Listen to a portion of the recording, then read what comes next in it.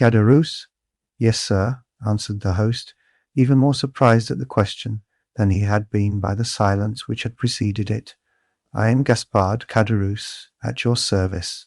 Gaspard Caderousse, rejoined the priest. Yes, Christian and surname are the same. You formerly lived, I believe, in the Allées de Mailham, on the 4th floor. I did. And you followed the business of a tailor? True, I was a tailor, till the trade fell off.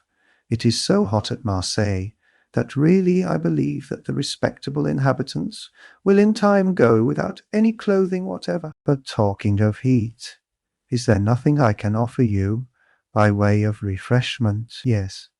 Let me have a bottle of your best wine, and then, with your permission, we will resume our conversation from where we left off. As you please, sir, said Caderousse, who, anxious not to lose the present opportunity of finding a customer for one of the few bottles of Cahors still remaining in his possession, hastily raised a trapdoor in the floor of the apartment they were in, which served both as parlour and kitchen. Upon issuing forth from his subterranean retreat at the expiration of 5 minutes, he found the abbé seated upon a wooden stool, leaning his elbow on a table, while Margotin, whose animosity seemed appeased by the unusual command of the traveller for refreshments, had crept up to him, and had established himself very comfortably between his knees, his long skinny neck resting on his lap, while his dim eye was fixed earnestly on the traveller's face.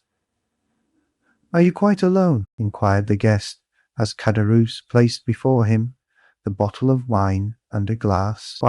Quite alone," replied the man, "or at least practically so, for my poor wife, who is the only person in the house besides myself, is laid up with illness, and unable to render me the least assistance, poor thing." "You are married, then?" said the priest, with a show of interest, glancing round, as he spoke, at the scanty furnishings of the apartment. "Ah, sir," said Caderousse with a sigh, "it is easy to perceive I am not a rich man, but in this world a man does not thrive the better for being honest."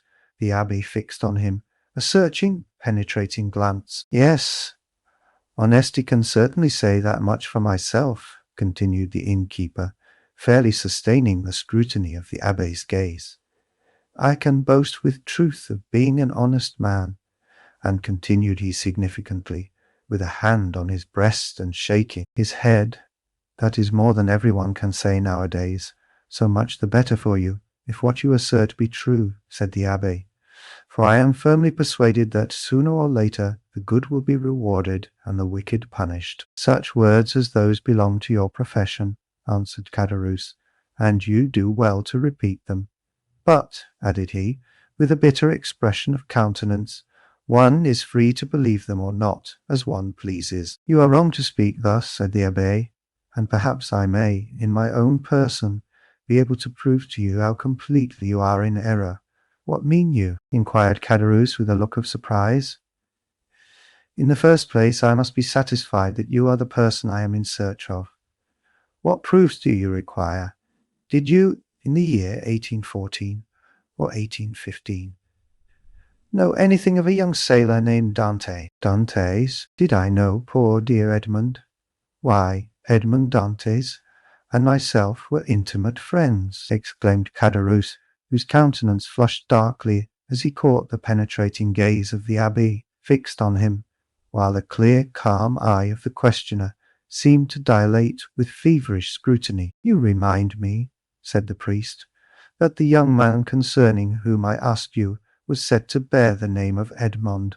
"Said to bear the name," repeated Caderousse, becoming excited and eager.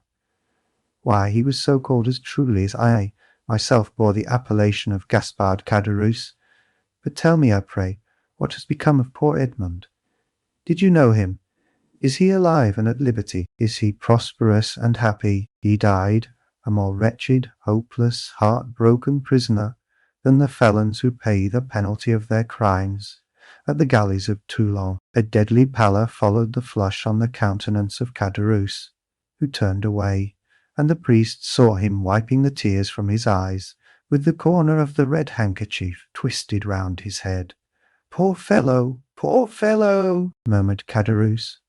"Well, there, sir, is another proof that good people are never rewarded on this earth, and that none but the wicked prosper. Ah, continued Caderousse, speaking in the highly coloured language of the South, the world grows worse and worse.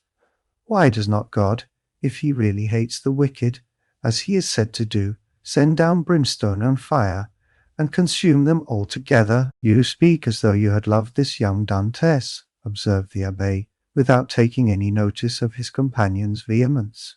And so I did, replied Caderousse, though once, I confess, I envied him his good fortune. But I swear to you, sir, I swear to you, by everything a man holds dear, I have, since then, deeply and sincerely lamented his unhappy fate. There was a brief silence, during which the fixed, searching eye of the Abbé was employed in scrutinizing the agitated features of the innkeeper. You knew the poor lad, then? Continued Caderousse. I was called to see him on his dying bed, that I might administer to him the consolations of religion. And of what did he die? Asked Caderousse in a choking voice. Of what, think you, do young and strong men die in prison, when they have scarcely numbered their 30th year, unless it be of imprisonment? Caderousse wiped away the large beads of perspiration that gathered on his brow. But the strangest part of the story is, resumed the Abbé, that Dantes, even in his dying moments, swore by his crucified Redeemer that he was utterly ignorant of the cause of his detention. And so he was, murmured Caderousse. How should he have been otherwise? Ah, sir, the poor fellow told you the truth, and for that reason he besought me to try and clear up a mystery he had never been able to penetrate, and to clear his memory should any foul spot or stain have fallen on it. And here the look of the Abbé, becoming more and more fixed, seemed to rest with ill-concealed satisfaction on the gloomy depression which was rapidly spreading over the countenance of Caderousse. A rich Englishman, continued the Abbé, who had been his companion in misfortune, but had been released from prison during the Second Restoration, was possessed of a diamond of immense value. This jewel he bestowed on Dantes upon himself quitting the prison, as a mark of his gratitude for the kindness and brotherly care with which Dantes had nursed him in a severe illness he underwent during his confinement. Instead of employing this diamond in attempting to bribe his jailers, who might only have taken it and then betrayed him to the governor, Dantes carefully preserved it, that in the event of his getting out of prison, he might have wherewithal to live. But the sale of such a diamond would have quite sufficed to make his fortune. Then I suppose, asked Caderousse with eager glowing looks, that it was a stone of immense value. Why, everything is relative, answered the Abbé.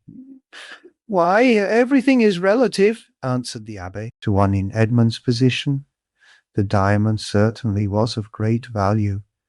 It was estimated at 50,000 francs. Bless me, exclaimed Caderousse. 50,000 francs. Surely the diamond was as large as a nut to be worth all that. No, replied the Abbé, it was not of such a size as that, but you shall judge for yourself.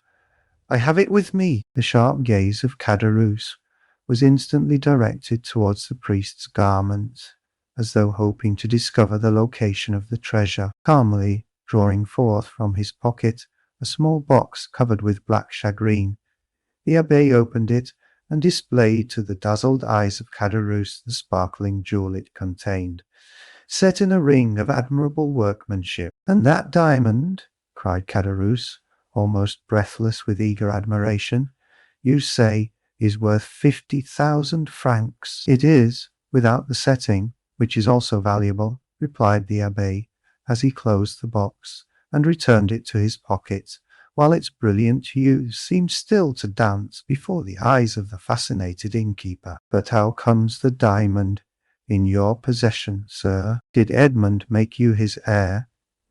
No, merely his testamentary executor. I once possessed 4 dear and faithful friends, besides the maiden to whom I was betrothed, he said, and I feel convinced they have all unfeignedly grieved over my loss. The name of one of the 4 friends is Caderousse. The innkeeper shivered. Another of the number, continued the abbé, without seeming to notice the emotion of Caderousse, is called Danglars, and the third, in spite of being my rival, entertained a very sincere affection for me. A fiendish smile played over the features of Caderousse, who was about to break in upon the abbé's speech, when the latter, waving his hand, said, "Allow me to finish first, and then if you have any observations to make, you can do so afterwards. The third of my friends, although my rival, was much attached to me. His name was Fernand. That of my betrothed was Stay, continued the abbé. I have forgotten what he called her. Mercédès, said Caderousse eagerly. True, said the abbé with a stifled sigh. Mercédès it was. Go on, urged Caderousse. Bring me a carafe of water, said the abbé. Caderousse quickly performed the stranger's bidding, and after pouring some into a glass and slowly swallowing its contents, the abbé, resuming his usual placidity of manner, said, as he placed his empty glass on the table, "Where did we leave off?" The name of Edmond's betrothed was Mercédès. To be sure, you will go to Marseille, said Dantes, for you understand, I repeat his words just as he uttered them. Do you understand? You will sell this diamond. You will divide the money into 5 equal parts, and give an equal portion to these good friends, the only persons who have loved me upon earth. But why into 5 parts? Asked Caderousse. You only mentioned 4 persons, because the 5th is dead, as I hear. The 5th sharer in Edmond's bequest was his own father. Too true, ejaculated Caderousse, almost suffocated by the contending passions which assailed him. The poor old man did die. I learned so much at Marseille, replied the abbé, making a strong effort to appear indifferent. But from the length of time that has elapsed since the death of the elder Dantes, I was unable to obtain any particulars of his end. Can you enlighten me on that point? I do not know who could, if I could not, said Caderousse. Why, I lived almost on the same floor with the poor old man. Ah, yes, about a year after the disappearance of his son, the poor old man died.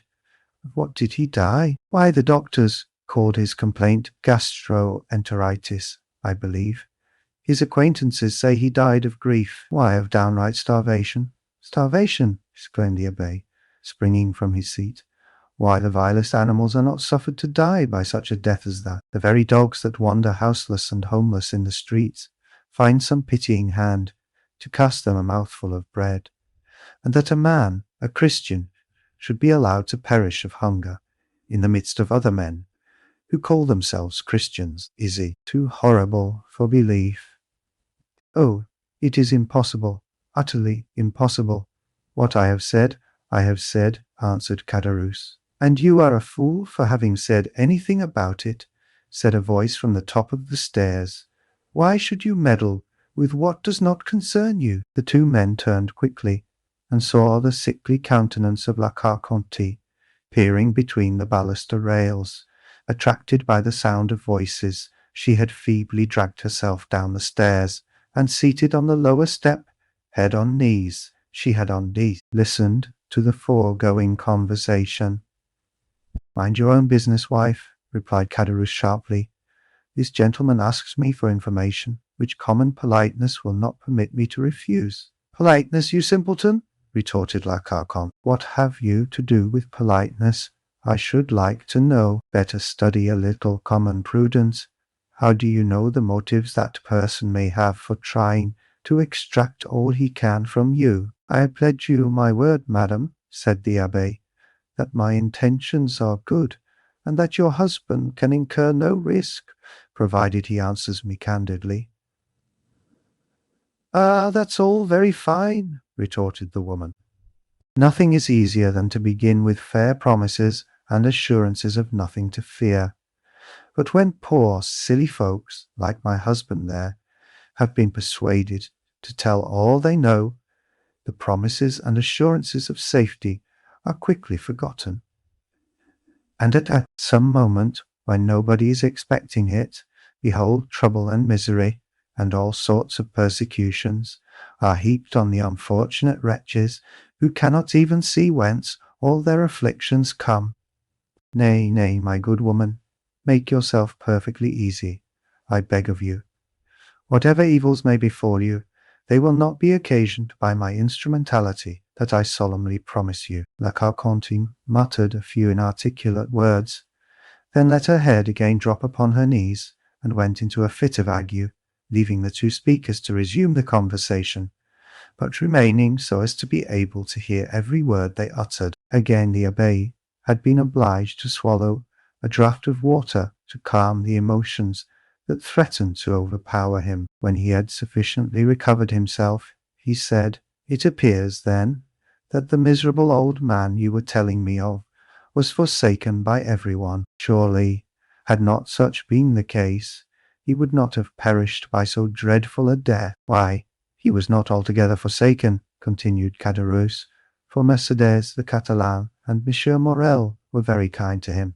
But somehow the poor old man had contracted a profound hatred for Fernando. Smile that you named just now as being one of Dantes' faithful and attached friends. And was he not so?" asked the Abbé. "Gaspard, Gaspard," murmured the woman, from her seat on the stairs. "Mind what you are saying." Caderousse made no reply to these words, though evidently irritated and annoyed by the interruption, but, addressing the Abbé, said, "Can a man be faithful to another whose wife he covets and desires for himself?" But Dantes was so honourable and true in his own nature that he believed everybody's professions of friendship. Poor Edmond, he was cruelly deceived, but it was fortunate that he never knew, or he might have found it more difficult, when on his deathbed, to pardon his enemies. "And, whatever people may say," continued Caderousse, in his native language, which was not altogether devoid of rude poetry, "I cannot help being more frightened at the idea of the malediction of the dead than the hatred of the living." "Imbecile!" exclaimed La Carconte. "Do you, then, know in what manner Fernand injured Dantes?" inquired the Abbé of Caderousse. "Do I? No one better. Speak out, then. Say what it was." "Gaspard," cried La Carconte, "do as you will. You are master, but, if you take my advice, you'll hold your tongue." "Well, wife," replied Caderousse, "I don't know but what you're right." "So you will say nothing?" asked the Abbé. "Why, what good would it do," asked Caderousse, "if the poor lad were living, and came to me and begged that I would candidly tell which were his true and which his false friends? Why, perhaps I should not hesitate. But you tell me he is no more, and therefore can have nothing to do with hatred or revenge, so let all such feeling be buried with him." "You prefer, then," said the Abbé, "that I should bestow on men you say are false and treacherous the reward intended for faithful friendship?" "That is true enough," returned Caderousse. "You say truly. The gift of poor Edmond was not meant for such traitors as Fernand and Danglars. Besides, what would it be to them? No more than a drop of water in the ocean. Remember," chimed in La Carconte, "those two could crush you at a single blow." "How so?" inquired the Abbé. "They are these persons, then, so rich and powerful. Do you not know their history?" "I do not. Pray relate it to me."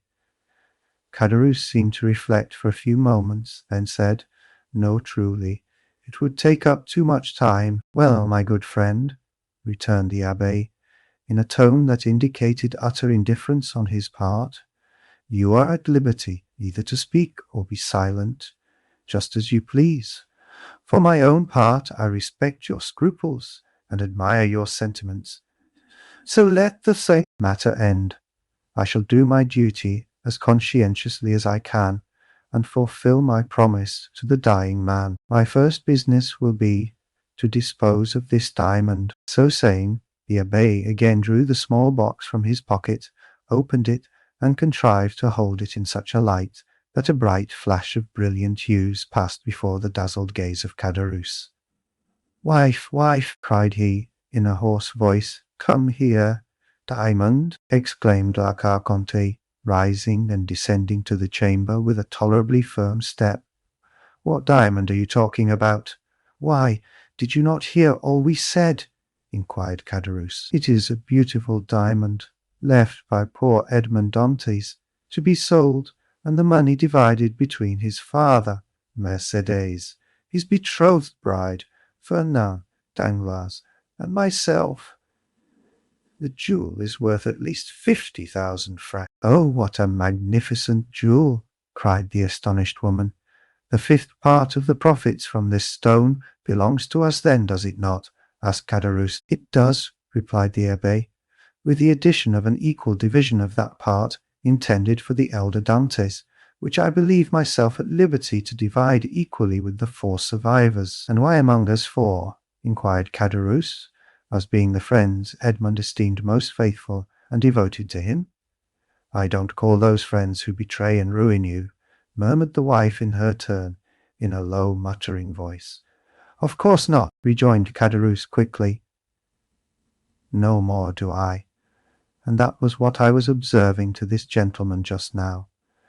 I said I looked upon it as a sacrilegious profanation to reward treachery, perhaps crime." "Remember," answered the abbé calmly, as he replaced the jewel and its case in the pocket of his cassock, "it is your fault, not mine, that I do so. You will have the goodness to furnish me with the address of both Fernand and Danglars, in order that I may execute Edmond's last wishes."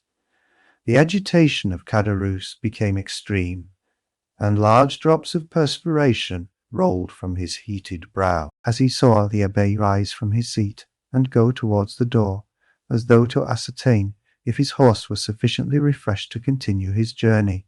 Caderousse and his wife exchanged looks of deep meaning. "There you see, wife," said the former, "this splendid diamond might all be ours if we chose. Do you believe it?"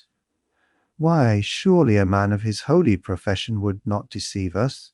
"Well," replied La Carconte, "do as you like. For my part, I wash my hands of the affair."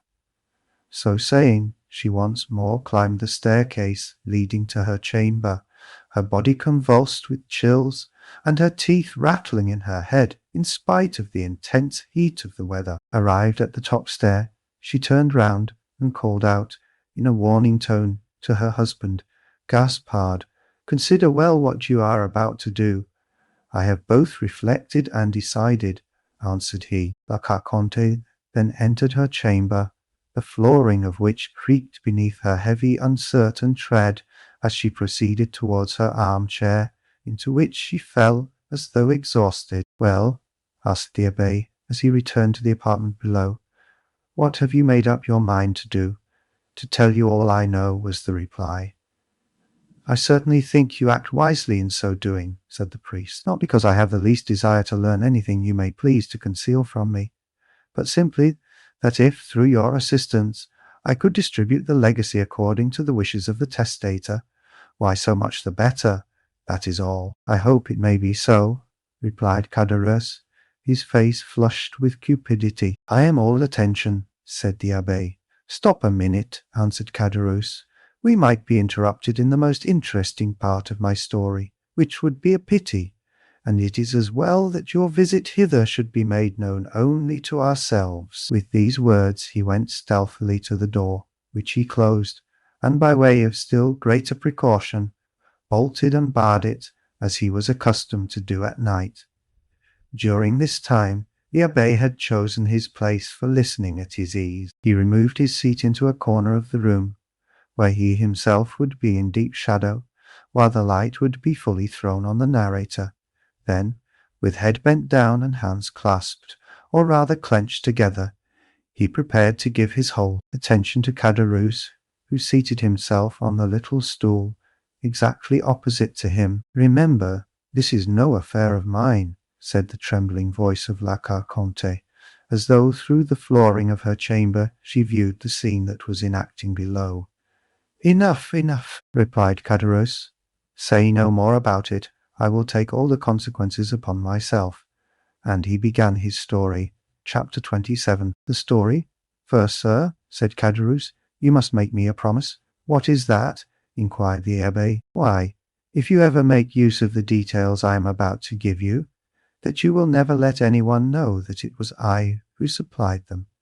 for the persons of whom I am about to talk are rich and powerful, and if they only laid the tips of their fingers on me, I should break to pieces like glass." "Make yourself easy, my friend," replied the abbé. "I am a priest, and confessions die in my breast. Recollect, our only desire is to carry out in a fitting manner the last wishes of our friend. Speak then, without reserve, as without hatred. Tell the truth, the whole truth."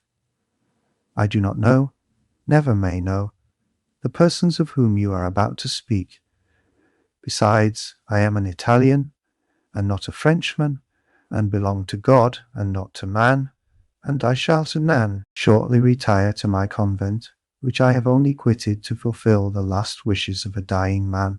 This positive assurance seemed to give Caderousse a little courage. "Well, then, under these circumstances," said Caderousse, I even believe I ought to undeceive you as to the friendship which poor Edmond thought so sincere and unquestionable." "Begin with his father, if you please," said the abbé. "Edmond talked to me a great deal about the old man for whom he had the deepest love." "The history is a sad one, sir," said Caderousse, shaking his head. "Perhaps you know all the earlier part of it." "Yes," answered the abbé. "Edmond related to me everything, until the moment when he was arrested in a small cabaret close to Marseille. At La Réserve. Oh yes, I can see it all before me this moment. Was it not his betrothal feast?" "It was, and the feast that began so gaily had a very sorrowful ending. A police commissary, followed by 4 soldiers, entered, and Dantes was arrested." "Yes, and up to this point I know all," said the priest. "Dantes himself only knew that which personally concerned him, for he never beheld again the 5 persons I have named to you, or heard mention of any one of them. Well, when Dantes was arrested, Monsieur Morel hastened to obtain the particulars, and they were very sad. The old man returned alone to his home, folded up his wedding suit with tears in his eyes, and paced up and down his chamber the whole day, and would not go to bed at all, for I was underneath him, and heard him walking the whole night, and fought him myself. I assure you I could not sleep either, for the grief of the poor father gave me great uneasiness, and every step he took went to my heart, as really as if his foot had pressed against my breast. The next day Mercédès came to implore the protection of M. de Villefort. She did not obtain it, however, and went to visit the old man. When she saw him so miserable and heartbroken, having passed a sleepless night, and not touched food since the previous day, she wished him to go with her that she might take care of him, but the old man would not consent. "No," was the old man's reply, "I will not leave this house, for my poor dear boy loves me better than anything in the world, and if he gets out of prison, he will come and see me the first thing. And what would he think if I did not wait here for him?" I heard all this from the window, for I was anxious that Mercédès should persuade the old man to accompany her, for his footsteps over my head, night and day, did not leave me a moment's repose. "But did you not go upstairs and try to console the poor old man?" asked the abbé. "Ah, sir," replied Caderousse, "we cannot console those who will not be consoled, and he was one of these. Besides, I know not why, but he seemed to dislike seeing me. One night, however, I heard his sobs, and I could not resist my desire to go up to him, but when I reached his door, he was no longer weeping, but praying. I cannot now repeat to you, sir, all the eloquent words and imploring language he made use of. It was more than piety, it was more than grief, and I, who am no cantor, and hate the Jesuits, said then to myself, 'It is really well, and I am very glad that I have not any children, for if I were a father, and felt such excessive grief as the old man does, and did not find in my memory or heart all he is now saying, I should throw myself into the sea at once, for I could not bear it.'" "Poor father," murmured the priest. Wow! From day to day he lived on alone, and more solitary.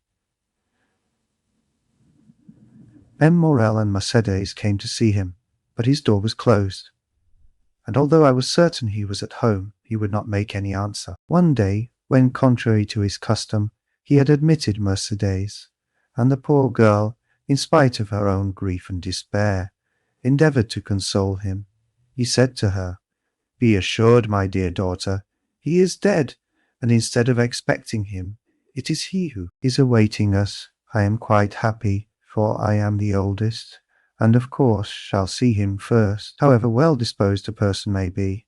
Why, you see, we leave off, after a time, seeing persons who are in sorrow. They make one melancholy. And so at last old Dantes was left all to himself, and I only saw from time to time strangers go up to him, and I only saw from time to time strangers go up to him, come down again.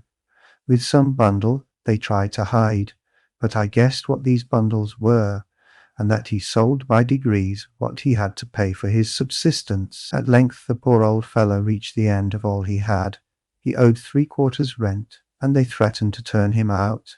He begged for another week, which was granted to him. I know this, because the landlord came into my apartment when he left his. For the first 3 days I heard him walking about as usual, but on the 4th I heard nothing. I then resolved to go up to him at all risks. The door was closed, but I looked through the keyhole, and saw him so pale and haggard, that believing him very ill, I went and told Monsieur Morel, and then ran on to Mercedes. They both came immediately, and Morel bringing a doctor, and the doctor said it was inflammation of the bowels, and ordered him a limited diet. I was there too, and I never shall forget the old man's smile at this prescription. From that time he received all who came. He had an excuse for not eating any more. The doctor had put him on a diet. The abbé uttered a kind of groan. "The story interests you, does it not, sir?" inquired Caderousse. "Yes," replied the abbé, "it is very affecting." Mercedes came again, and she found him so altered that she was even more anxious than before to have him taken to her own home. This was M. Morel's wish also, who would fain have conveyed the old man against his consent, but the old man resisted and cried so that they were actually frightened. Mercedes remained, therefore, by his bedside, and M. Morel went away, making a sign to the Catalan that he had left his purse on the chimney-piece. But, availing himself of the doctor's order, the old man would not take any sustenance. At length, after 9 days of despair and fasting, the old man died, cursing those who had caused his misery, and saying to Mercedes, "If you ever see my Edmond again, tell him I die blessing him." The abbé rose from his chair, made 2 turns round the chamber, and pressed his trembling hand against his parched throat. "And you believe he died of hunger, sir, of hunger?" said Caderousse. "I am as certain of it as that we two are Christians." The abbé, with a shaking hand, seized a glass of water that was standing by him half full, swallowed it at one gulp, and then resumed his seat, with red eyes and pale cheeks.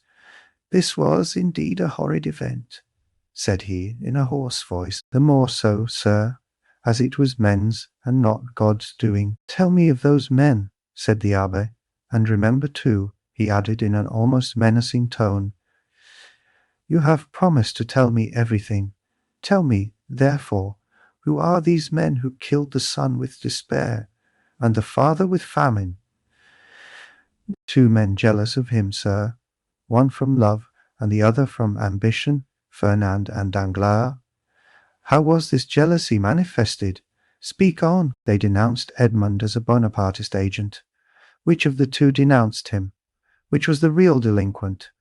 "Both, sir, one with a letter, and the other put it in the post." "And where was this letter written?" "At La Réserve, the day before the betrothal feast." "'Twas so then, 'twas so then," murmured the abbé. "Oh, Faria, Faria, how well did you judge men and things!" "What did you please to say, sir?" asked Caderousse. "Nothing, nothing," replied the priest. "Go on." "It was Danglars who wrote the denunciation with his left hand, that his writing might not be recognized, and Fernand who put it in the post." "But," exclaimed the abbé suddenly, "you were there yourself." "I," said Caderousse, astonished. Who told you I was there?" The abbé saw he had overshot the mark, and he added quickly, "No one, but in order to have known everything so well, you must have been an eyewitness." "True, true." "And did you not remonstrate against such infamy?" asked the abbé. "If not, you were an accomplice." "Sir," replied Caderousse, "they had made me drink to such an excess that I nearly lost all perception. I had only an indistinct understanding of what was passing around me. I said all that a man in such a state could say, but they both assured me that it was a jest they were carrying on, and perfectly harmless. Next day, sir, you must have seen plain enough what they had been doing, yet you said nothing, though you were present when Dantes was arrested." "Yes, sir, I was there, and very anxious to speak, but Danglars restrained me." "If he should really be guilty," said he, "and did really put into the island of Elba, if he is really charged with a letter for the Bonapartist committee at Paris, and if they find this letter upon him, those who have supported him will pass for his accomplices. I confess I had my fears in the state in which politics then were, and I held my tongue. It was cowardly, I confess, but it was not criminal. I understand you allowed matters to take their course, that was all." "Yes, sir," answered Caderousse, "and remorse preys on me night and day. I often ask pardon of God, I swear to you, because this action, the only one with which I have seriously to reproach myself in all my life, is no doubt the cause of my abject condition. I am expiating a moment of selfishness, and so I always say to La Carconte when she complains, 'Hold your tongue, woman, it is the will of God,'" and Caderousse bowed his head with every sign of real repentance. "Well, sir," said the abbé, "you have spoken unreservedly, and thus to accuse yourself is to deserve pardon. Unfortunately, Edmond is dead and has not pardoned me." "He did not know," said the abbé. "But he knows it all now," interrupted Caderousse. "They say the dead know everything." There was a brief silence. The abbé rose and paced up and down pensively, and then resumed his seat. "You have 2 or 3 times mentioned a M. Morel," he said. "Who was he?" "The owner of the Pharaon and patron of Dantes." "And what part did he play in this sad drama?" inquired the abbé. "The part of an honest man, full of courage and real regard.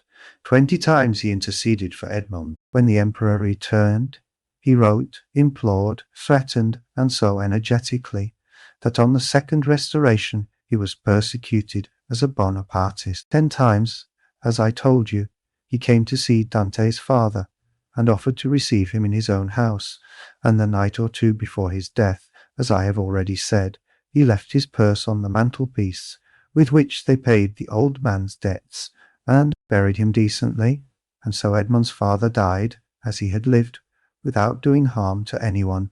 I have the purse still by me, a large one, made of red silk." "And," asked the abbé, "is M. Morel still alive?" "Yes," replied Caderousse. "In that case," replied the abbé, "he should be a man blessed of God, rich, happy." Caderousse smiled bitterly. "Yes, happy as myself," said he. "What! M. Morel unhappy?" exclaimed the abbé. "He is reduced almost to the last extremity, nay, he is almost at the point of dishonour." "How?" "Yes," continued Caderousse, "so it is, after 25 years of labour, after having acquired a most honourable name in the trade of Marseilles, M. Morel is utterly ruined. He has lost 5 ships in 2 years, has suffered by the bankruptcy of 3 large houses, and his only hope now is in that very Pharaon which poor Dantes commanded, and which is expected from the Indies with a cargo of cochineal and indigo. If this ship founders, like the others, he is a ruined man." "And has the unfortunate man wife or children?" inquired the abbé. "Yes, he has a wife, who through everything has behaved like an angel. He has a daughter, who was about to marry the man she loved, but whose family now will not allow him to wed the daughter of a ruined man. He has besides a son, a lieutenant in the army, and as you may suppose, all this, instead of lessening, only augments his sorrows. If he were alone in the world, he would blow out his brains, and there would be an end. Horrible! Ejaculated the priest. And it is thus heaven recompenses virtue, sir, added Caderousse. You see, I, who never did a bad action, but that I have told you oatham in destitution, with my poor wife dying of fever before my very eyes, and I unable to do anything in the world for her. I shall die of hunger, as old Dantes did, while Fernand and Danglars are rolling in wealth. How is that? Because their deeds have brought them good fortune, while honest men have been reduced to misery. What has become of Danglars, the instigator, and therefore the most guilty? What has become of him? Why, he left Marseille, and was taken, on the recommendation of M. Morel, who did not know his crime, as cashier into a Spanish bank. During the war with Spain, he was employed in the commissariat of the French army, and made a fortune. Then, with that money he speculated in the funds, and trebled or quadrupled his capital, and having first married his banker's daughter, who left him a widower, he has married a second time, a widow, a Madame de Nargonne, daughter of M. de Servieux, the king's chamberlain, who is in high favour at court. He is a millionaire, and they have made him a baron, and now he is the Baron Danglars, with a fine residence in the Rue de Mont Blanc, with 10 horses in his stables, 6 footmen in his antechamber, and I know not how many millions in his strong-box. Ah, said the abbé in a peculiar tone, he is happy, happy. Who can answer for that? Happiness or unhappiness is the secret known but to oneself, and the walls have ears but no tongue. But if a large fortune produces happiness, Danglars is happy. And Fernand? Fernand? Why, much the same story. But how could a poor Catalan fisher-boy, without education or resources, make a fortune? I confess this staggers me, and it has staggered everybody. There must have been in his life some strange secret that no one knows. But then, by what visible steps has he attained this high fortune or high position? Both, sir, has both fortune and position both. This must be impossible. It would seem so. But listen, and you will understand. Some days before the return of the Emperor, Fernand was drafted. The Bourbons left him quietly enough at the Catalans, but Napoleon returned. A special levy was made, and Fernand was compelled to join. I went too, but as I was older than Fernand, and had just married my poor wife, I was only sent to the coast. Fernand was enrolled in the active army, went to the frontier with his regiment, and was at the Battle of Ligny. The night after that battle, he was sentry at the door of a general who carried on a secret correspondence with the enemy. That same night, the general was to go over to the English. He proposed to Fernand to accompany him. Fernand agreed to do so, deserted his post, and followed the general. Fernand would have been court-martialed if Napoleon had remained on the throne, but his action was rewarded by the Bourbons. He returned to France with the epaulet of sub-lieutenant, and as the protection of the general, who is in the highest favour, was accorded to him, he was a captain in 1823, during the Spanish War, that is to say, at the time when Danglars made his early speculations. Fernand was a Spaniard, and being sent to Spain to ascertain the feeling of his fellow countrymen, found Danglars there, got on very intimate terms with him, won over the support of the royalists at the capital, and in the provinces received promises, and made pledges on his own part, guided his regiment by paths known to himself alone through the mountain gorges which were held by the royalists, and in fact rendered such services in this brief campaign that, after the taking of Trocadero, he was made colonel, and received the title of count and the cross of an officer of the Legion of Honor. Destiny, destiny, murmured the abbé. Yes, but listen. This was not all. The war with Spain being ended, Fernand's career was checked by the long peace which seemed likely to endure throughout Europe. Greece only had risen against Turkey, and had begun her war of independence. All eyes were turned towards Athens. It was the fashion to pity and support the Greeks. The French government, without protecting them openly, as you know, gave countenance to volunteer assistance.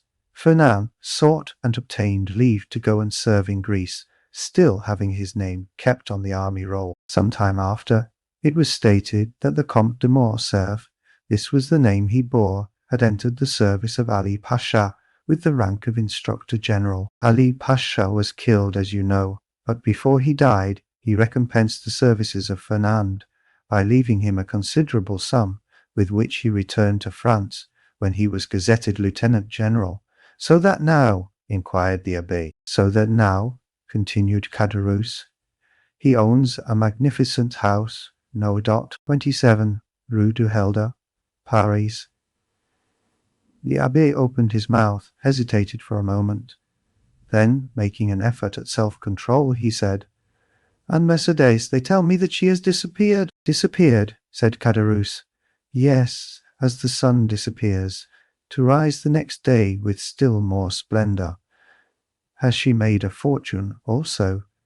inquired the Abbé, with an ironical smile. "Mercédès is at this moment one of the greatest ladies in Paris," replied Caderousse.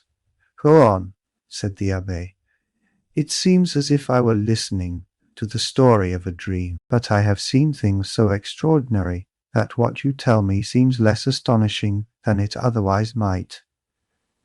Mercédès was at first in the deepest despair at the blow which deprived her of Edmond. I have told you of her attempts to propitiate M. de Villefort, her devotion to the elder Dantes. In the midst of her despair, a new affliction overtook her. This was the departure of Fernand, whose crime she did not know, and whom she regarded as her brother. Fernand went, and Mercédès remained alone. 3 months passed, and still she wept no news of Edmond, no news of Fernand, no companionship save that of an old man who was dying with despair. One evening, after a day of accustomed vigil at the angle of 2 roads leading to Marseille from the Catalans, she returned to her home more depressed than ever. Suddenly she heard a step she knew, turned anxiously around. The door opened, and Fernand, dressed in the uniform of a sub-lieutenant, stood before her. It was not the one she wished for most, but it seemed as if a part of her past life had returned to her. Mercédès seized Fernand's hands with a transport which he took for love, but which was only joy at being no longer alone in the world, and seeing at last a friend after long hours of solitary sorrow. And then it must be confessed, Fernand had never been hated. It was only not precisely loved. Another possessed all Mercédès' heart. That other was absent, had disappeared, perhaps was dead. At this last thought, Mercédès burst into a flood of tears and wrung her hands in agony. But the thought, which she had always repelled before, when it was suggested to her by another, came now in full force upon her mind. And then, too, old Dantes incessantly said to her, "Our Edmond is dead. If he were not, he would return to us." The old man died, as I have told you. Had he lived, Mercédès, perchance, had not become the wife of another, for he would have been there to reproach her infidelity. Fernand saw this, and when he learned of the old man's death, he returned. He was now a lieutenant. At his first coming, he had not said a word of love to Mercédès. At the second, he reminded her that he loved her. Mercédès begged for 6 months more in which to await and mourn for Edmond. "So that," said the Abbé, with a bitter smile, "that makes 18 months in all. What more could the most devoted lover desire?" Then he murmured the words of the English poet, "Frailty, thy name is woman." 6 months afterwards, continued Caderousse, the marriage took place in the church of Accours. "The very church in which she was to have married Edmond," murmured the priest. "There was only a change of bridegrooms." "Well, Mercédès was married, proceeded Caderousse, but although in the eyes of the world she appeared calm, she nearly fainted as she passed La Réserve, where, 18 months before, the betrothal had been celebrated with him whom she might have known she still loved, had she looked to the bottom of her heart. Fernand, more happy, but not more at his ease, for I saw at this time he was in constant dread of Edmond's return. Fernand was very anxious to get his wife away, and to depart himself. There were too many unpleasant possibilities associated with the Catalans, and 8 days after the wedding they left Marseille. "Did you ever see Mercédès again?" inquired the priest. "Yes, during the Spanish War, at Perpignan, where Fernand had left her. She was attending to the education of her son." The abbé started. "Her son?" said he. "Yes," replied Caderousse, little Albert, "but then, to be able to instruct her child," continued the abbé, "she must have received an education herself. I understood from Edmond that she was the daughter of a simple fisherman, beautiful but uneducated." "Oh," replied Caderousse, "did he know so little of his lovely betrothed? Mercédès might have been a queen, sir, if the crown were to be placed on the heads of the loveliest and most intelligent.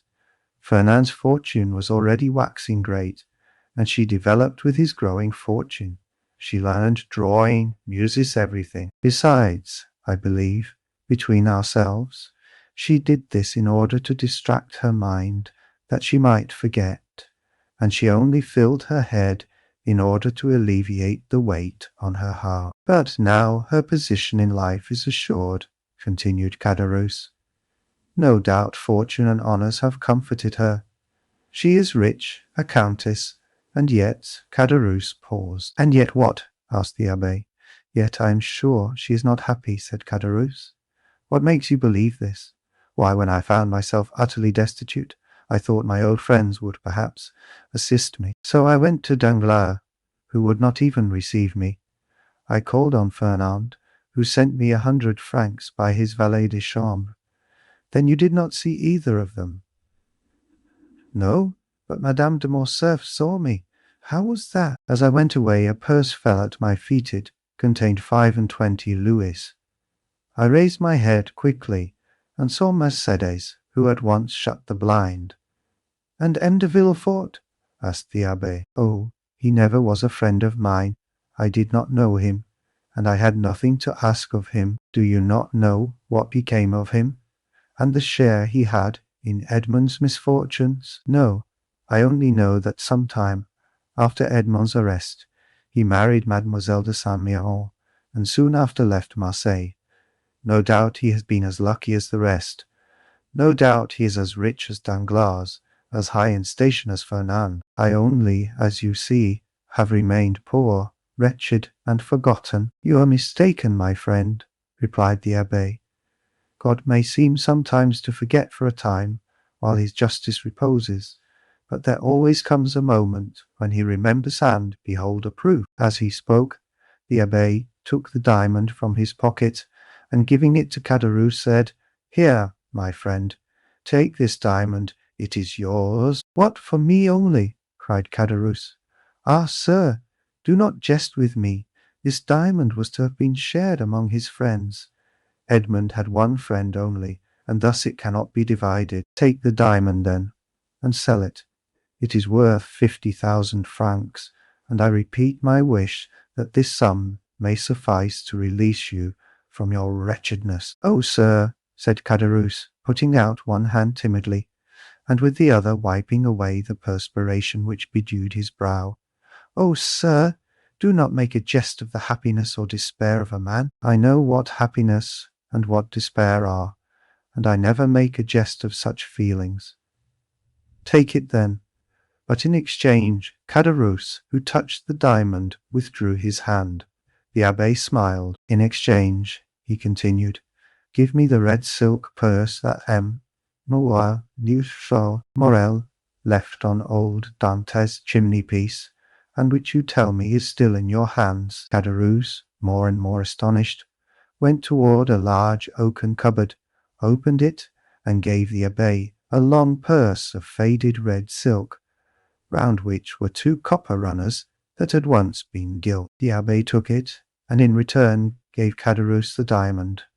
"Oh, you are a man of God, sir," cried Caderousse, "for no one knew that Edmond had given you this diamond, and you might have kept it." "Which," said the abbé to himself, "you would have done." The abbé rose, took his hat and gloves. "Well," he said, "all you have told me is perfectly true, then, and I may believe it in every particular." "See, sir," replied Caderousse, "in this corner is a crucifix in holy wood. Here on this shelf is my wife's testament.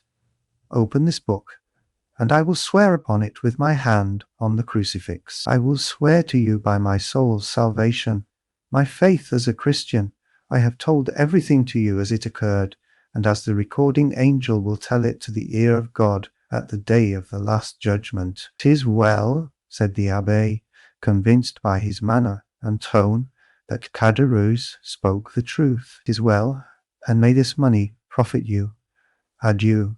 I go far from men who thus so bitterly injure each other." The abbé with difficulty got away from the enthusiastic thanks of Caderousse, opened the door himself, got out and mounted his horse, once more saluted the innkeeper, who kept uttering his loud farewells, and then returned by the road he had travelled in coming. When Caderousse turned around, he saw behind him La Carconte, paler and trembling more than ever. "Is, then, all that I have heard really true?" she inquired. "What, that he has given the diamond to us only?" inquired Caderousse, half bewildered with joy. "Yes, nothing more true. See, here it is." The woman gazed at it a moment, and then said in a gloomy voice, "Suppose it's false?" Caderousse started and turned pale. "False?" he muttered. "False?" he muttered. "Why should that man give me a false diamond? To get your secret without paying for it, you blockhead." Caderousse remained for a moment, aghast under the weight of such an idea. Oh, he said, taking up his hat, which he placed on the red handkerchief, tied round his head. "We will soon find out." "In what way?" "Why, the fair is on at Beaucaire. There are always jewellers from Paris there, and I will show it to them. Look after the house, wife, and I shall be back in 2 hours." And Caderousse left the house in haste, and ran rapidly in the direction opposite to that which the priest had taken. 50,000 francs, muttered La Carconte when left alone. "It is a large sum of money, but it is not a fortune." Volume 2, Chapter 28. The Prison Register. The day after that in which the scene we have just described had taken place on the road between Bellegarde and Beaucaire, a man of about 30 or 32, dressed in a bright blue frock coat, nankeen trousers, and a white waistcoat, having white waistcoat, the appearance and accent of an Englishman, presented himself before the mayor of Marseilles. "Sir," said he, "I am chief clerk of the house of Thomson French, of Rome.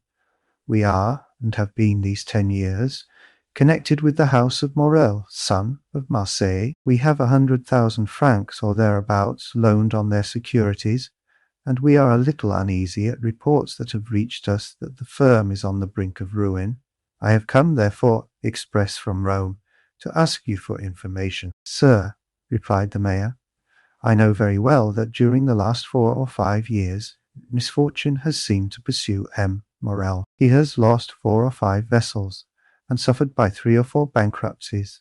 But it is not for me, although I am a creditor myself to the amount of 10,000 francs, to give any information as to the state of his finances. Ask of me, as mayor, what is my opinion of M. Morel, and I shall say that he is a man honourable to the last degree, and who has up to this time fulfilled every engagement with scrupulous punctuality. This is all I can say, sir. If you wish to learn more, address yourself to M. de Beauvais, the inspector of prisons, note 15, Rue de Nouailles. He has, I believe, 200,000 francs in Morel's hands, and if there be any grounds for apprehension, as this is a greater amount than mine, you will most probably find him better informed than myself." The Englishman seemed to appreciate this extreme delicacy. made his bow and went away, proceeding with a characteristic British stride towards the street mentioned. M. de Beauville was in his private room, and the Englishman, on perceiving him, made a gesture of surprise, which seemed to indicate that it was not the first time he had been in his presence. As to M. de Beauville, he was in such a state of despair that it was evident all the faculties of his mind, absorbed in the thought which occupied him at the moment, did not allow either his memory or his imagination to stray to the past. The Englishman, with the coolness of his nation, addressed him in terms nearly similar to those with which he had accosted the mayor of Marseille. "Oh, sir," exclaimed M. de Beauville, "your fears are unfortunately but too well founded, and you see before you a man in despair. I had 200,000 francs placed in the hands of Morrel's son. These 200,000 francs were the dowry of my daughter, who was to be married in a fortnight, and these 200,000 francs were payable, half on the 15th of this month, and the other half on the 15th of next month. I had informed Morrel of my desire to have these payments punctually, and he has been here within the last half hour to tell me that if his ship, the Pharaon, did not come into port on the 15th, he would be wholly unable to make this payment." "But," said the Englishman, "this looks very much like a suspension of payment." "It looks more like bankruptcy," exclaimed M. de Beauville despairingly. The Englishman appeared to reflect a moment, and then said, "From which it would appear, sir, that this credit inspires you with considerable apprehension. To tell you the truth, I consider it lost." "Well, then, I will buy it of you." "You?" "Yes, but at a tremendous discount, of course." "No, for 200,000 francs. Our house," added the Englishman with a laugh, "does not do things in that way, and you will pay ready money." And the Englishman drew from his pocket a bundle of banknotes, which might have been twice the sum M. de Beauville feared to lose. A ray of joy passed across M. de Beauville's countenance, yet he made an effort at self-control, and said, "Sir, I ought to tell you that, in all probability, you will not realize 6% of this sum." "That's no affair of mine," replied the Englishman. "That is the affair of the house of Thomson French, in whose name I act. They have perhaps some motive to serve in hastening the ruin of a rival firm. But all I know, sir, is that I am ready to hand you over this sum in exchange for your assignment of the debt. I only ask a brokerage." "Of course that is perfectly just," cried M. de Beauville. "The commission is usually 1.5. Will you have 235%, or even more?" "Whatever you say, sir," replied the Englishman, laughing. "I am like my house, and do not do such things, no. The commission I ask is quite different." "Name it, sir, I beg. You are the inspector of prisons?" "I have been so these 14 years. You keep the registers of entries and departures?" "I do." "To these registers there are added notes relative to the prisoners. There are special reports on every prisoner." "Well, sir, I was educated at Rome by a poor devil of an abbé, who disappeared suddenly. I have since learned that he was confined in the Château d'If, and I should like to learn some particulars of his death." "What was his name?" "The Abbé Faria, so they said." "Oh, he was, decidedly." "Very possibly. But what sort of madness was it?"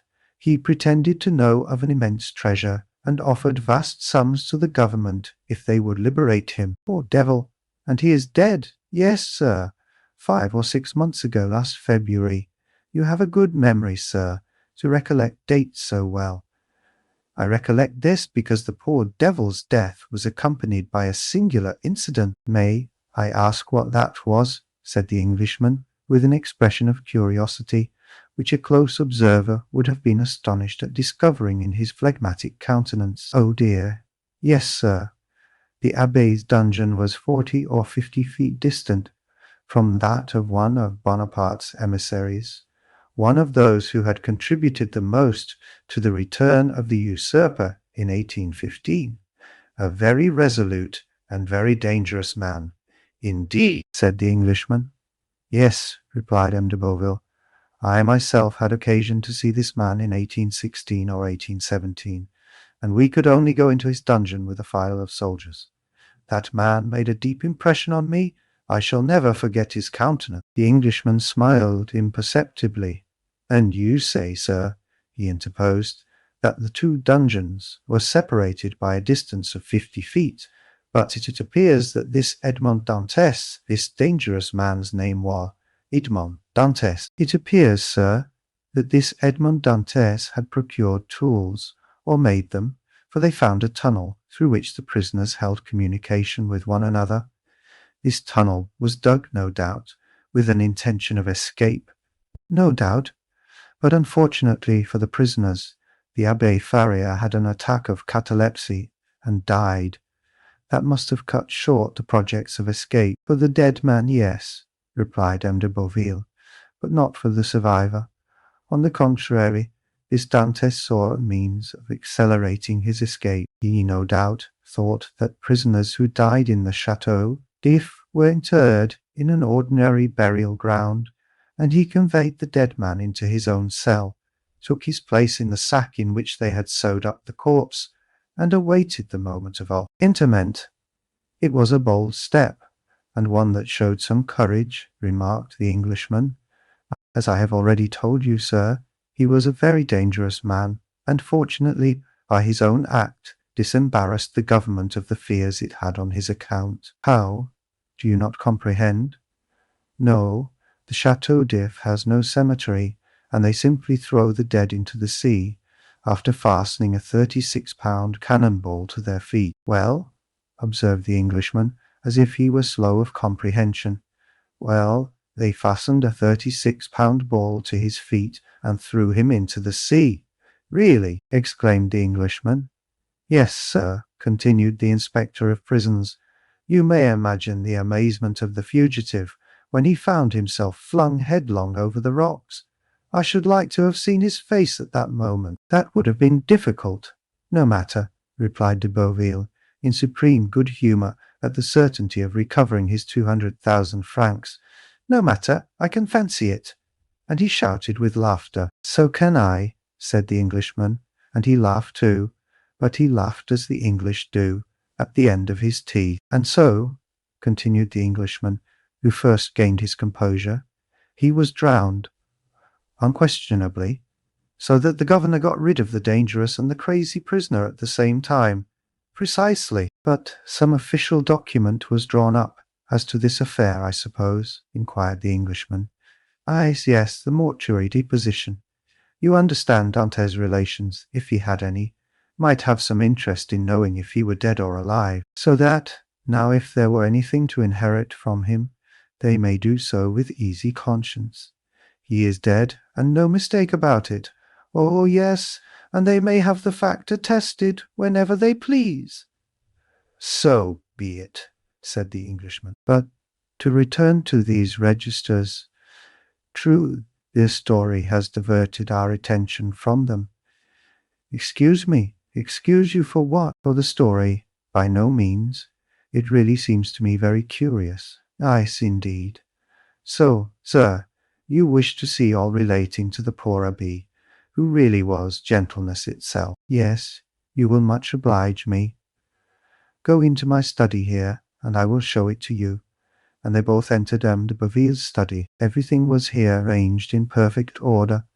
Each register had its number, each file of papers its place. The inspector begged the Englishman to seat himself in an armchair, and placed before him the register and documents relative to the Château d'If, giving him all the time he desired for the examination, while de Boville seated himself in a corner and began to read his newspaper. The Englishman easily found the entries relative to the Abbé Faria, but it seemed that the history which the inspector had related interested him greatly, for after having perused the first documents he turned over the leaves until he reached to the deed respecting Edmond Dantès. There he found everything arranged in due order: the accusation, examination, Morel's petition, and Morel's petitional, de Villefort's marginal notes. He folded up the accusation quietly, and put it as quietly in his pocket, read the examination, and saw that the name of Noirtier was not mentioned in it. Perused, too, the application dated 10th April 1815, in which Morel, by the deputy, Procureur's advice, exaggerated with the best intentions for Napoleon, was then on the throne, the services Dantes had rendered to the imperial corps, services which Villefort's certificates rendered indisputable. Then he saw through the whole thing. This petition to Napoleon, kept back by Villefort, had become, under the Second Restoration, a terrible weapon against him in the hands of the king's attorney. He was no longer astonished when he searched on to find in the register this note, placed in a bracket against his name: Edmond Dantès, an inveterate Bonapartist, took an active part in the return from the island of Elba, to be kept in strict solitary confinement, and to be closely watched and guarded. Beneath these lines was written in another hand: See note above, nothing can be done. He compared the writing in the bracket with the writing of the certificate placed beneath Morel's petition, and discovered that the note in the bracket was the same writing as the certificate, that is to say, was in Villefort's handwriting. As to the note which accompanied this, the Englishman understood that it might have been added by some inspector who had taken a momentary interest in Dantes' situation, but who had, from the remarks we have quoted, found it impossible to give any effect to the interest he had felt. As we have said, the inspector, from discretion, and that he might not disturb the Abbé Fauria's pupil in his researches, had seated himself in a corner, and was reading Le Drapeau Blanc. He did not see the Englishman fold up and place in his pocket the accusation written by Danglars under the arbour of La Réserve, and which had the postmark Marseille, 27th February, delivery 6 o'clock p.m. But it must be said that if he had seen it, he attached so little importance to this scrap of paper, and so much importance to his 200,000 francs, that he would not have opposed whatever the Englishman might do, however irregular it might be. Thanks, said the latter, closing the register with a slam. I have all I want. Now it is for me to perform my promise. Give me a simple assignment of your debt. Acknowledge therein the receipt of the cash, and I will hand you over the money. He rose, gave his seat to M. de Beauville, who took it without ceremony, and quickly drew up the required assignment, while the Englishman counted out the banknotes on the other side of the desk. Chapter 29. The House of Morel's Son. Anyone who had quitted Marseille a few years previously, well acquainted with the interior of Morel's warehouse, and had returned at this date, would have found a great change. Instead of that air of life, of comfort, and of happiness that permeates a flourishing and prosperous business establishment, instead of merry faces at the windows, busy clerks hurrying to and fro in the long corridors, instead of the court filled with long corridors, instead, bales of goods re-echoing with the cries and the jokes of porters, one would have immediately perceived all aspect of sadness and gloom. Out of all the numerous clerks that used to fill the deserted corridor and the empty office, but two remained. One was a young man of 3 or 4 and 20, who was in love with M. Morel's daughter, and had remained with him in spite of the efforts of his friends to induce him to withdraw. The other was an old one-eyed cashier called Cockleys, or Cocklis, or Cockeye, a nickname given him by the young men who used to throng this vast, now almost deserted beehive, and which had so completely replaced his real name that he would not, in all probability, have replied to anyone who addressed him by it. Cockleys remained in Morel's service, and a most singular change had taken place in his position.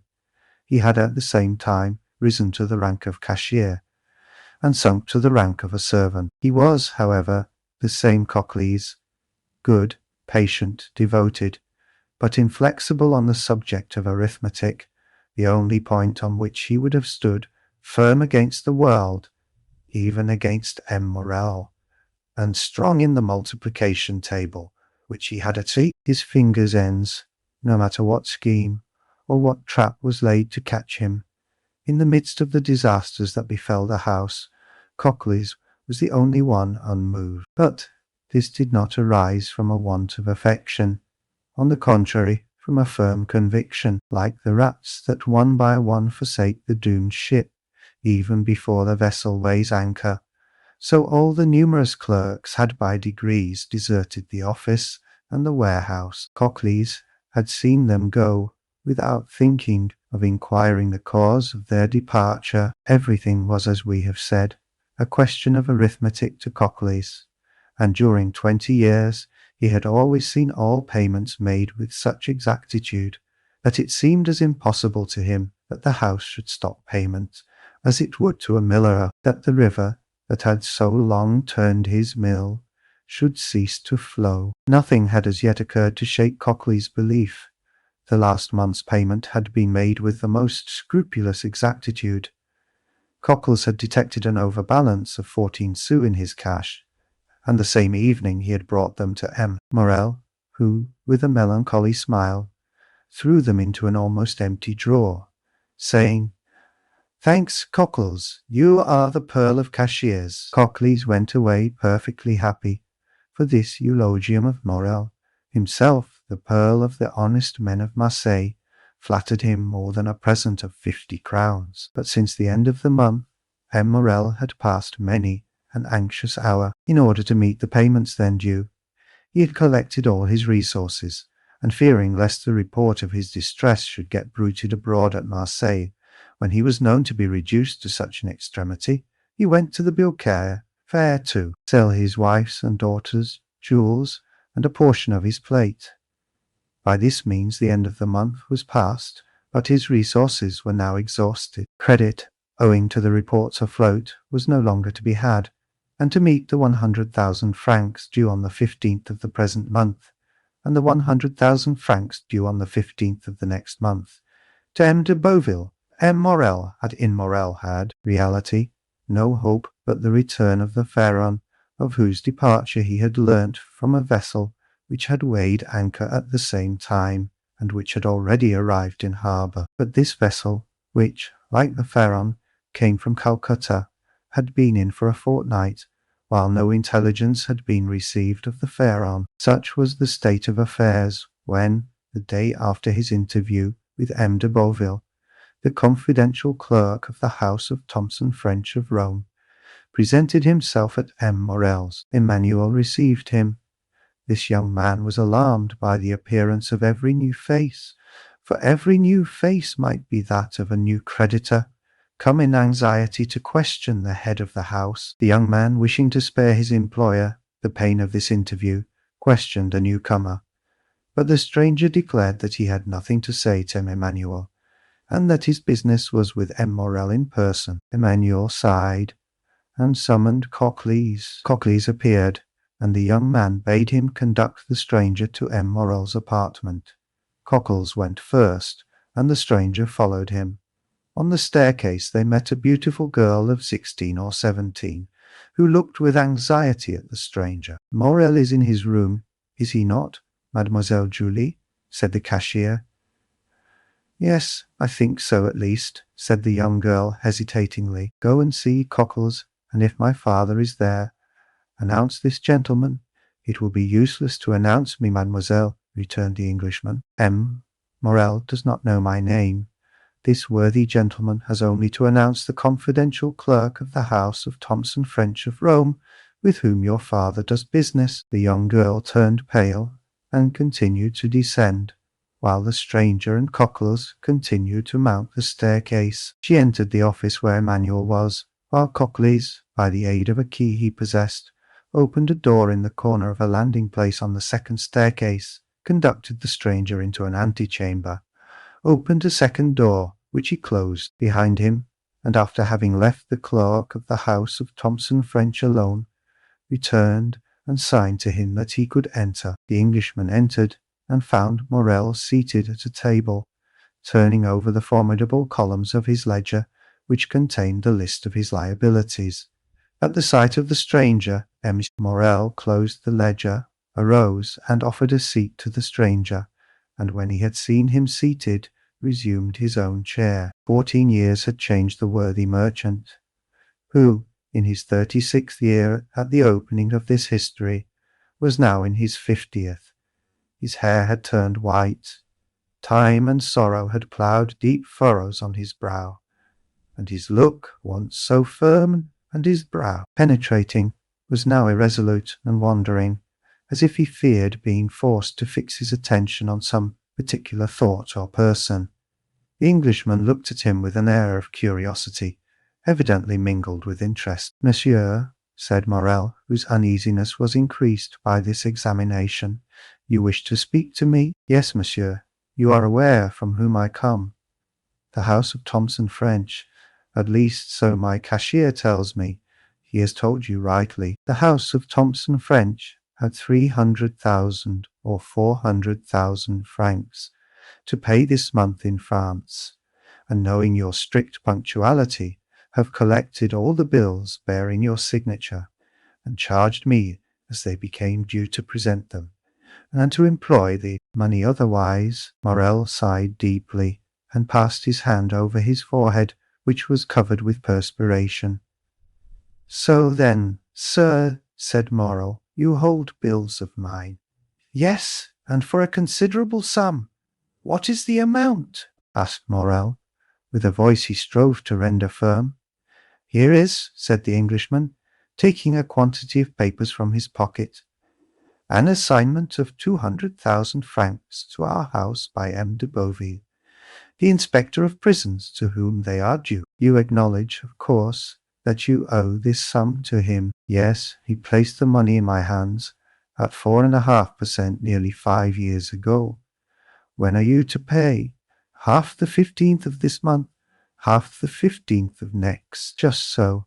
And now here are 32,500 francs, payable shortly. They are all signed by you, and assigned to our house by the holders." "I recognize them," said Morrel, whose face was suffused, as he thought that for the first time in his life he would be unable to honor his own signature. "Is this all?" "No. I have for the end of the month these bills which have been assigned to us by the house of Pascal and the house of Wild Turner of Marseille, amounting to nearly 55,000 francs. In all, 287,500 francs. It is impossible to describe what Morrel suffered during this enumeration. 287,500 francs, repeated he. "Yes, sir," replied the Englishman. "I will not," continued he, after a moment's silence, "conceal from you that while your probity and exactitude up to this moment are universally acknowledged, yet the report is current in Marseille that you are not able to meet your liability." At this almost brutal speech, Morrel turned deathly pale. "Sir," said he, "up to this time, and it is now more than 24 years since I received the direction of this house from my father, who had himself conducted it for 35 years, never has anything bearing the signature of Morrel's son been dishonoured." "I know that," replied the Englishman, "but as a man of honour should answer another, tell me fairly, shall you pay these with the same punctuality?" Morrel shuddered, and looked at the man, who spoke with more assurance than he had hitherto shown. "Two questions frankly put," said he. "A straightforward answer should be given. Yes, I shall pay, if, as I hope, my vessel arrives safely, for its arrival will again procure me the credit which the numerous accidents of which I have been the victim have deprived me. But if the Pharaon should be lost, and this last resource be gone—" The poor man's eyes filled with tears. "Well," said the other, "if this last resource fail you?" "Well," returned Morrel, "it is a cruel thing to be forced to say, but already used to misfortune, I must habituate myself to shame. I fear I shall be forced to suspend payment. Have you no friends who could assist you?" Morrel smiled mournfully. "In business, sir," said he, "one has no friends, only correspondents." "It is true," murmured the Englishman. "Then you have but one hope, but one, the last, so that if this fail, I am ruined, completely ruined. As I was on my way here, a vessel was coming into port." "I know it, sir. A young man, who still adheres to my fallen fortunes, passes a part of his time in a belvedere at the top of the house, in hopes of being the first to announce good news to me. He has informed me of the arrival of this ship, and it is not yours. No, she's a Bordeaux vessel, La Gironde. She comes from India also, but she is not mine. Perhaps she has spoken to the Pharaon, and brings you some tidings of her.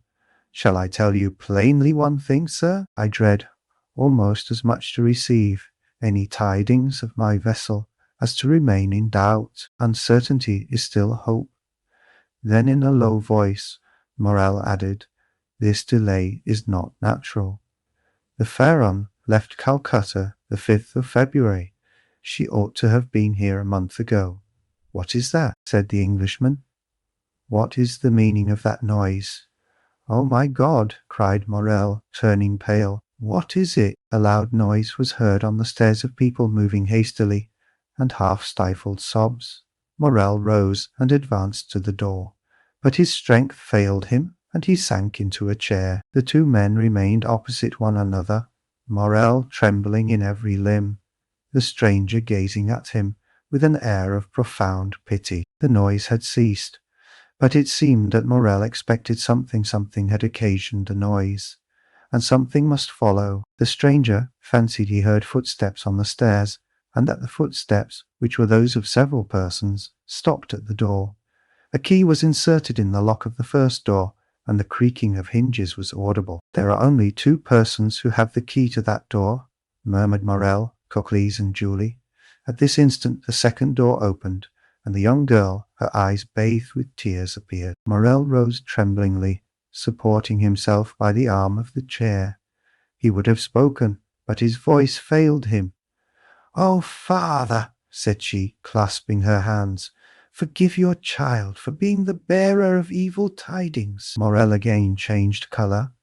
Julie threw herself into his arms. "Oh, father, father," murmured she. "Courage! The Pharaon has gone down, then," said Morel in a hoarse voice. The young girl did not speak, but she made an affirmative sign with her head as she lay on her father's breast. "And the crew?" asked Morel. "Saved," said the girl. "Saved by the crew of the vessel that has just entered the harbour." Morel raised his two hands to heaven with an expression of resignation and sublime gratitude. "Thanks, my God," said he. "At least thou strikest but me alone." A tear moistened the eye of the phlegmatic Englishman. Come in," said Morel, "for I presume you are all at the door." Scarcely had he uttered those words when Madame Morel entered weeping bitterly. Emmanuel followed her, and in the antechamber were visible the rough faces of 7 or 8 half-naked sailors. At the sight of these men, the Englishman started and advanced a step, then restrained himself and retired into the farthest and most obscure corner of the apartment. Madame Morel sat down by her husband and took one of his hands in hers. Julie still lay with her head on his shoulder.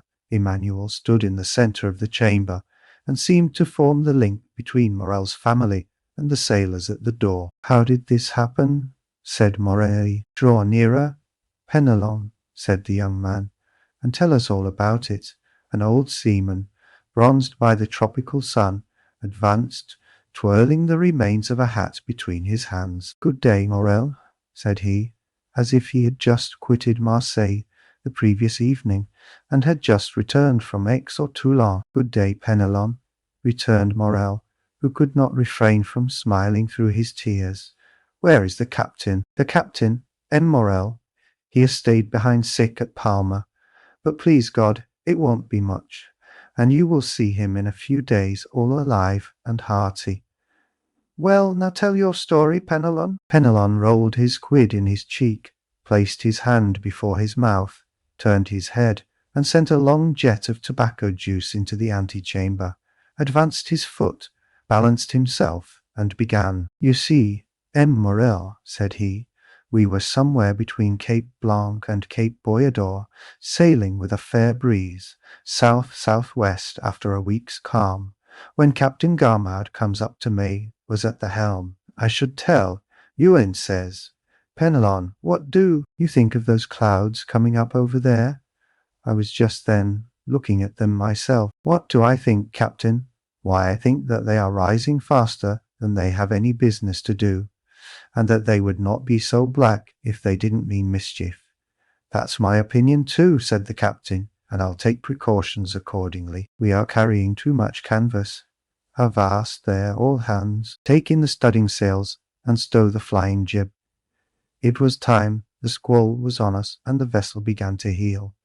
Ah, said the captain, we have still too much canvas set.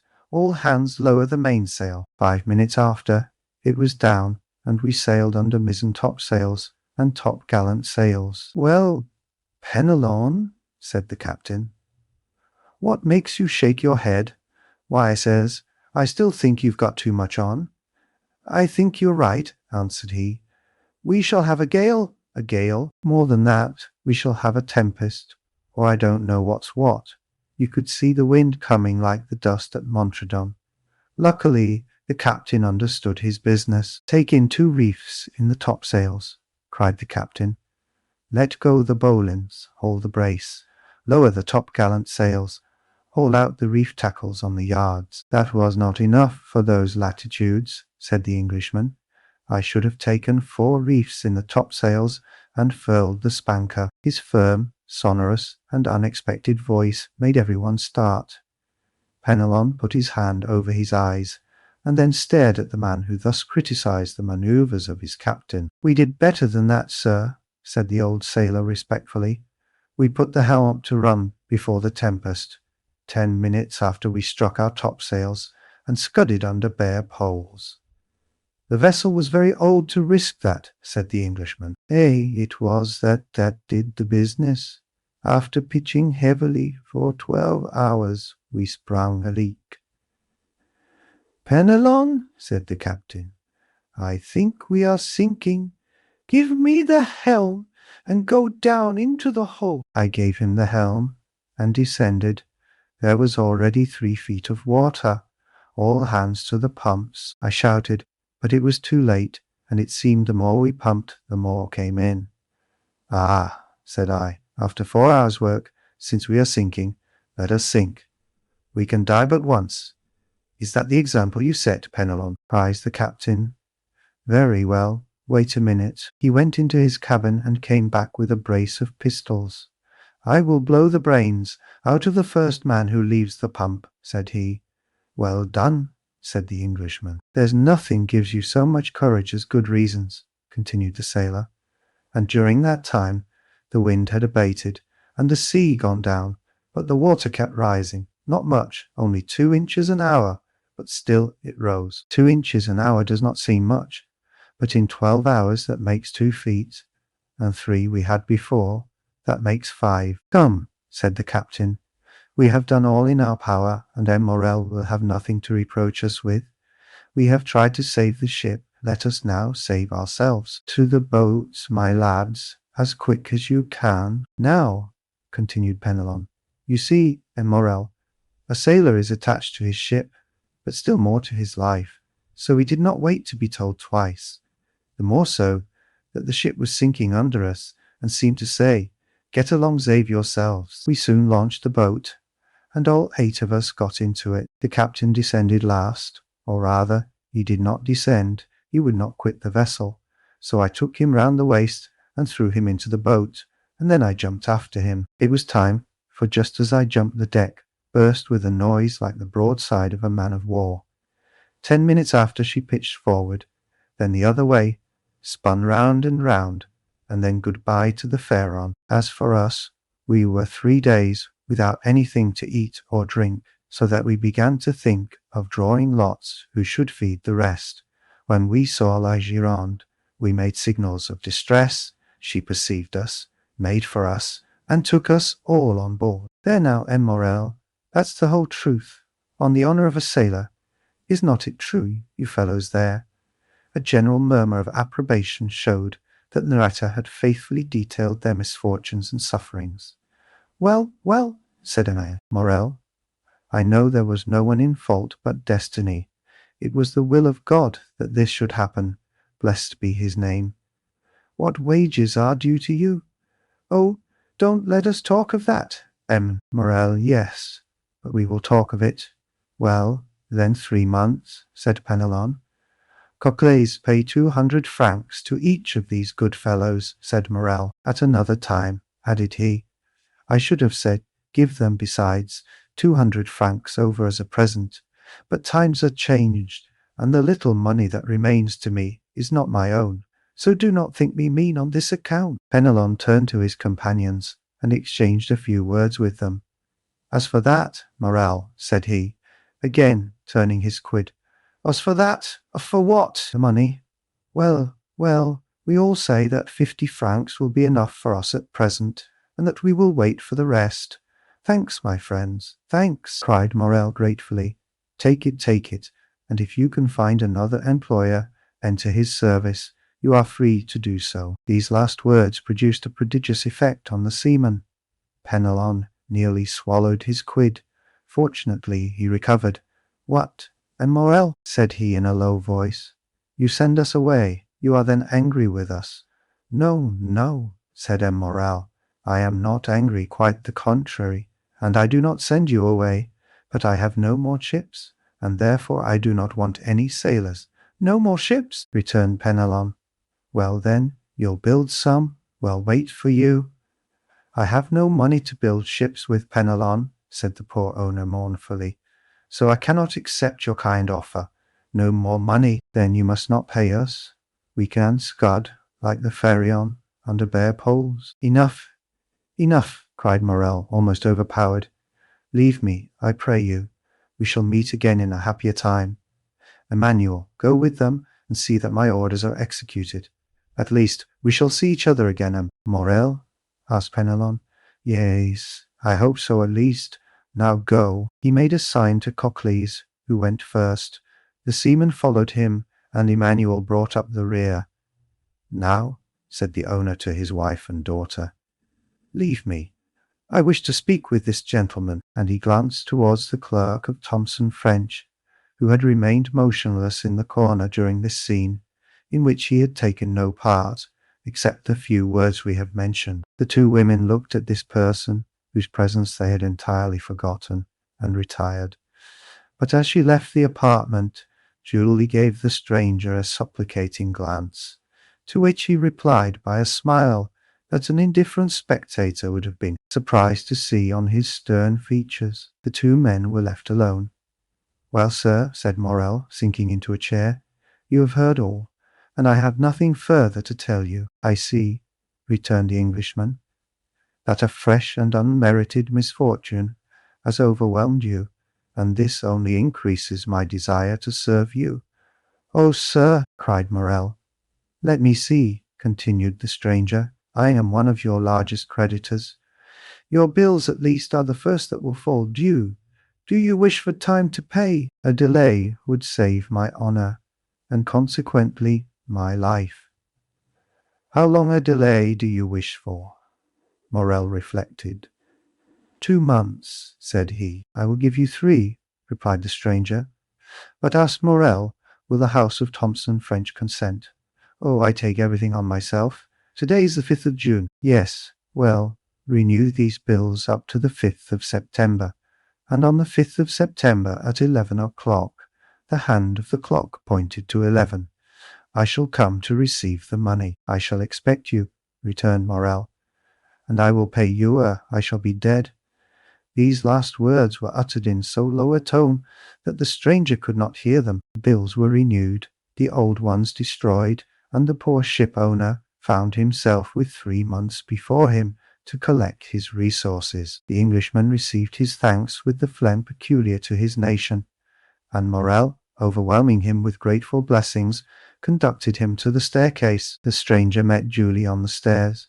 She pretended to be descending, but in reality she was waiting for him. Oh, sir, said she, clasping her hands. Mademoiselle, said the stranger, one day you will receive a letter signed Sinbad the Sailor. Do exactly what the letter bids you, however strange it may appear. Yes, sir, returned Julie. Do you promise? I swear to you, I will. It is well. Adieu, mademoiselle. Continue to be the good, sweet girl you are at present, and I have great hopes that heaven will reward you by giving you Emmanuel for a husband." Julie uttered a faint cry, blushed like a rose, and leaned against the baluster. The stranger waved his hand and continued to descend. In the court he found Penelon, who, with a rouleau of 100 francs in either hand, seemed unable to make up his mind to retain them. "Come with me, my friend," said the Englishman. "I wish to speak to you." Chapter 30. The 5th of September. The extension provided for by the agent of Thomson French, at the moment when Morrel expected it least, was to the poor shipowner so decided a stroke of good fortune that he almost dared to believe that fate was at length grown weary of wasting her fight upon him. The same day he told his wife, Emmanuel, and his daughter all that had occurred, and a ray of hope, if not of tranquillity, returned to the family. Unfortunately, however, Morrel had not only engagements with the house of Thomson French, who had shown themselves so considerate towards him, and as he had said, in business he had correspondents and not friends. When he thought the matter over, he could by no means account for this generous conduct on the part of Thomson French towards him, and could only attribute it to some such selfish argument as this: "We had better help a man who owes us nearly 300,000 francs, and have those 300,000 francs at the end of 3 months than hasten his ruin, and get only 6 or 8% of our money back again." Unfortunately, whether through envy or stupidity, all Morrel's correspondents did not take this view, and some even came to a contrary decision. The bills signed by Morrel were presented at his office with scrupulous exactitude, and thanks to the delay granted by the Englishman, were paid by Cockles with equal punctuality. Cockles thus remained in his accustomed tranquillity. It was Morrel alone who remembered with alarm that if he had to repay on the 15th the 50,000 francs of M. de Boville, and on the 30th the 32,500 francs of bills, for which, as well as the debt due to the inspector of prisons, he had time granted, must be a ruined man. The opinion of all the commercial men was that, under the reverses which had successively weighed down Morrel, it was impossible for him to remain solvent. Great, therefore, was the astonishment when at the end of the month he cancelled all his obligations with his usual punctuality. Still, confidence was not restored to all minds, and the general opinion was that the complete ruin of the unfortunate shipowner had been postponed only until the end of the month. The month passed, and Morrel made extraordinary efforts to get in all his resources. Formerly his paper at any date was taken with confidence, and was even in request.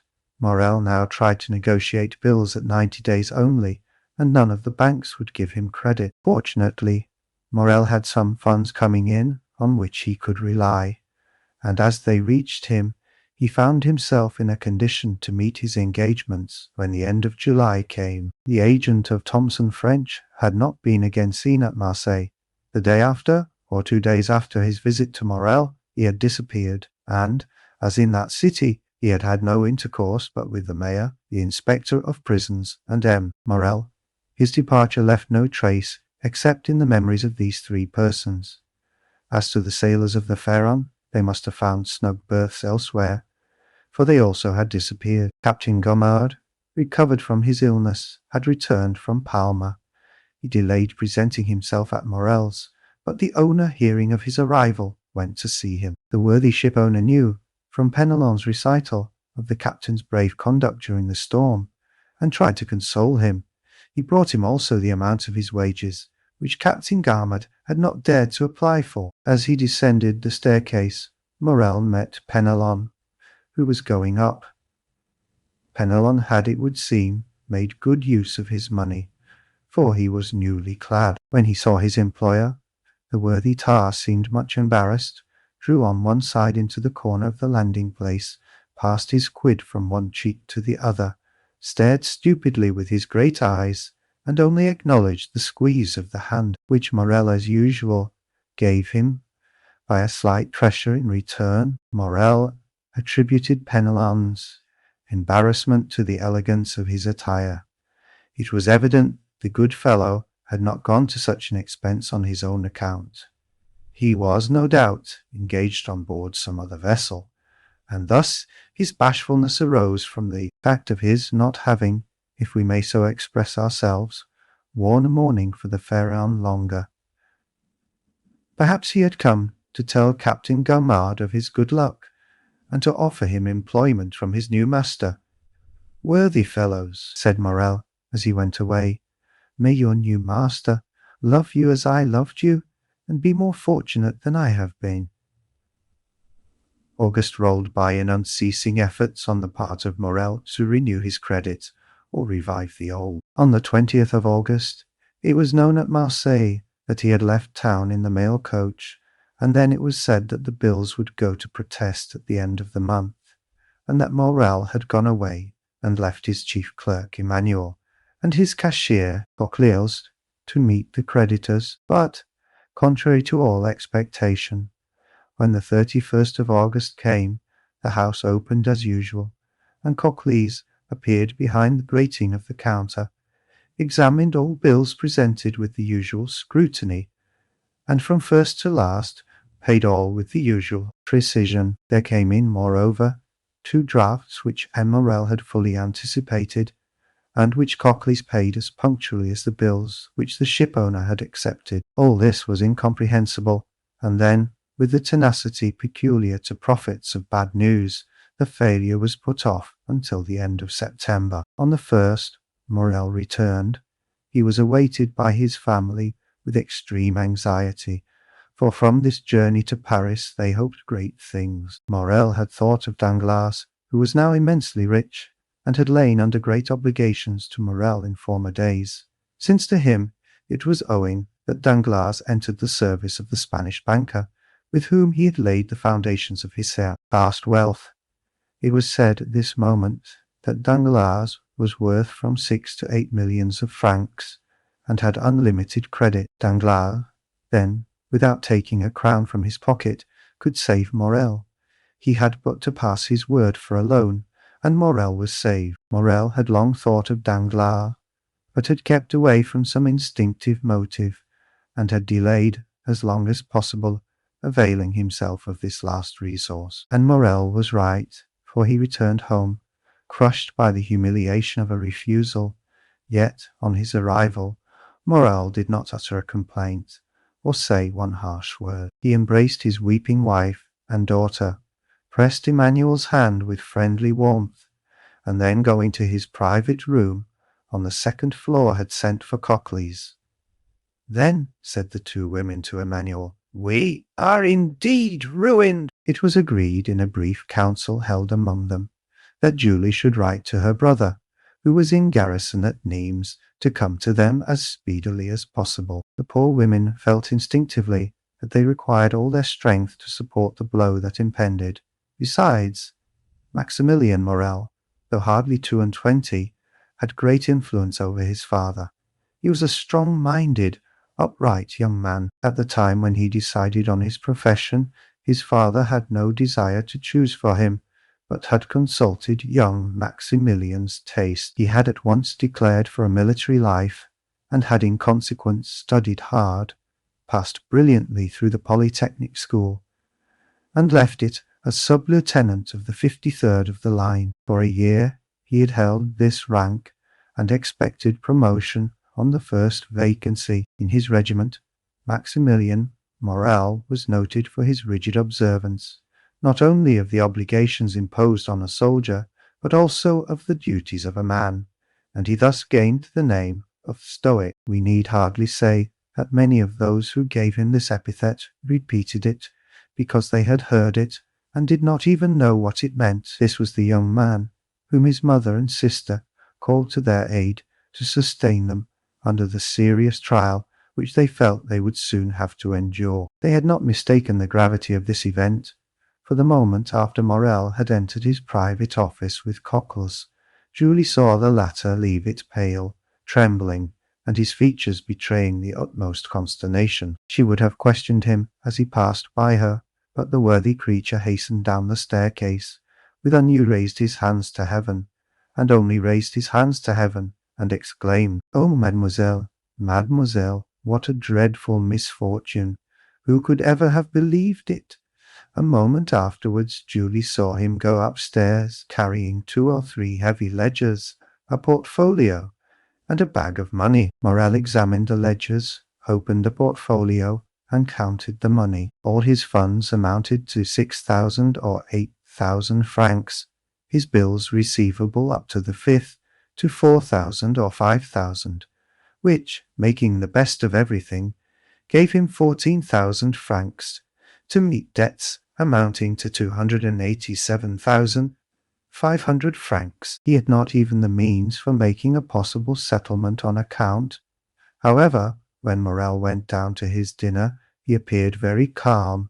This calmness was more alarming to the 2 women than the deepest dejection would have been. After dinner, Morel usually went out and used to take his coffee at the Club of the Phocéens and read the Semaphore.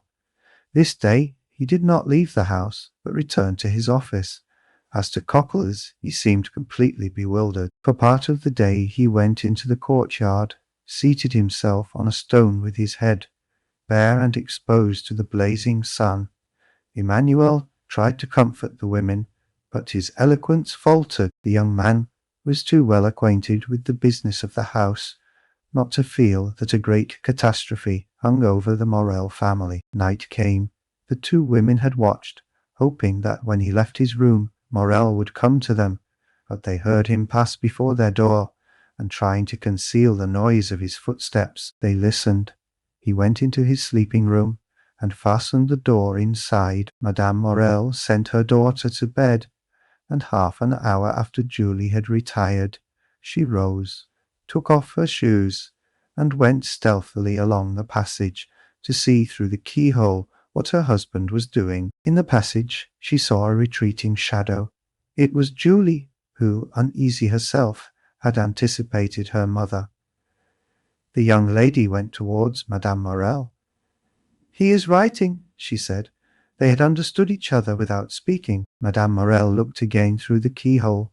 Morel was writing, but Madame Morel remarked, what her daughter had not observed, that her husband was writing on stamped paper. The terrible idea that he was writing his will flashed across her.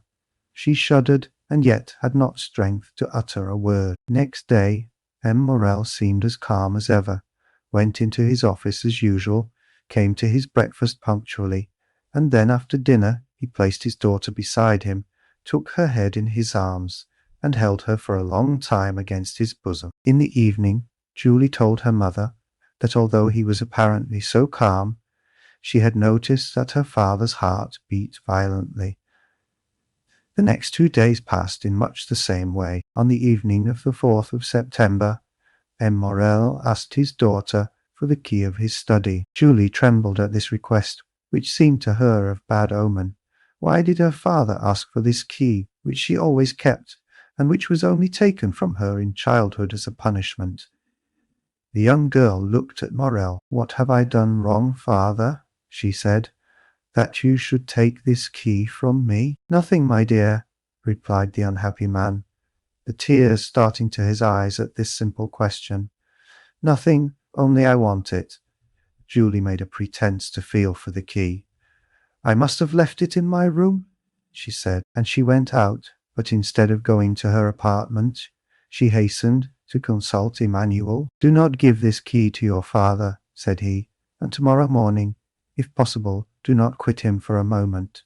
She questioned Emmanuel, but he knew nothing, or would not say what he knew. During the night, between the 4th and 5th of September, Madame Morel remained listening for every sound, and until 3 o'clock in the morning, she heard her husband pacing the room in great agitation. It was 3 o'clock when he threw himself on the bed. The mother and daughter passed the night together.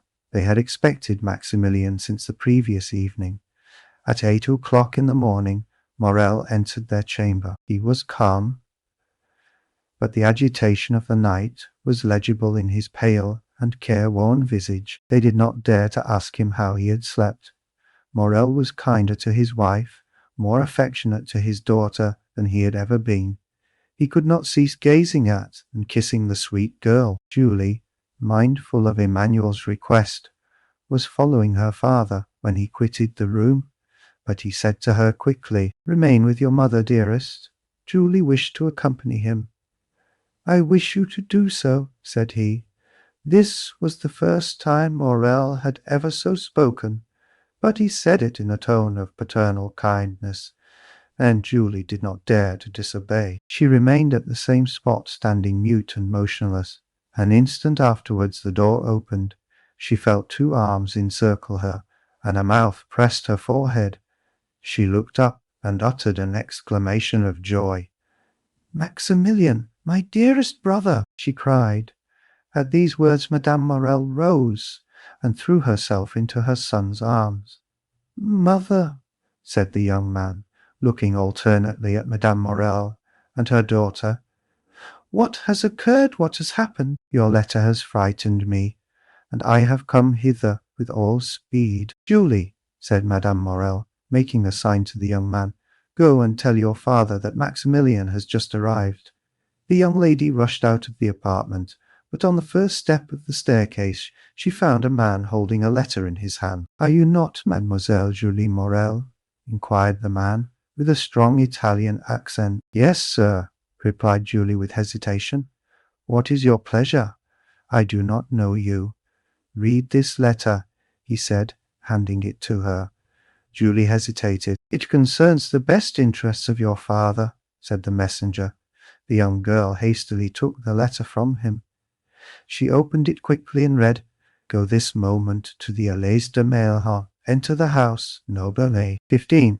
Ask the porter for the key of the room on the 5th floor. Enter the apartment. Take from the corner of the mantelpiece a purse netted in red silk, and give it to your father. It is important that he should receive it before 11 o'clock. You promise to obey me implicitly. Remember your oath." Sinbad the sailor. The young girl uttered a joyful cry, raised her eyes, looked round to question the messenger, but he had disappeared. She cast her eyes again over the note to peruse it a second time, and saw there was a postscript. She read, "It is important that you should fulfill this mission in person and alone. If you go accompanied by any other person, or should anyone else go in your place, the porter will reply that he does not know anything about it." This postscript decreased greatly the young girl's happiness. Was there nothing to fear? Was there not some snare laid for her? Her innocence had kept her in ignorance of the dangers that might assail a young girl of her age. But there is no need to know danger in order to fear it. Indeed, it may be observed that it is usually unknown perils that inspire the greatest terror.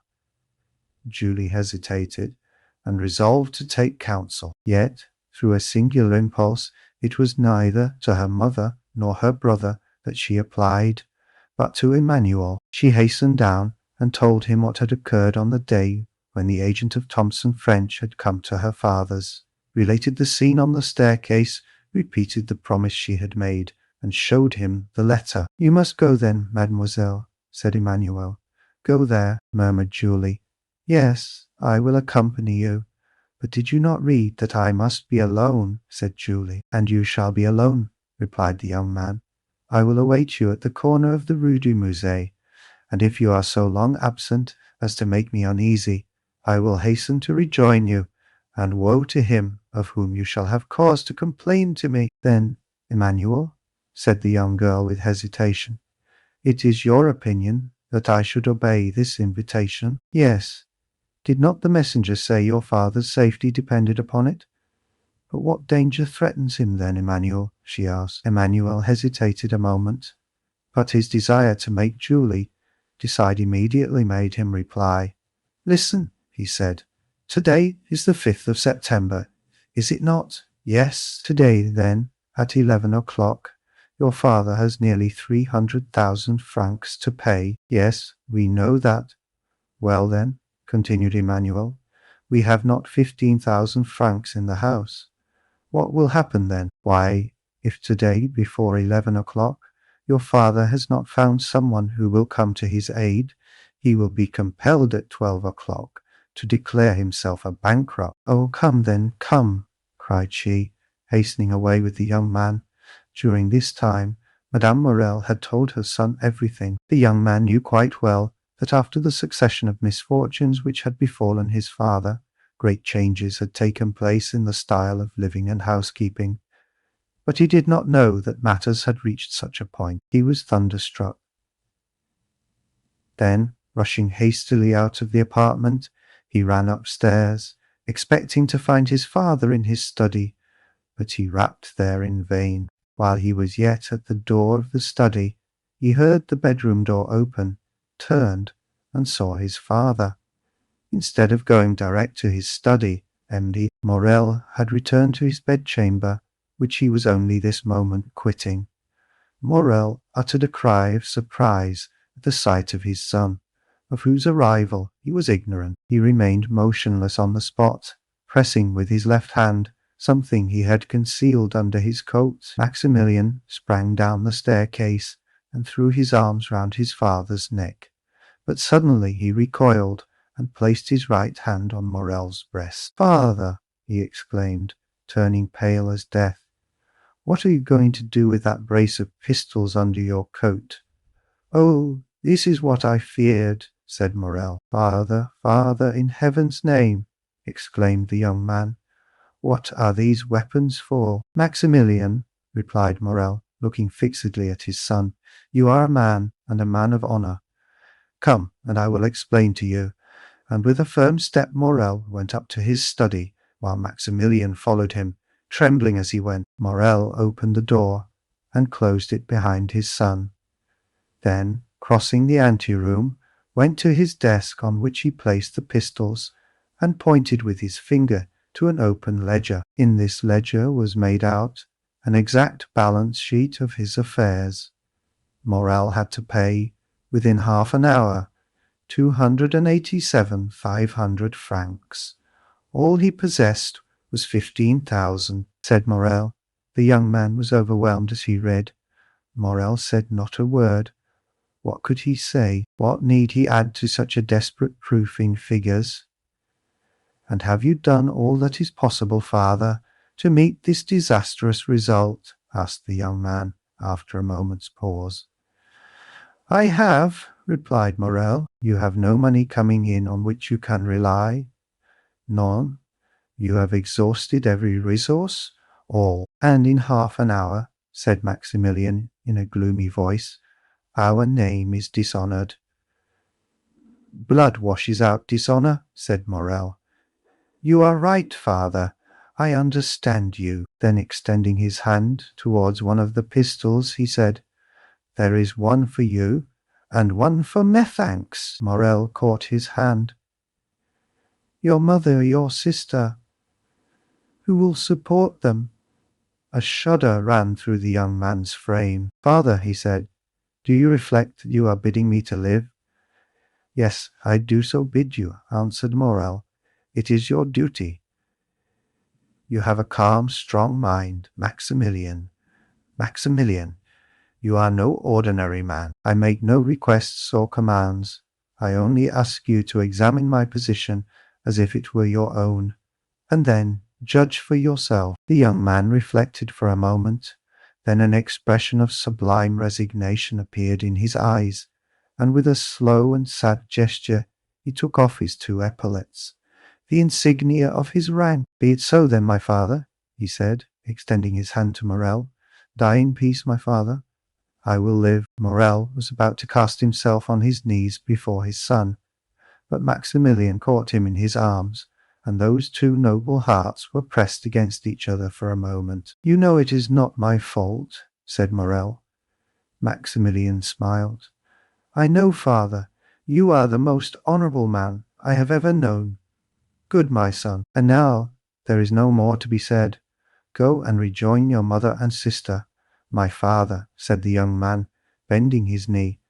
"Bless me!" Morel took the head of his son between his two hands, drew him forward, and kissing his forehead several times, said, "Oh yes, yes, I bless you in my own name, and in the name of 3 generations of irreproachable men, who say through me, the edifice which misfortune has destroyed, Providence may build up again. On seeing me die such a death, the most inexorable will have pity on you, To you, perhaps, they will accord the time they have refused to me. Then do your best to keep our name free from dishonor. Go to work, labor, young man. Struggle ardently and courageously. Live yourself, your mother and sister, with the most rigid economy, so that from day to day the property of those whom I leave in your hands may augment and fructify. Reflect how glorious a day it will be, how grand, how solemn, that day of complete restoration, on which you will say in this very office, "My father died because he could not do what I have this day done. But he died calmly and peaceably, because he died calmly and peaceably. Dying, he knew what I should do." My father," cried the young man, "why should you not live? If I live, all would be changed. If I live, interest would be converted into doubt, pity into hostility. If I live, I am only a man who has broken his word, failed in his engagements, in fact, only a bankrupt. If, on the contrary, I die, remember, Maximilian, my corpse is that of an honest but unfortunate man. Living, my best friends would avoid my house. Dead, all Marseille will follow me in tears to my last home. Living, you would feel shame at my name. Dead, you may raise your head and say, "I am the son of him you killed," because, for the first time, he has been compelled to break his word. The young man uttered a groan, but appeared resigned. "And now," said Morrel, "leave me alone and endeavour to keep your mother and sister away." "Will you not see my sister once more?" asked Maximilian. A last but final hope was concealed by the young man in the effect of this interview, and therefore he had suggested it. Morrel shook his head. "I saw her this morning, and bade her adieu." "Have you no particular commands to leave with me, my father?" inquired Maximilian in a faltering voice. "Yes, my son, and a sacred command." "Say it, my father."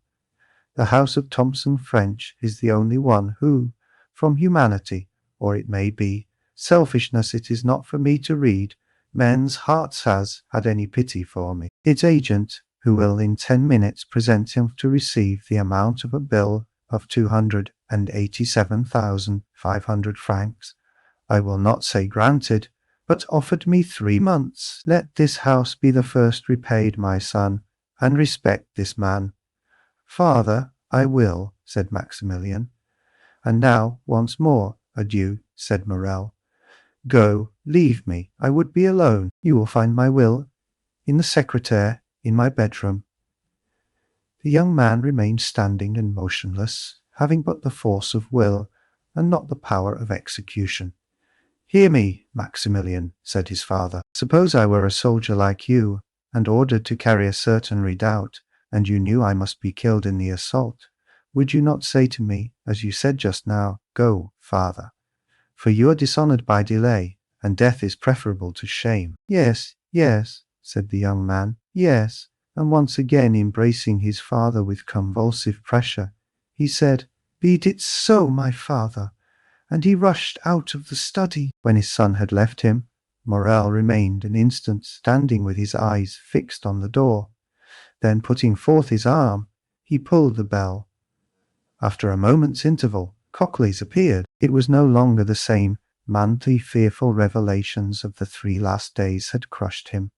This thought house of Morrel is about to stop payment bent him to the earth more than 20 years would otherwise have done. "My worthy Cocles," said Morrel, in a tone impossible to describe, "do you remain in the antechamber. When the gentleman who came 3 months ago, agent of Thomson French, arrives, announce his arrival to me." Cocles made no reply. He made a sign with his head, went into the ante-room, and seated himself. Morrel fell back in his chair, his eyes fixed on the clock. There were 7 minutes left. That was all. The hand moved on with incredible rapidity. He seemed to see its motion. What passed in the mind of this man at the supreme moment of his agony cannot be told in words. He was still comparatively young. He was surrounded by the loving care of a devoted family, but he had convinced himself by a course of reasoning, illogical perhaps, yet certainly plausible, that he must separate himself from all he held dear in the world, even life itself. To form the slightest idea of his feelings, one must have seen his face with its expression of enforced resignation and its tear-moistened eyes raised to heaven. The minute hand moved on. The pistols were loaded. He stretched forth his hand, took one up, and murmured his daughter's name. Then he laid it down, seized his pen, and wrote a few words. It seemed to him as if he had not taken a sufficient farewell of his beloved daughter. Then he turned again to the clock, counting time now not by minutes but by seconds. He took up the deadly weapon again. His lips parted and his eyes fixed on the clock, and then shuddered at the click of the trigger as he cocked the pistol. At this moment of mortal anguish, the cold sweat came forth upon his brow.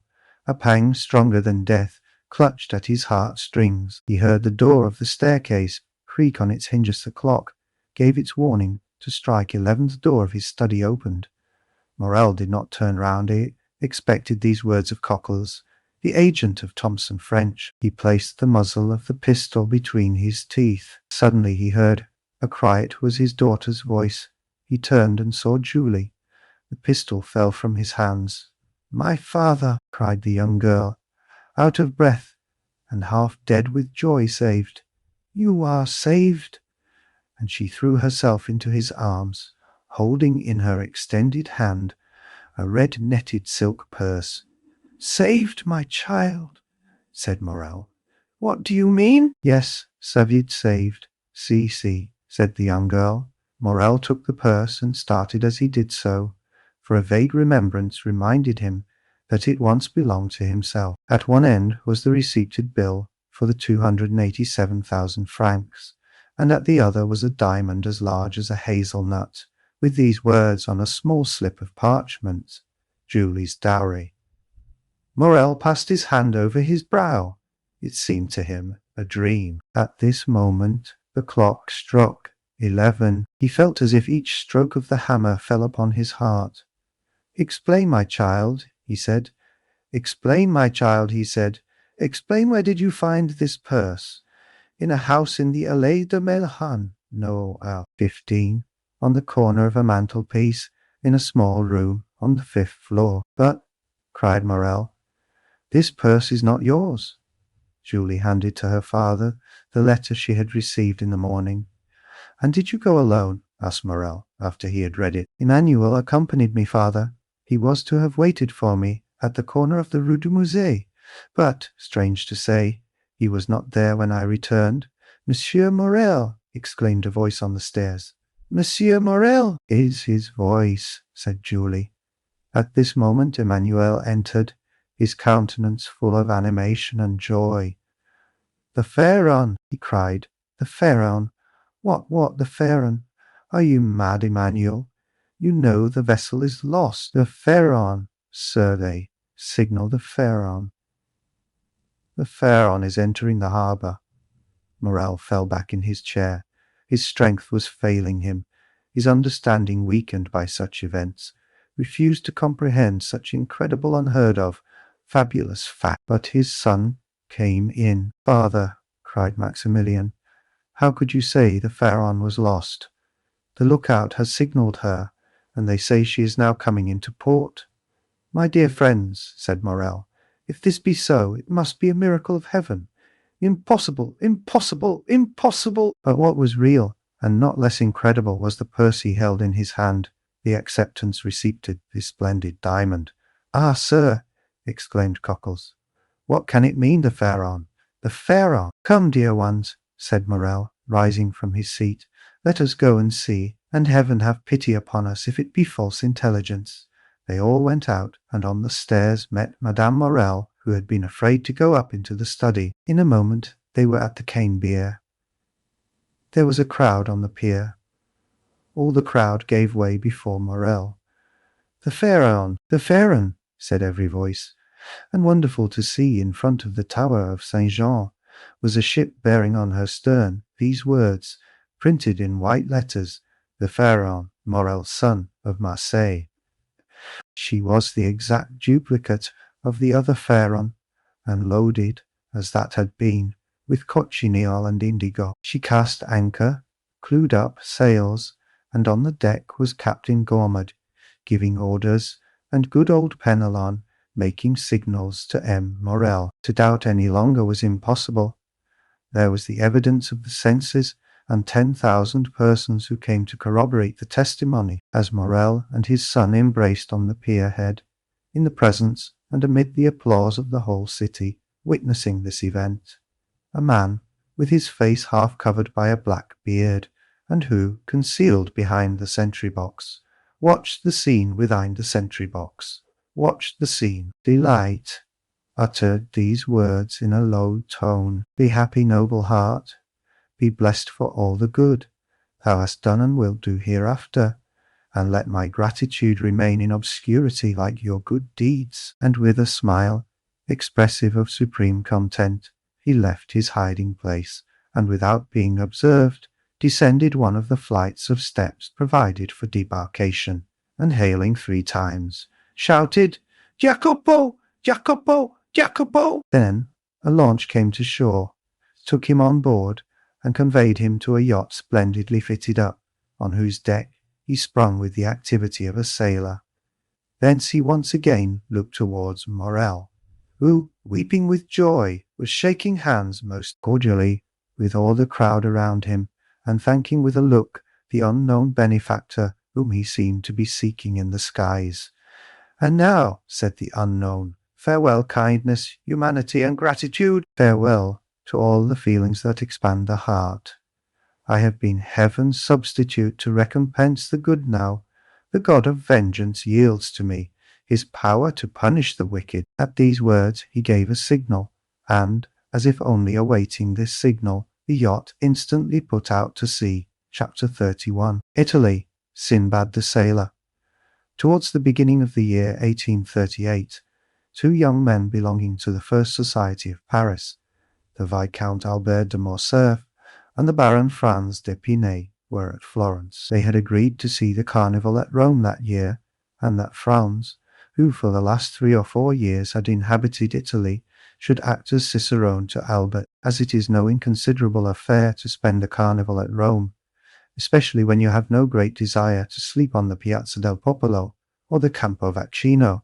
They wrote to Signor Pastrini, the proprietor of the Hotel de Londres, Spagna, to reserve comfortable apartments for them. Signor Pastrini replied that he had only 2 rooms and a parlour on the 3rd floor, which he offered at the low charge of a louis per diem. They accepted his offer, but wishing to make the best use of the time that was left, Albert started for Naples. As for Franz, he remained at Florence, and after having passed a few days in exploring the paradise of the Cascine, and spending 2 or 3 evenings at the houses of the Florentine nobility, he took a fancy into his head, having already visited Corsica, the cradle of Bonaparte, to visit Elba, the waiting place of Napoleon. One evening he cast off the painter of a sailboat from the iron ring that secured it to the dock at Leghorn, wrapped himself in his coat, and lay down, and said to the crew, to the island of Elba. The boat shot out of the harbour like a bird,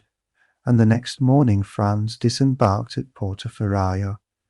He traversed the island after having followed the traces which the footsteps of the giant have left, and re-embarked for Marciana. 2 hours after, he again landed at Pianosa, where he was assured that red partridges abounded. The sport was bad. Franz only succeeded in killing a few partridges, and, like every unsuccessful sportsman, he returned to the boat very much out of temper.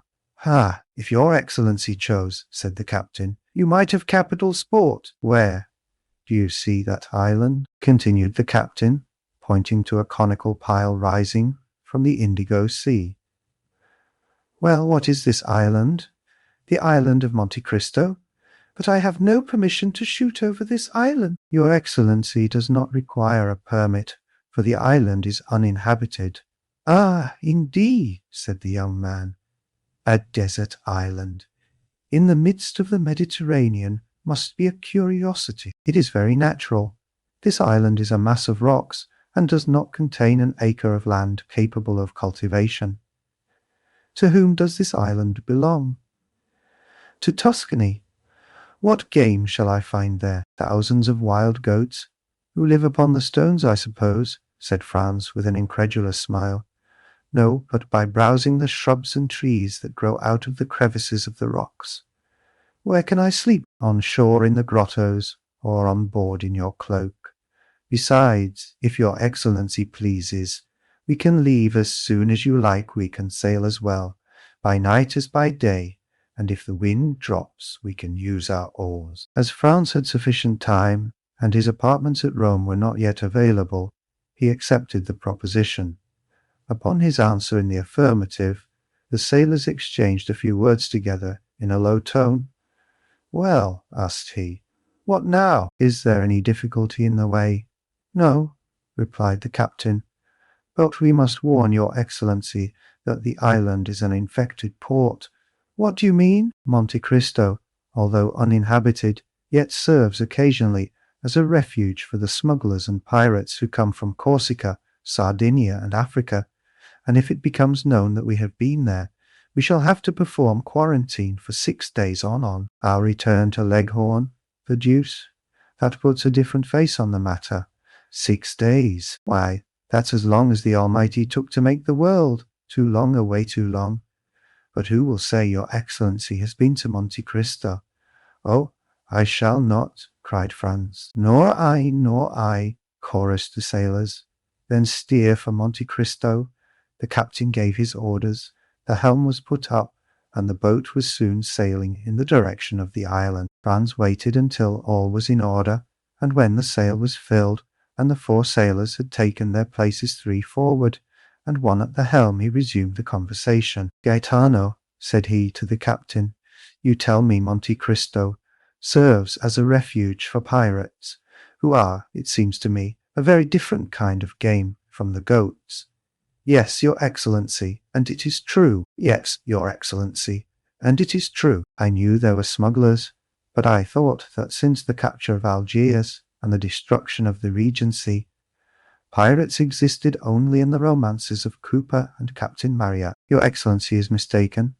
There are pirates like the bandits who were believed to have been exterminated by Pope Leo XII, and who yet, every day, rob travellers at the gates of Rome. Has not your Excellency heard that the French chargé d'affaires was robbed 6 months ago within 500 paces of Velletri?" "Oh yes, I heard that." "Well, then if, like us, your Excellency lived at Leghorn, you would hear from time to time that a little merchant vessel or an English yacht that was expected at Bastia, at Portoferraio, or at Civita Vecchia has not arrived. No one knows what has become of it, but, doubtless, it has struck on a rock and foundered. Now this rock it has met has been a long and narrow boat, manned by 6 or 8 men, who have surprised and plundered it, some dark and stormy night, near some desert and gloomy island." "But," asked Franz, who lay wrapped in his cloak at the bottom of the boat, "why do not those who have been plundered complain to the French, Sardinian, or Tuscan governments?" "Why?" said Gaetano with a smile. "Yes, why? Because, in the first place, they transfer from the vessel to their own boat whatever they think worth taking. Then they bind the crew hand and foot. They attach to everyone's neck a 24-pound ball. A large hole is chopped in the vessel's bottom, and then they leave her. At the end of 10 minutes, the vessel begins to roll heavily and settle down. First one gunwale goes under, then the other. Then they lift and sink again, and both go under at once. All at once, there's a noise like a cannon. That's the air blowing up the deck. Soon the water rushes out of the scupper holes, like a whale spouting. The vessel gives a last groan, spins round and disappears, forming a vast whirlpool in the ocean, and then all is over, so that in 5 minutes nothing but the eye of our God can see the vessel where she lies at the bottom of the sea. "Do you understand now," said the captain, "why no complaints are made to the government, and why the vessel never reaches port?" It is probable that if Gaetano had related this previous to proposing the expedition, Franz would have hesitated, but now that they had started, he thought it would be cowardly to draw back. He was one of those men who do not rashly court danger, but if danger presents itself, combat it with the most unalterable coolness. Calm and resolute, he treated any peril as he would an adversary in a duel, calculated its probable method of approach, retreated, if at all, as a point of strategy and not from cowardice, was quick to see an opening for attack, and won victory at attack. Single thrust. Bah, said he, I have travelled through Sicily and Calabria, I have sailed 2 months in the archipelago, and yet I never saw even the shadow of a bandit or a pirate. I did not tell your Excellency this to deter you from your project, replied Gaetano, but you questioned me, and I have answered. That's all. Yes, and your conversation is most interesting, and as I wish to enjoy it as long as possible, steer for Monte Cristo. The wind blew strongly. The boat made 6 or 7 knots an hour, and they were rapidly reaching the end of their voyage. As they drew near, the island seemed to lift from the sea, and the air was so clear that they could already distinguish the rocks heaped on one another, like cannonballs in an arsenal, with green bushes and trees growing in the crevices. As for the sailors, although they appeared perfectly tranquil, yet it was evident that they were on the alert, and that they carefully watched the glassy surface over which they were sailing, and on which a few fishing boats, with their white sails, were alone visible. Visible. They were within 15 miles of Monte Cristo, when the sun began to set behind Corsica, whose mountains appeared against the sky, showing their rugged peaks in bold relief. This mass of rock, like the giant Adamastor, rose dead ahead, a formidable barrier, and intercepting the light that gilded its massive peaks, so that the voyagers were in shadow. Little by little, the shadow rose higher, and seemed to drive before it the last rays of the expiring day. At last the reflection rested on the summit of the mountain, where it paused an instant, like the fiery crest of a volcano. Then gloom gradually covered the summit, as it had covered the base, and the island now only appeared to be a grey mountain that grew continually darker. Half an hour after, the night was quite dark. Fortunately, the mariners were used to these latitudes, and knew every rock in the Tuscan archipelago, for in the midst of this obscurity Franz was not without uneasiness. Corsica had long since disappeared, and Monte Cristo itself was invisible. But the sailors seemed, like the lynx, to see in the dark, and the pilot who steered did not evince the slightest hesitation. An hour had passed since the sun had set, when Franz fancied he saw, at a quarter of a mile to the left, a dark mass, but he could not precisely make out what it was, and fearing to excite the mirth of the sailors by mistaking a floating cloud for land, he remained silent. Suddenly a great light appeared on the strand. Land might resemble a cloud, but the fire was not a meteor. "What is this light?" asked he. "Hush," said the captain. "It's a fire. But you told me the island was uninhabited." "I said there were no fixed habitations on it, but I said also that it served sometimes as a harbour for smugglers, and for pirates." "And for pirates," returned Gaetano, repeating Franz's words. "It is for that reason I have given orders to pass the island, for, as you see, the fire is behind us." "But this fire," continued Franz, "it seems to me rather reassuring than otherwise. Men who did not wish to be seen would not light a fire."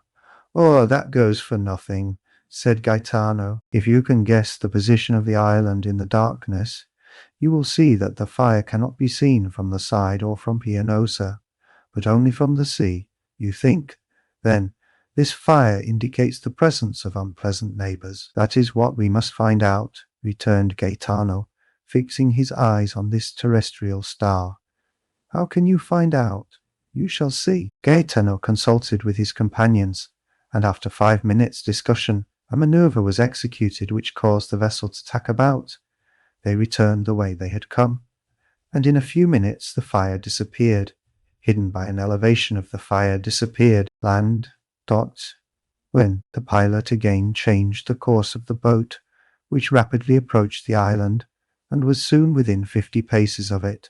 Gaetano lowered the sail, and the boat came to rest. All this was done in silence, and from the moment that their course was changed, not a word was spoken. Gaetano, who had proposed the expedition, had taken all the responsibility on himself.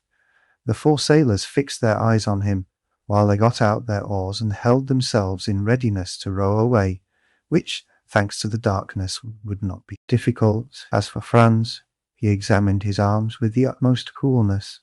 He had 2 double-barreled guns and a rifle. He loaded them, looked at the priming, and waited quietly. During this time, the captain had thrown off his vest and shirt, and secured his trousers round his waist. His feet were naked, so he had no shoes and stockings to take off. After these preparations, he placed his finger on his lips, and lowering himself noiselessly into the sea, swam towards the shore with such precaution that it was impossible to hear the slightest sound. He could only be traced by the phosphorescent line in his wake. This track soon disappeared. It was evident that he had touched the shore. Everyone on board remained motionless for half an hour, when the same luminous track was again observed, and the swimmer was soon on board. "Well," exclaimed Franz and the sailors in unison. "They are Spanish smugglers," said he. "They have with them 2 Corsican bandits." "And what are these Corsican bandits doing here with Spanish smugglers?" "Alas," returned the captain, with an accent of the most profound pity, "we ought always to help one another. Very often the bandits are hard pressed by gendarmes or carbineers. Well, they see a vessel, and good fellows like us on board. They come and demand hospitality of us. You can't refuse help to a poor hunted devil. We receive them, and for greater security we stand out to sea. This costs us nothing, and saves the life, or at least the liberty, of a fellow creature, who on the first occasion returns the service by pointing out some safe spot where we can land our goods without interruption." "Ah," said Franz. "Then you are a smuggler occasionally, Gaetano, your Excellency. We must live somehow," returned the other, smiling impenetrably. "Then you know the men who are now on Monte Cristo?" "Oh yes, we sailors are like Freemasons, and recognize each other by signs." "And do you think we have nothing to fear if we land?" "Nothing at all. Smugglers are not thieves, but these 2 Corsican bandits," said Franz, calculating the chances of peril. "It is not their fault that they are bandits, but that of the authorities." "How so?" "Because they are pursued for having made us stiff, as if it was not in a Corsican's nature to revenge himself." "What do you mean by having made us stiff?" "Having assassinated a man," said Franz, continuing his investigation. "I mean that they have killed an enemy, which is a very different thing," returned the captain. "Well," said the young man, "let us demand hospitality of these smugglers and bandits." "Do you think they will grant it?" "Without doubt. How many are they?" "4, and the 2 bandits make 6, just our number, so that if they prove troublesome, we shall be able to hold them in check. So, for the last time, steer to Monte Cristo." "Yes, but your Excellency will permit us to take all due precautions." "By all means, be as wise as Nestor and as prudent as Ulysses." "I do more than permit, I exhort you." "Silence, then," said Gaetano. Everyone obeyed.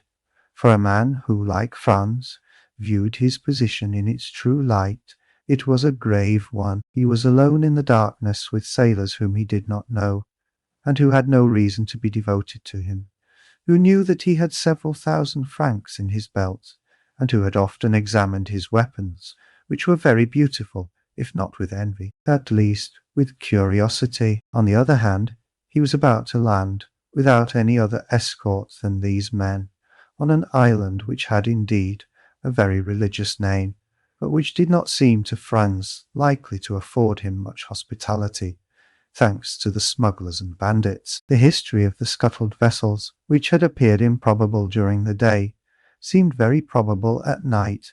Placed as he was between 2 possible sources of danger, he kept his eye on the crew, and his gun in his hand. The sailors had again hoisted sail, and the vessel was once more cleaving the waves. Through the darkness, Franz, whose eyes were now more accustomed to it, could see the looming shore along which the boat was sailing, and then, as they rounded a rocky point, he saw the fire more brilliant than ever, and about it 5 or 6 persons seated.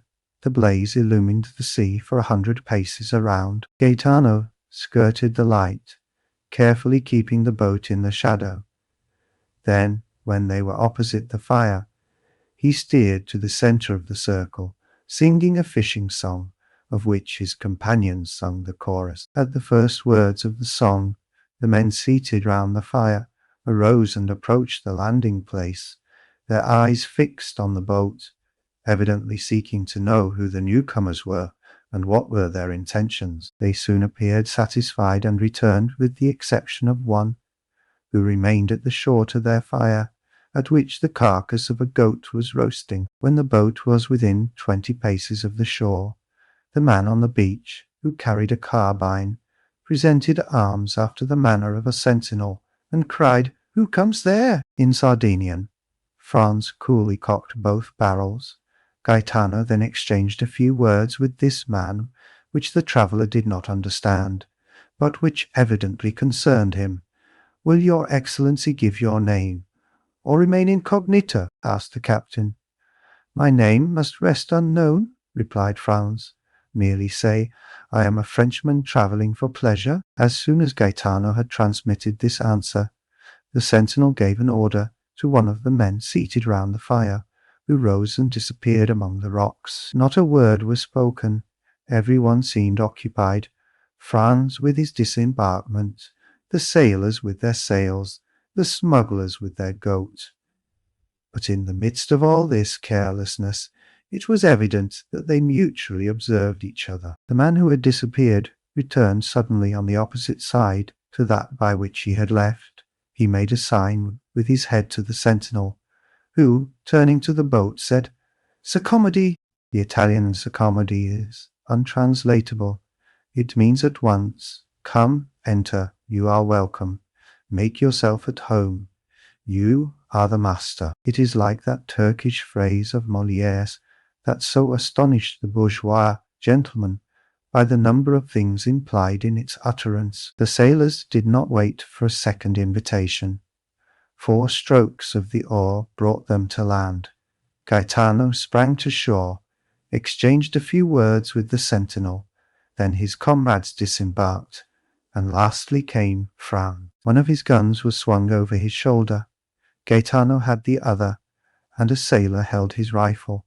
His dress, half artist, half dandy, did not excite any suspicion, and consequently no disquietude. The boat was moored to the shore, and they advanced a few paces to find a comfortable bivouac, but doubtless the spot they chose did not suit the smuggler who filled the post of sentinel, for he cried out, "Not that way, if you please." Gaetano faltered an excuse, and advanced to the opposite side, while 2 sailors kindled torches at the fire to light them on their way. They advanced about 30 paces, and then stopped at a small esplanade surrounded with rocks, in which seats had been cut, not unlike sentry boxes.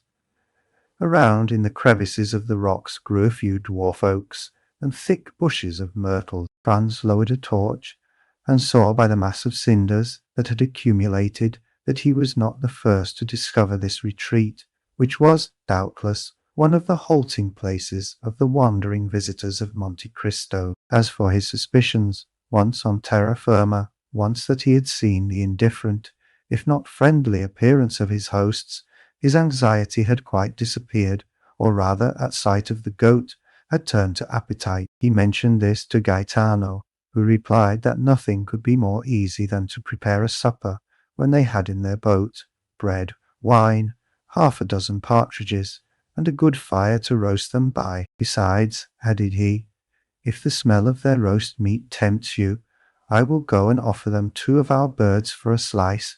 "You are a born diplomat," returned Franz. "Go and try." Meanwhile, the sailors had collected dried sticks and branches with which they made a fire. Franz waited impatiently, inhaling the aroma of the roasted meat. when the captain returned with a mysterious air. "Well," said Franz, "anything new? Do they refuse?" "On the contrary," returned Gaetano, "the chief, who has told you were a young Frenchman, invites you to sup with him." "Well," observed Franz, "this chief is very polite, and I see no objection the more so as I bring my share of the supper." "Oh, it is not that. He has plenty and to spare for supper. But he makes one condition, and rather a peculiar one, before he will receive you at his house." "His house? Has he built one here then?" "No, but he has a very comfortable one, all the same, so they say." "You know this chief, then?" "I have heard talk of him, favourably or otherwise." "Both." "The deuce! And what is this condition?" "That you are blindfolded, and do not take off the bandage until he himself bids you." Franz looked at Gaetano to see, if possible, what he thought of this proposal. "Ah," replied he, guessing Franz's thought, "I know this is a serious matter. What should you do in my place? I who have nothing to lose. I should go. You would accept." "Yes, were it only out of curiosity." "There is something very peculiar about this chief, then." "Listen," said Gaetano, lowering his voice. "I do not know if what they say is true." He stopped to see if anyone was near. "What do they say?" "That this chief inhabits a cavern to which the Pitti Palace is nothing." "What nonsense!" said Franz, reseating himself. "It is no nonsense. It is quite true. Karma, the pilot of the St. Ferdinand, went in once, and he came back amazed, vowing that such treasures were only to be heard of in fairy tales." "Do you know," observed Franz, "that with such stories you make me think of Ali Baba's enchanted cavern? I tell you what I have been told. Then you advise me to accept?" "What?" "Oh, I don't say that. Your Excellency will do as you please. I should be sorry to advise you in the matter." Franz pondered the matter for a few moments, concluded that a man so rich could not have any intention of plundering him of what little he had, and seeing only the prospect of a good supper, accepted. Gaetano departed with the reply. Franz was prudent, and wished to learn all he possibly could concerning his host. He turned towards the sailor, who, during this dialogue, had sat gravely plucking the partridges with the air of a man proud of his office, and asked him how these men had landed, as no vessel of any kind was visible. "Never mind that," returned the sailor. "I know their vessel. Is it a very beautiful vessel?" "I would not wish for a better to sail round the world." "Of what burden is she?" "About 100 tons, but she is built to stand any weather. She is what the English call a yacht." "Where was she built?" "I know not, but my own opinion is she is a Genoese." "And how did a leader of smugglers," continued Franz, "venture to build a vessel designed for such a purpose at Genoa?" "I did not say that the owner was a smuggler," replied the sailor. "No, but Gaetano did, I thought." "Gaetano had only seen the vessel from a distance. He had not then spoken to anyone. And if this person be not a smuggler, who is he? A wealthy signor who travels for his pleasure? Come, thought Franz, he is still more mysterious, since the two accounts do not agree.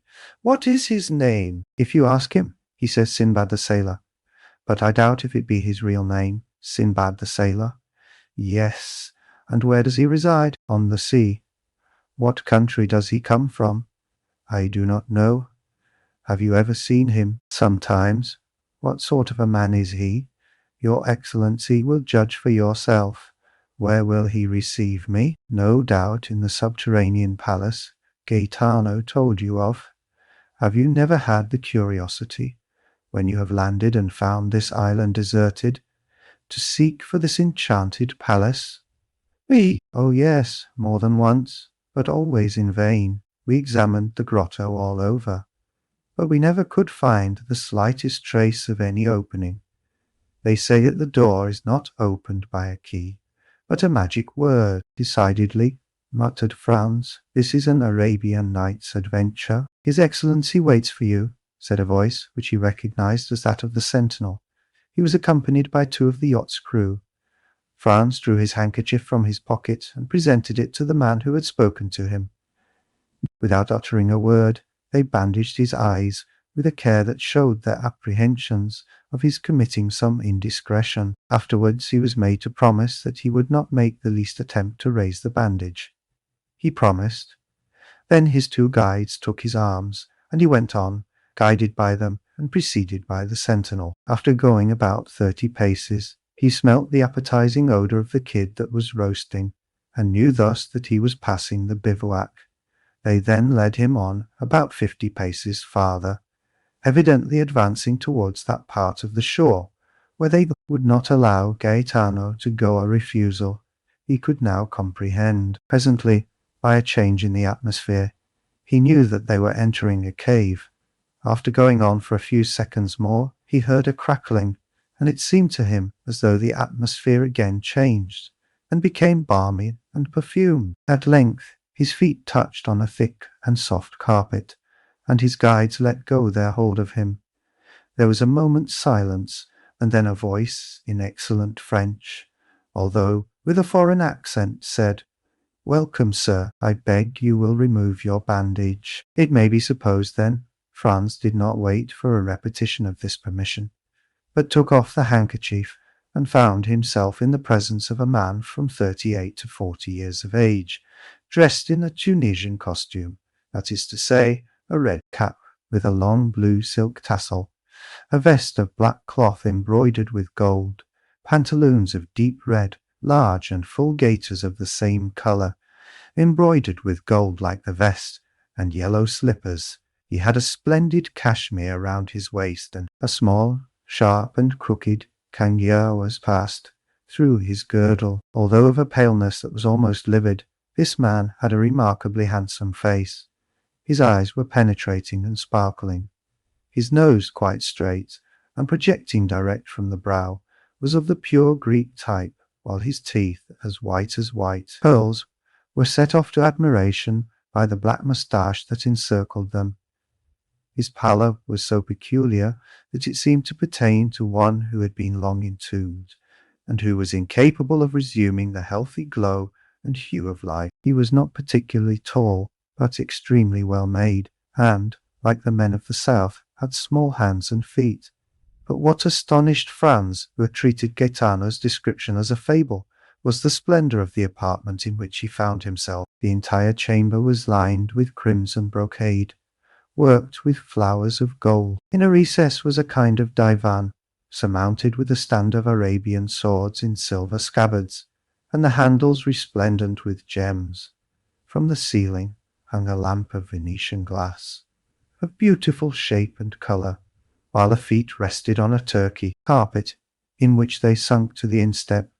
Tapestry hung before the door by which Franz had entered, and also in front of another door, leading into a second apartment, which seemed to be brilliantly illuminated. The host gave Franz time to recover from his surprise, and moreover returned look for look, not even taking his eyes off him. "Sir," he said, after a pause, "1,000 excuses for the precaution taken in your introduction hither, but as, during the greater portion of the year, this island is deserted, if the secret of this abode were discovered, I should doubtless find on my return my temporary retirement in a state of great disorder, which would be exceedingly annoying, not for the loss it occasioned me, but because I should not have the certainty I now possess of separating myself from all the rest of mankind at pleasure.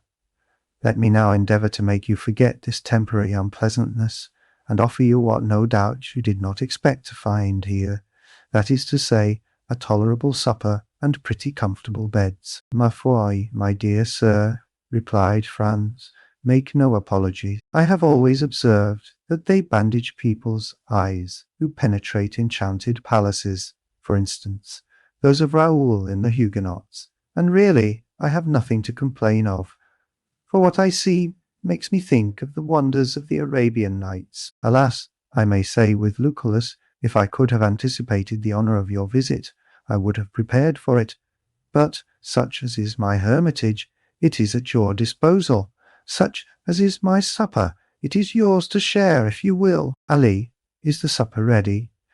At this moment the tapestry moved aside, and a Nubian, black as ebony, and dressed in a plain white tunic, made a sign to his master that all was prepared in the dining room. "Now," said the unknown to Franz, "I do not know if you are of my opinion, but I think nothing is more annoying than to remain 2 or 3 hours together without knowing by name or appellation how to address one another. Pray observe that I too much respect the laws of hospitality to ask your name or title. I only request you to give me one by which I may have the pleasure of addressing you.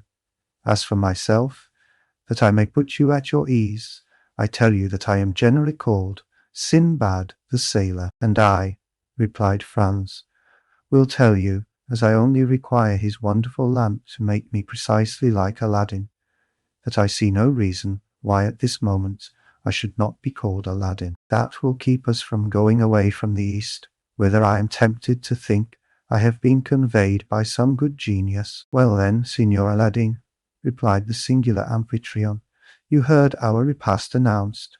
Will you now take the trouble to enter the dining room, your humble servant going first to show the way?" At these words, moving aside the tapestry, Sinbad preceded his guest.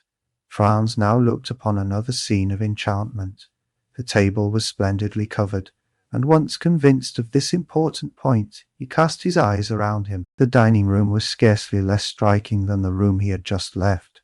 It was entirely of marble, with antique bas-reliefs of priceless value, and at the 4 corners of this apartment, which was oblong, were 4 magnificent statues having baskets in their hands. These baskets contained 4 pyramids of most splendid fruit.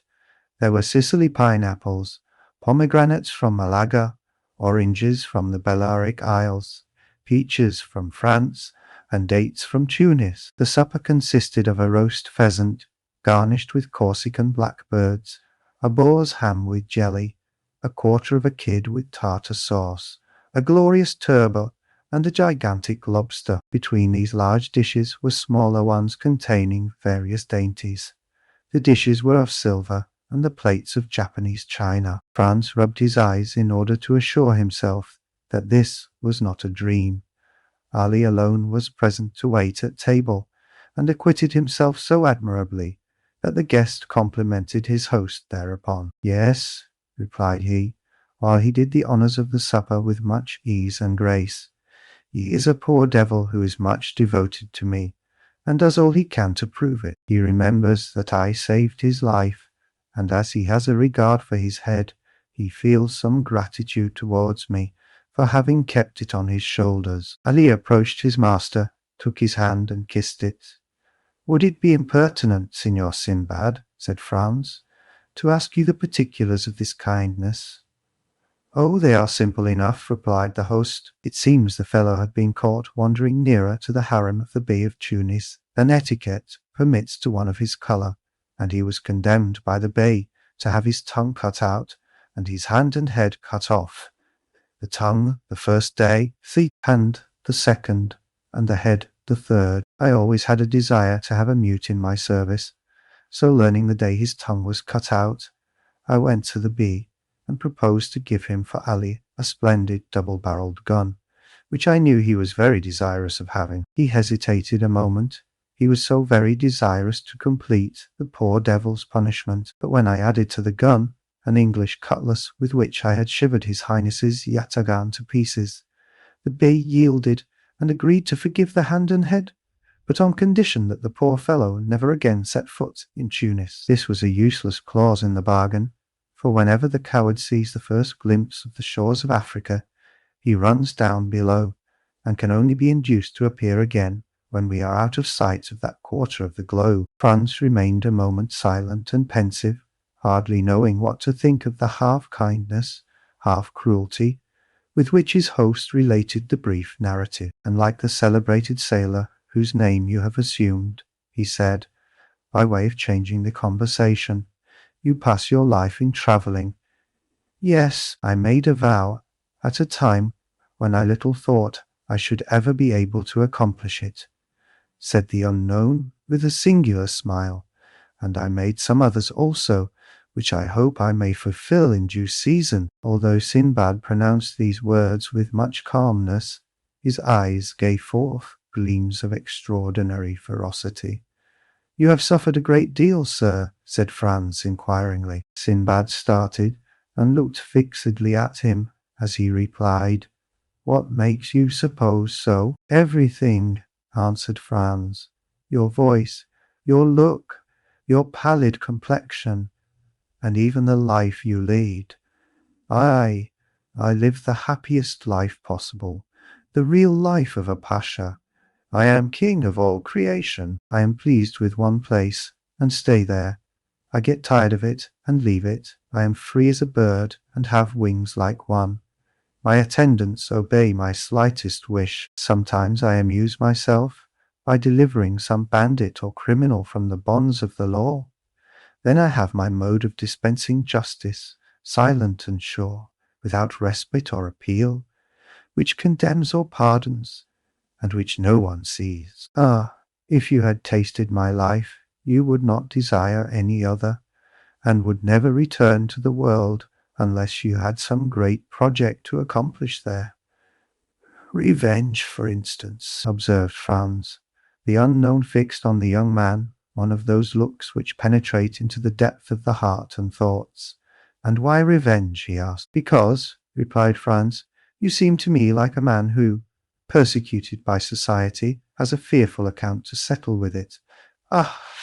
responded Sinbad, laughing with his singular laugh, which displayed his white and sharp teeth. "You have not guessed rightly. Such as you see me, I am, a sort of philosopher, and one day perhaps I shall go to Paris to rival Monsieur Apert and the man in the little blue cloak. And will that be the first time you ever took that journey? Yes, it will. I must seem to you by no means curious, but I assure you that it is not my fault I have delayed it so long. It will happen one day or the other." "And do you propose to make this journey very shortly?" "I do not know. It depends on circumstances which depend on certain arrangements. I should like to be there at the time you come, and I will endeavour to repay you, as far as lies in my power, for your liberal hospitality displayed to me at Monte Cristo." "I should avail myself of your offer with pleasure," replied the host. "But, unfortunately, if I go there, it will be, in all probability, incognito." The supper appeared to have been supplied solely for Franz, for the unknown scarcely touched one or two dishes of the splendid banquet to which his guest did ample justice. Then Ali brought on the dessert, or rather took the baskets from the hands of the statues and placed them on the table. Between the two baskets he placed a small silver cup with a silver cover. The care with which Ali placed this cup on the table roused Franz's curiosity. He raised the cover and saw a kind of greenish paste, something like preserved angelica, but which was perfectly unknown to him. He replaced the lid, as ignorant of what the cup contained as he was before he had looked at it, and then casting his eyes towards his host, he saw him smile at his disappointment. "You cannot guess," said he, "what there is in that small vase, can you?" "No, I really cannot." "Well then, that green preserve is nothing less than the ambrosia which Hebe served at the table of Jupiter." "But," replied Franz, "this ambrosia, no doubt, in passing through mortal hands, has lost its heavenly appellation and assumed a human name. In vulgar phrase, what may you term this composition? For which, to tell the truth, I do not feel any particular desire." "Ah, thus it is that our material origin is revealed," cried Sinbad. "We frequently pass so near to happiness without seeing, without regarding it, or if we do see and regard it, yet without recognizing it. Are you a man for the substantials, and is gold your god? Taste this, and the mines of Peru, Guzarat, and Golconda are open to you. Are you a man of imagination, a poet? Taste this, and the boundaries of possibility disappear. The fields of infinite space open to you. You advance free in heart, free in mind, into the boundless realms of unfettered reverie. Are you ambitious, and do you seek after the greatnesses of the earth? Taste this, and in an hour you will be a king, not a king of a petty kingdom, hidden in some corner of Europe like France, Spain, or England, but king of the world, king of the universe, king of creation. Without bowing at the feet of Satan, you without bowing at the feet of Satan, be king and master of all the kingdoms of the earth. Is it not tempting what I offer you?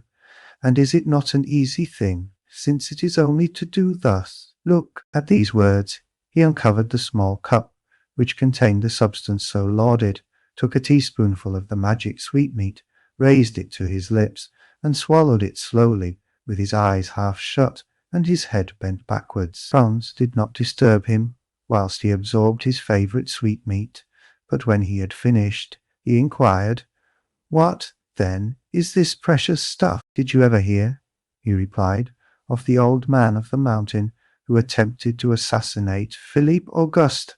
"Of course I have." "Well, you know he reigned over a rich valley which was overhung by the mountain whence he derived his picturesque name.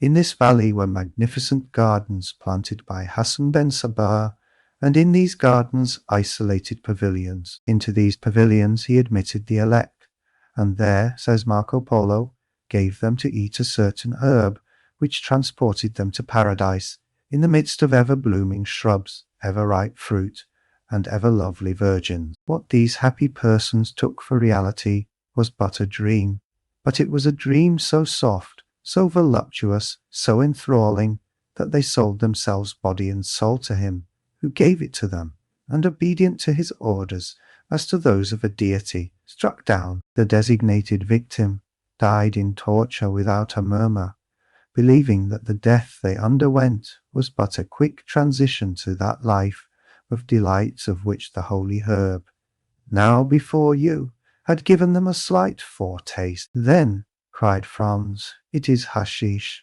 I know that by name at least." "That is it precisely, Signor Aladdin.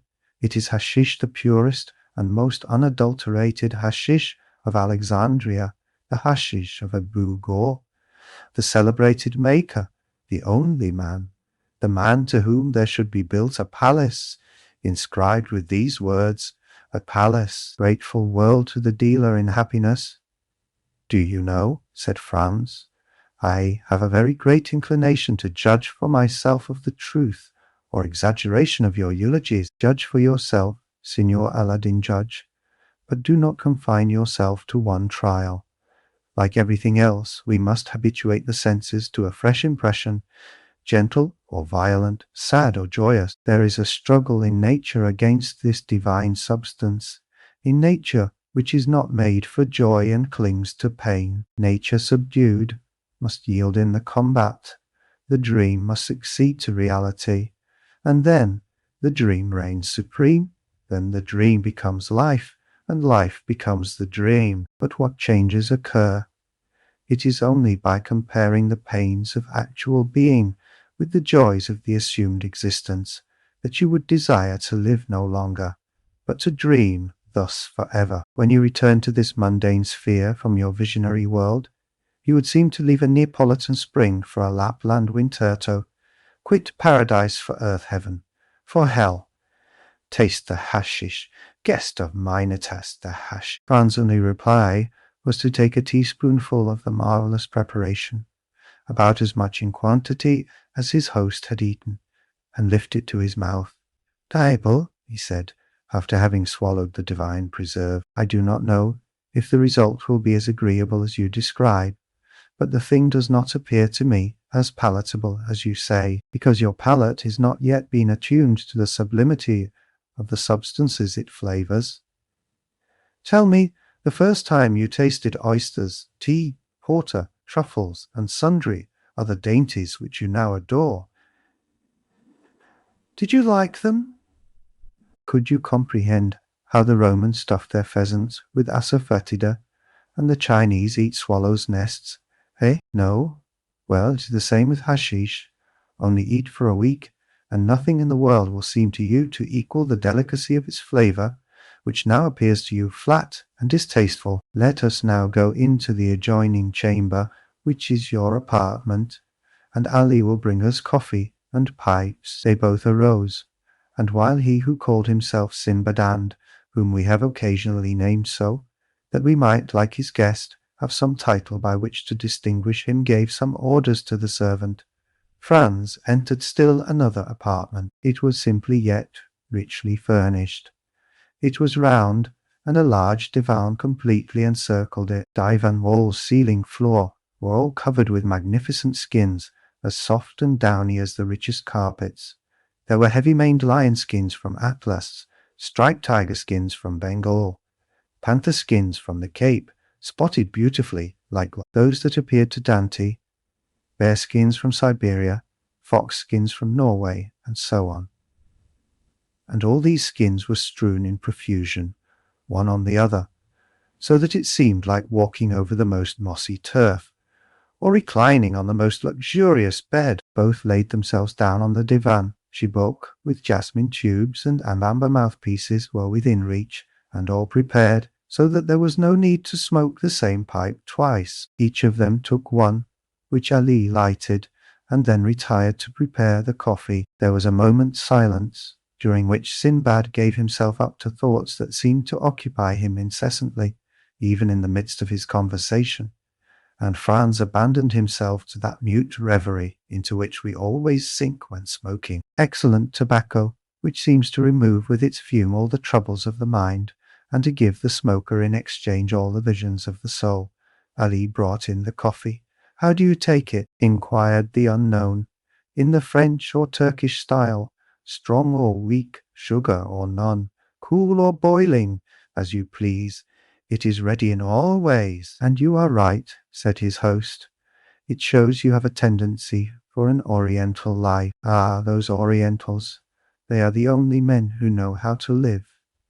As for me," he added, with one of those singular smiles which did not escape the young man, "when I have completed my affairs in Paris, I shall go and die in the East, and should you wish to see me again, you must seek me at Cairo, Baghdad, or Ispahan." "Ma foi," said Franz, "it would be the easiest thing in the world, for I feel eagle's wings springing out at my shoulders, and with those wings I could make a tour of the world in 24 hours. Ah, yes, the hashish is beginning its work. Well, unfurl your wings and fly into superhuman regions.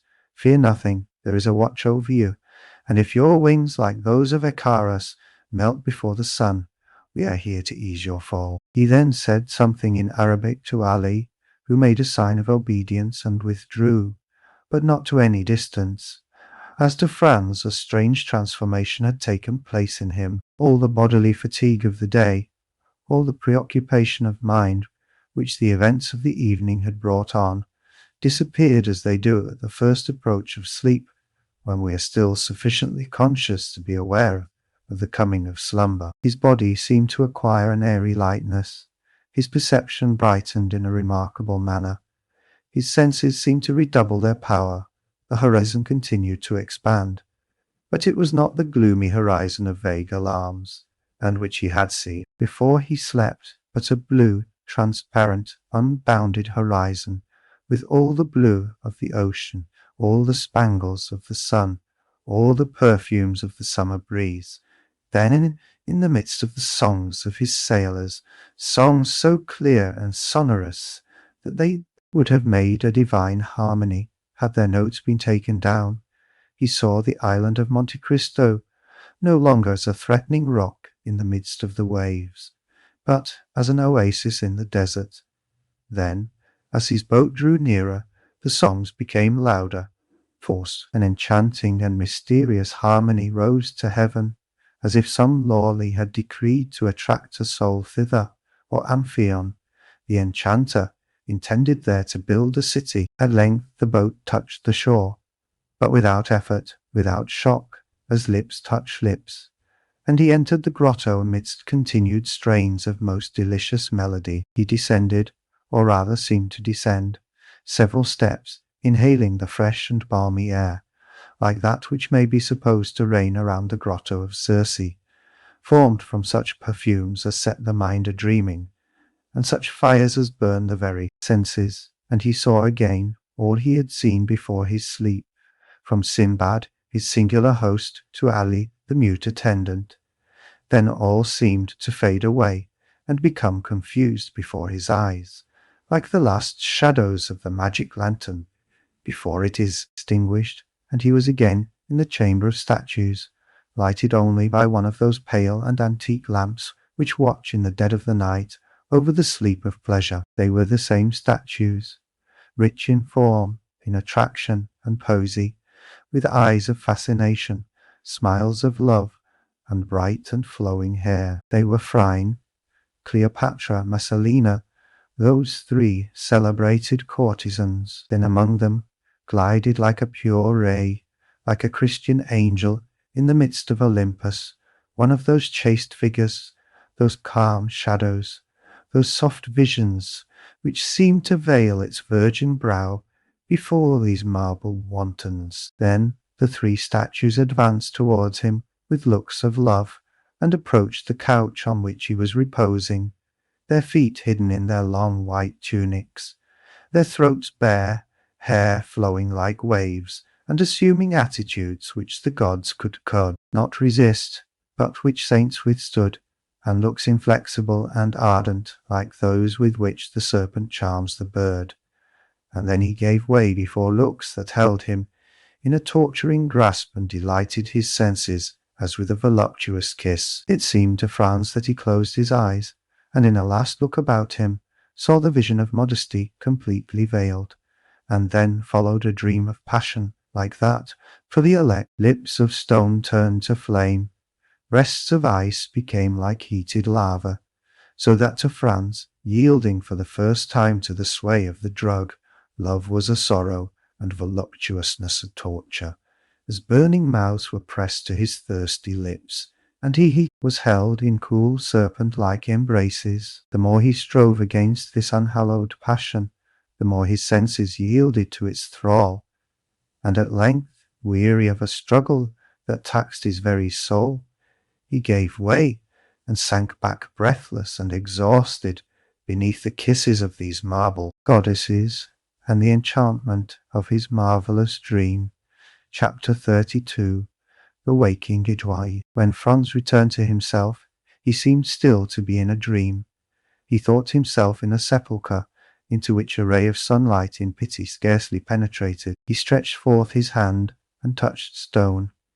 He rose to his seat and found himself lying on his burnous in a bed of dry heather, very soft and odoriferous. The vision had fled, and as if the statues had been but shadows from the tomb, they had vanished at his waking. He advanced several paces towards the point whence the light came, and to all the excitement of his dream succeeded the calmness of reality. He found that he was in a grotto, went towards the opening, and through a kind of fanlight saw a blue sea and an azure sky. The air and water were shining in the beams of the morning sun.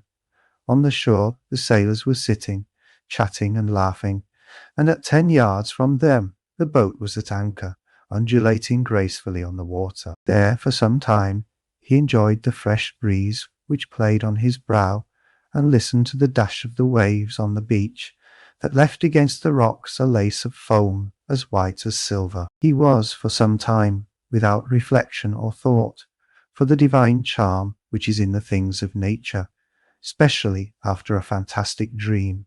Then gradually this view of the outer world, so calm, so pure, so grand, reminded him of the elusiveness of the elusiveness. His vision, and once more awakened memory. He recalled his arrival on the island, his presentation to a smuggler chief, a subterranean palace full of splendor, an excellent supper, and a spoonful of hashish. It seemed, however, even in the very face of open day, that at least a year had elapsed since all these things had passed. So deep was the impression made in his mind by the dream, and so strong a hold had it taken of his imagination. Thus every now and then he saw in fancy, amid the sailors, seated on a rock or undulating in the vessel, one of the shadows which had shared his dream with looks and kisses. Otherwise his head was perfectly clear, and his body refreshed. He was free from the slightest headache. On the contrary, he He felt a certain degree of lightness, a faculty for absorbing the pure air, and enjoying the bright sunshine more vividly than enjoying ever. He went gaily up to the sailors, who rose as soon as they perceived him, and the patron, accosting him, said, "The Signor Sinbad has left his compliments for your Excellency, and desires us to express the regret he feels at not being able to take his leave in person, but he trusts you will excuse him, as very important business calls him to Malaga." "So then, Gaetano," said Franz, "this is, then, all reality. There exists a man who has received me in this island, entertained me right royally, and has departed while I was asleep. He exists as certainly as that you may see his small yacht with all her sails spread, and if you will use your glass, you will, in all probability, recognize your host in the midst of his crew." So saying, Gaetano pointed in a direction in which a small vessel was making sail towards the southern point of Corsica. Franz adjusted his telescope and directed it towards the yacht. Gaetano was not mistaken. At the stern, the mysterious stranger was standing up, looking towards the shore, and holding a spyglass in his hand.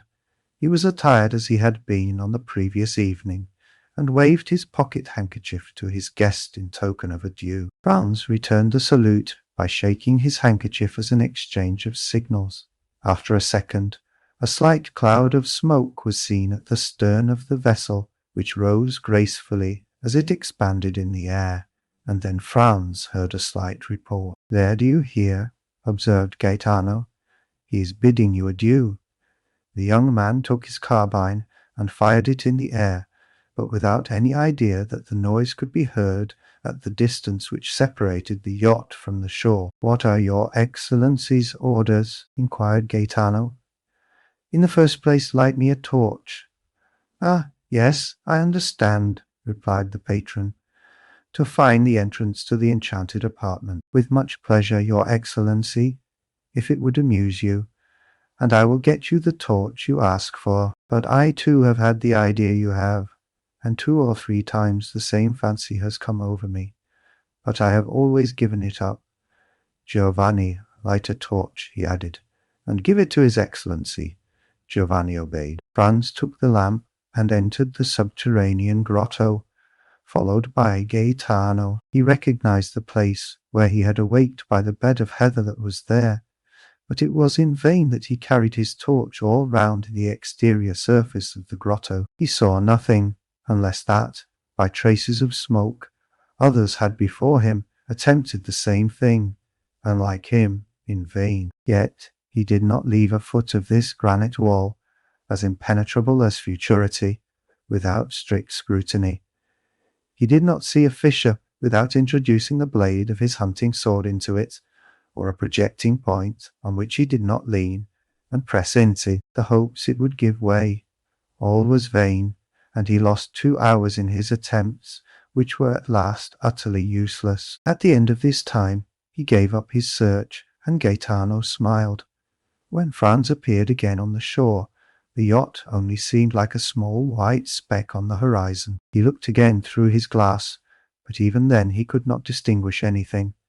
Gaetano reminded him that he had come for the purpose of shooting goats, which he had utterly forgotten. He took his fowling piece and began to hunt over the island with the air of a man who is fulfilling a duty, rather than enjoying a pleasure, and at the end of a quarter of an hour he had killed a goat and 2 kids. These animals, though wild and agile as chamois, were too much like domestic goats, and Franz could not consider them as game. Moreover, other ideas, much more enthralling, occupied his mind. Since the evening before, he had really been the hero of one of the tales of the 1001 Nights, and he was irresistibly attracted towards the grotto. Then, in spite of the failure of his first search, he began a second, after having told Gaetano to roast one of the 2 kids. The second visit was a long one, and when he returned, the kid was roasted and the repast ready. Franz was sitting on the spot where he was on the previous evening, when his mysterious host had invited him to supper, and he saw the little yacht, now like a seagull on the wave, continuing her flight towards Corsica. "Why," he remarked to Gaetano, You told me that Signor Sinbad was going to Malaga, while it seems he is in the direction of Porto Vecchio. Don't you remember? Said the patron. I told you that among the crew there were 2 Corsican brigands. True, and he is going to land them, added Franz. Precisely so, replied Gaetano. Ah, he is one who fears neither God nor Satan, they say, and would at any time run 50 leagues out of his course to do a poor devil a service. But such services as these might involve him with the authorities of the country in which he practices this kind of philanthropy, said Franz. And what cares he for that? Replied Gaetano with a laugh. Or any authorities? He smiles at them. Let them try to pursue him. Why, in the first place, his yacht is not a ship, but a bird, and he would beat any frigate 3 knots in every 9. And if he were to throw himself on the coast, why is he not certain of finding friends everywhere? It was perfectly clear that the Signor Sinbad, Franz's host, had the honour of being on excellent terms with the smugglers and bandits along the whole coast of the Mediterranean, and so enjoyed exceptional privileges. As to Franz, he had no longer any inducement to remain at Monte Cristo. He had lost all hope of detecting the secret of the grotto. He consequently dispatched his breakfast, and, his boat being ready, he hastened on board, and they were soon under way. At the moment the boat began her course, they lost sight of the yacht as it disappeared in the Gulf of Porto Vecchio. With it was effaced the last trace of the preceding night, and then supper, Sinbad, hashish, statues, all became a dream for friends. The boat sailed on all day and all night, and next morning, when the sun rose, they had lost sight of Monte Cristo. When Franz had once again set foot on shore, he forgot, for the moment at least, the events which had just passed, while he finished his affairs of pleasure at Florence, and then thought of nothing but how he should rejoin his companion, who was awaiting him at Rome. He set out, and on the Saturday evening reached the Place de la Douane by the mail coach. An apartment, as we have said, had been retained beforehand, and thus he had but to go to Signor Pastrini's hotel. But this was not so easy a matter, for the streets were thronged with people, and Rome was already a prey to that low and feverish murmur which precedes all great events. And at Rome there are 4 great events in every year: the Carnival, Holy Week, Corpus Christi, and the Feast of St. Peter. When all the rest of the year the city is in that state of dull apathy between life and death, which renders it similar to a kind of station between this world and the next, a sublime spot, a resting place full of poetry and character, and at which Franz had already halted 5 or 6 times, and had each time found it more marvellous and striking. At last he made his way through the mob, which was continually increasing and getting more and more turbulent, and reached the hotel. On his first inquiry, he was told, with the impertinence peculiar to hired hackney coachmen and innkeepers with their houses full, that there was no room for him at the Hotel de Londres. Then he sent his card to Signor Pastrini and asked for Albert de Morcerf. This plan succeeded, and Signor Pastrini himself ran to him, excusing himself for having made his Excellency wait, scolding the waiters, taking the candlestick from the porter, who was ready to pounce on the traveller and was about to lead him to Albert. When Morcerf himself appeared, the apartment consisted of 2 small rooms and a parlour.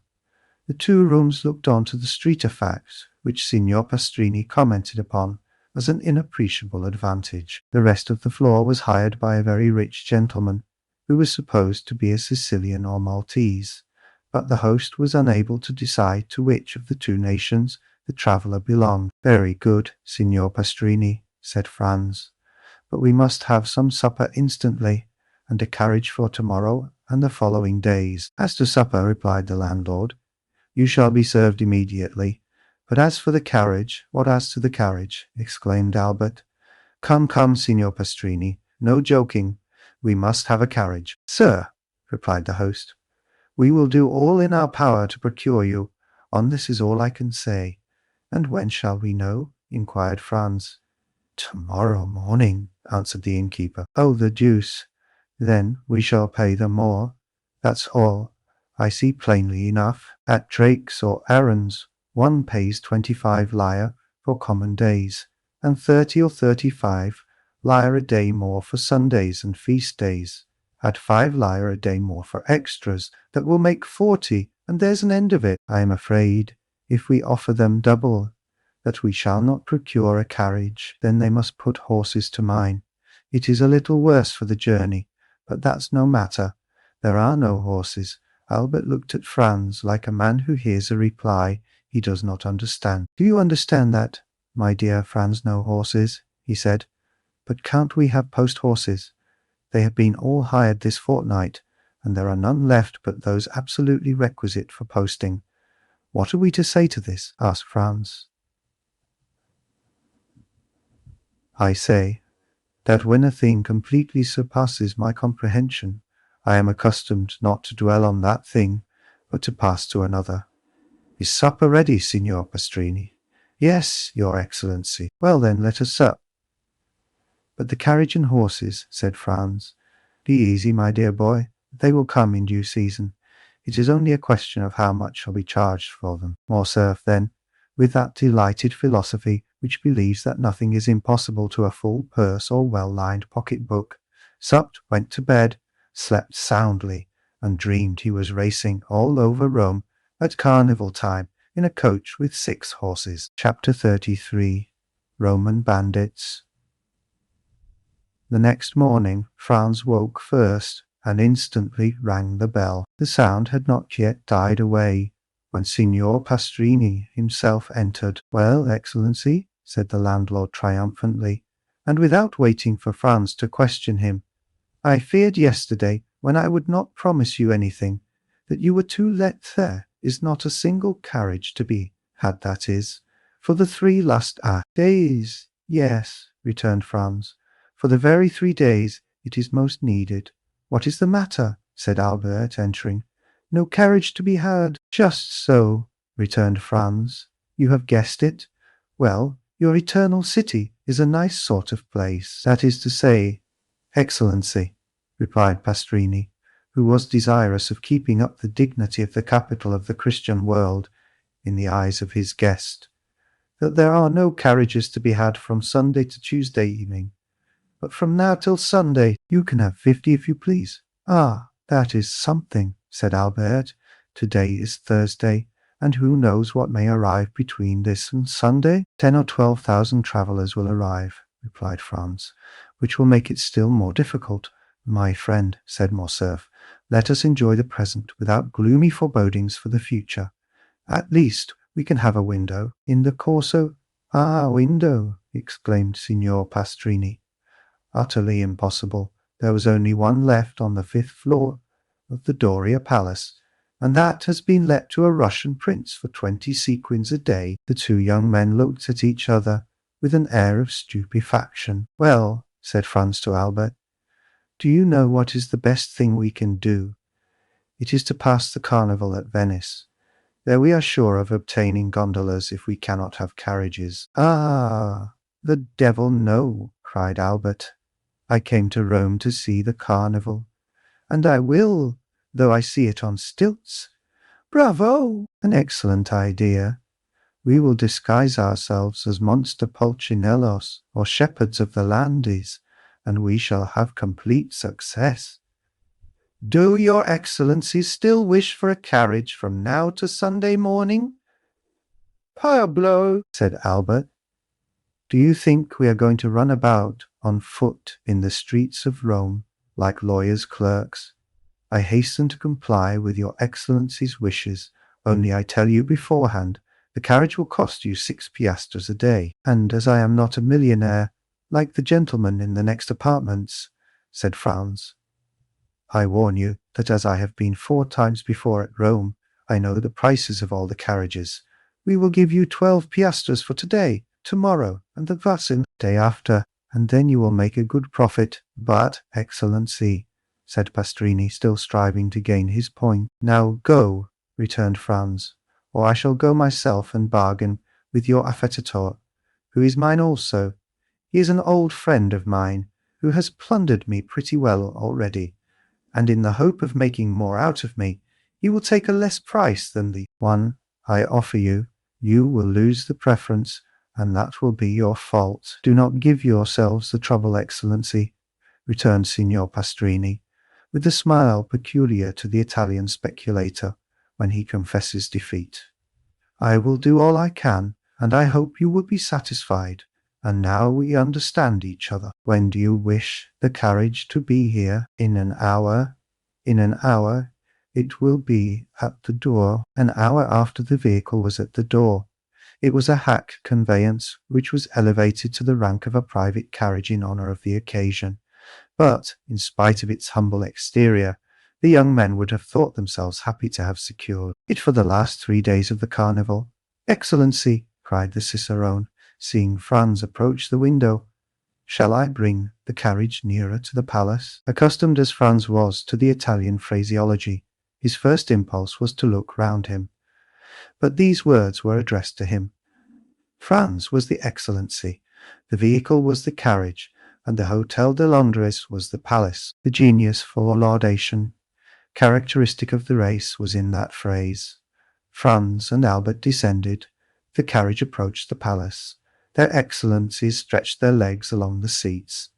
The cicerone sprang into the seat behind. Where do your Excellencies wish to go? Asked he. To St. Peter's first, and then to the Colosseum, returned Albert. But Albert did not know that it takes a day to see St. Peter's, and a month to study it. The day was passed at St. Peter's alone. Suddenly the daylight began to fade away. Franz took out his watch. It was 4:30. They returned to the hotel. At the door, Franz ordered the coachman to be ready at 8. He wished to show Albert the Colosseum by moonlight, as he had shown him St. Peter's by daylight. When we show a friend a city one has already visited, we feel the same pride as when we point out a woman whose lover we have been. He was to leave the city by the Porta del Popolo, skirt the outer wall, and re-enter by the Porta San Giovanni.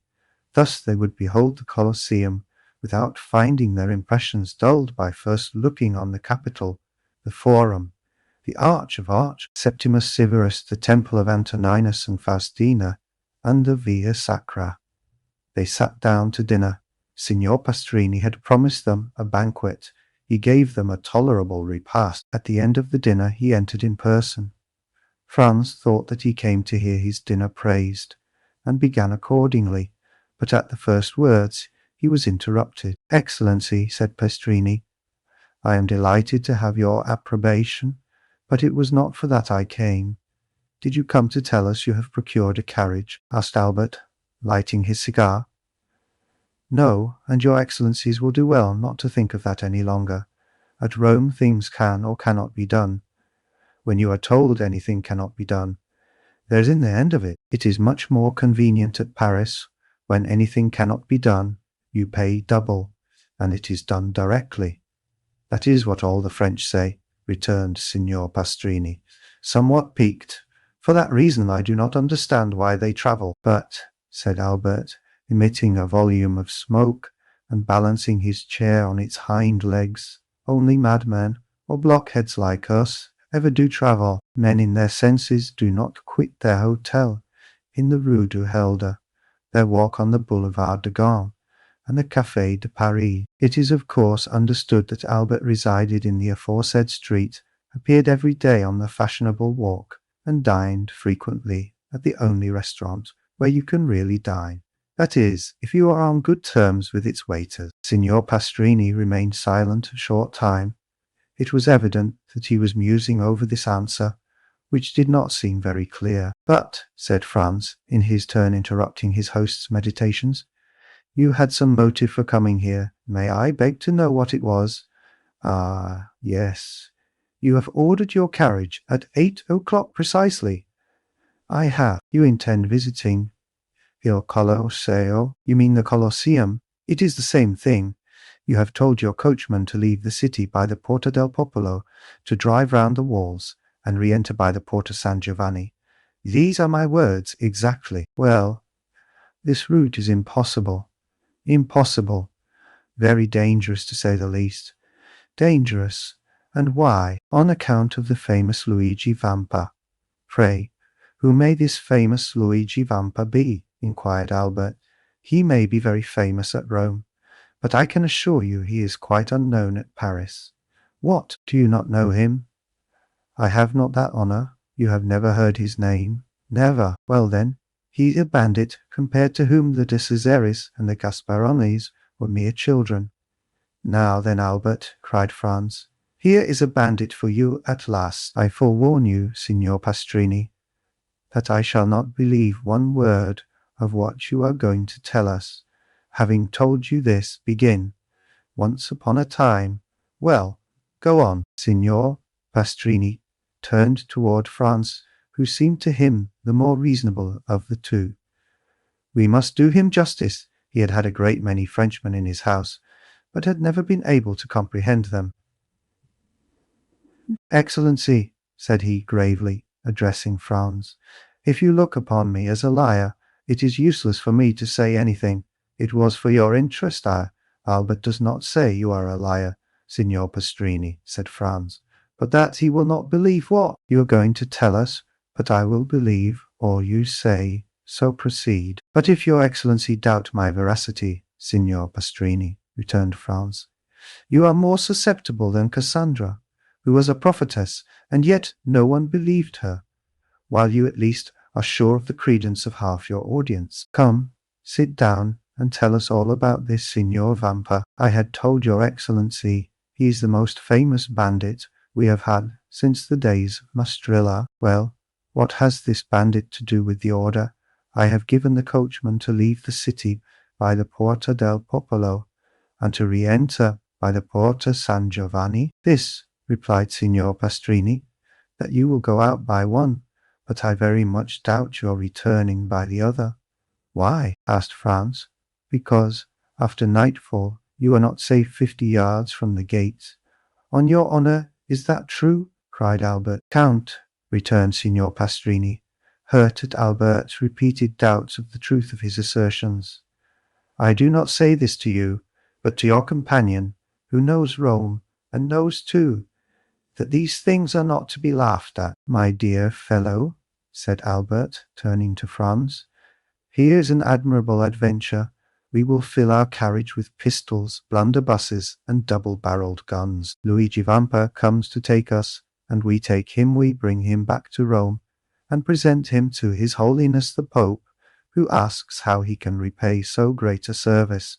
Then we merely ask for a carriage and a pair of horses, and we see the carnival in fair carriage, and doubtless the Roman people will crown us at the Capitol, and proclaim us, like Curtius and Horatius Cocles, the preservers of their country. Whilst Albert proposed this scheme, Signor Pastrini's face assumed an expression impossible to describe. And pray, asked Franz, where are these pistols, blunderbusses, and other deadly weapons with which you intend filling the carriage?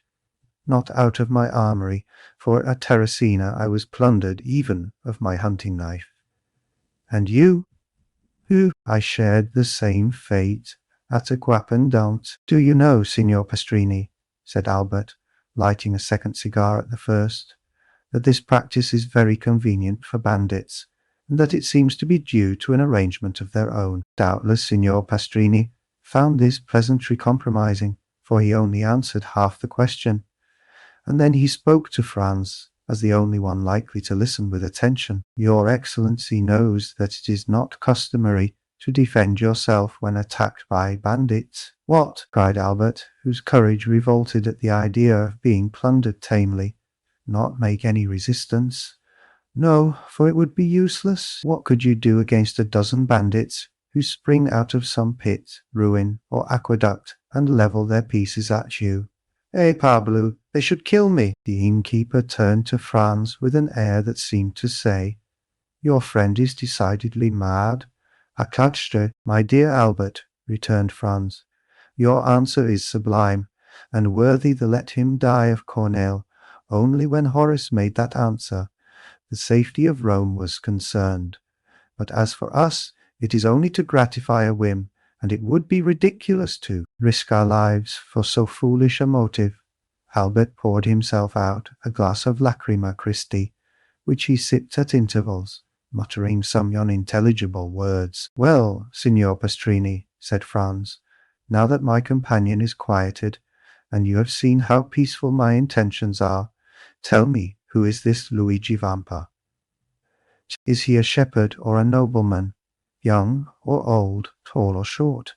Describe him, in order that if we meet him by chance, like Jean Spoga or Lara, we may recognize him." "You could not apply to anyone better able to inform you on all these points, for I knew him when he was a child, and one day that I fell into his hands, going from Ferentino to Alatri, he fortunately for me recollected me and set me free. Not only recollected me without ransom, but made me a present of a very splendid watch, and related his history to me."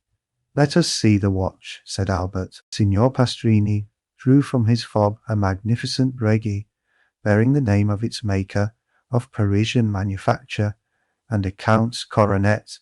"Here it is," said he. "Pesti," returned Albert, "I compliment you on it. I have its fellow." He took his watch from his waistcoat pocket, and it cost me 3,000 francs. "Let us hear the history," said Franz, motioning Signor Pastrini to seat himself. "Your Excellencies permit it?" asked the host. "Pardieu!" cried Albert. "You are not a preacher to remain standing." The host sat down, after having made each of them a respectful bow, which meant that he was ready to tell them all they wished to know concerning Luigi Vampa. "You tell me," said Franz, at the moment Signor Pastrini was about to open his mouth, "that you knew Luigi Vampa when he was a child. He's still a young man, then?" "A young man? He is only 22. He will gain himself a reputation." "What do you think of that, Albert? At 22, to be thus famous?" "Yes, and at his age Alexander, Caesar, and Napoleon, who have all made some noise in the world, were quite behind him." "So," continued Franz, "the hero of this history is only 22? "Scarcely so much." "Is he tall or short? Of the middle height, about the same stature as his Excellency?" returned the host, pointing to Albert. "Thanks for the comparison," said Albert, with a bow. "With a bow. Go on, Signor Pastrini," continued Franz, smiling at his friend's susceptibility. "To what class of society does he belong?" "While he was a shepherd boy attached to the farm of the Count of San Felice, situated between Palestrina and the Lake of Gabri. He was born at Pampinara, and entered the Count's service when he was 5 years old. His father was also a shepherd, who owned a small flock, and lived by the wool and the milk, which he sold at Rome. When quite a child, the little Vampa displayed a most extraordinary precocity. One day, when he was 7 years old, he came to the curate of Palestrina, and asked to be taught to read. It was somewhat difficult, for he could not quit his flock, but the good curate went every day to say mass at a little hamlet too poor to pay a priest, and which, having no other name, was called Borgo. He told Luigi that he might meet him on his return, and that then he would give him a lesson, warning him that it would be short, and that he must profit as much as possible by it. The child accepted joyfully. Every day Luigi led his flock to graze on the road that leads from Palestrina to Borgo. Every day at 9 o'clock in the morning, the priest and the boy sat down on a bank by the wayside, and the little shepherd took his lesson out of the priest's breviary. At the end of 3 months he had learned to read. This was not enough, must now learn to write. The priest had a writing teacher at Rome make 3 alphabets on large, 1 middling, and 1 small, and pointed out to him that by the help of a sharp instrument he could trace the letters on a slate, and thus learn to write. The same evening, when the flock was safe at the farm, the little Luigi hastened to the smith at Palestrina, took a large nail, heated and sharpened it, and formed a sort of stylus. The next morning he gathered an armful of pieces of slate and began. At the end of 3 months he had learned to write. The curate, astonished at his quickness and intelligence, made him a present of pens, paper, and a penknife. This demanded new effort, but nothing compared to the first. At the end of a week, he wrote as well with this pen as with the stylus. The curate related the incident to the Count of San Felice, who sent for the little shepherd, made him read and write before him, ordered his attendant to let him eat with the domestics, and to give him 2 piastres a month. With this, Luigi purchased books and pencils. He applied his imitative powers to everything, and like Giotto, when young, he drew on his slate sheet houses and trees. Then, with his knife, he began to carve all sorts of objects in wood. It was thus that Pinelli, the famous sculptor, had commenced. A girl of 6 or 7, that is a little younger than Vampa tended sheep on a farm near Palestrina. She was an orphan, born at Valmontone, and was named Teresa. The 2 children met, sat down near each other, let their flocks mingle together, played, laughed, and conversed together. In the evening, they separated the Count of San Felice's flock from those of Baron Servetri, and the children returned to their respective farms, promising to meet the next morning. The next day they kept their word, and thus they grew up together. Vampa was 12, and Teresa 11, and yet their natural disposition revealed itself. Beside his taste for the fine arts, which Luigi had carried as far as he could in his solitude, he was given to alternating fits of sadness and enthusiasm, was often angry and capricious, and always sarcastic. None of the lads of Pampinara, Palestrina, or Valmontone had been able to gain any influence over him, or even to become his companion. His disposition, always inclined to exact concessions, rather than to make them, kept him aloof from all friendships. Teresa alone ruled by a look, a word, a gesture, this impetuous character which yielded beneath the hand of a woman, and which beneath the hand of a man might have broken, but could never have been bended. Teresa was lively and gay, but coquettish to excess. The 2 piastres that Luigi received every month from the Count of San Felice's steward, and the price of all the little carvings in wood he sold at Rome, were expended in earrings, necklaces, and gold hairpins, so that, thanks to her friend's generosity, Teresa was the most beautiful and the best attired peasant near Rome. The 2 children grew up together, passing all their time with each other, and giving themselves up to the wild ideas of their different characters. Thus, in all their dreams, their wishes, and their conversations, Vampa saw himself the captain of a vessel, general of an army, or governor of a province. Teresa saw herself rich, superbly attired, and attended by a train of liveried domestics. Then, when they had thus passed the day in building castles in the air, they separated their flocks, and descended from the elevation of their dreams to the reality of their humble position. One day the young shepherd told the Count's steward that he had seen a wolf come out of the Sabine mountains and prowl around his flock. The steward gave him a gun. This was what Vampa longed for. This gun had an excellent barrel, made at Brescia, and carrying a ball with the precision of an English rifle. But one day the Count broke the stock, and had then cast the gun aside. This, however, was nothing to a sculptor like Vampa. He examined the broken stock, calculated what change it would require to adapt the gun to his shoulder, and made a fresh stock, so beautifully carved that it would have fetched 15 or 20 piastres had he chosen to sell it. But nothing could be farther from his thoughts. For a long time a gun had been the young man's greatest ambition. In every country where independence has taken the place of liberty, the first desire of a manly heart is to possess a weapon which at once renders him capable of defense or attack, and, by rendering its owner terrible, often makes him feared. From this moment, Vampa devoted all his leisure time to perfecting himself in the use of his precious weapon. He purchased powder and ball, and everything served him for a mark the trunk of some old and moss-grown olive tree that grew on the Sabine mountains, the fox as he quitted his earth on some marauding excursion, the eagle that soared above their heads, and thus he soon became so expert that Teresa overcame the terror she at first felt at the report, and amused herself by watching him direct the ball wherever he pleased, with as much accuracy as if he placed it by hand. One evening a wolf emerged from a pine wood, near which they were usually stationed, but the wolf had scarcely advanced 10 yards ere he was dead. Proud of this exploit, Vampa took the dead animal on his shoulders and carried him to the farm. These exploits had gained Luigi considerable reputation. The man of superior abilities always finds admirers, go where he will. He was spoken of as the most adroit, the strongest, and the most courageous contadino for 10 leagues around. And although Teresa was universally allowed to be the most beautiful girl of the Sabines, no one had ever spoken to her of love, because it was known that she was beloved by Vampa. And yet the two young people had never declared their affection.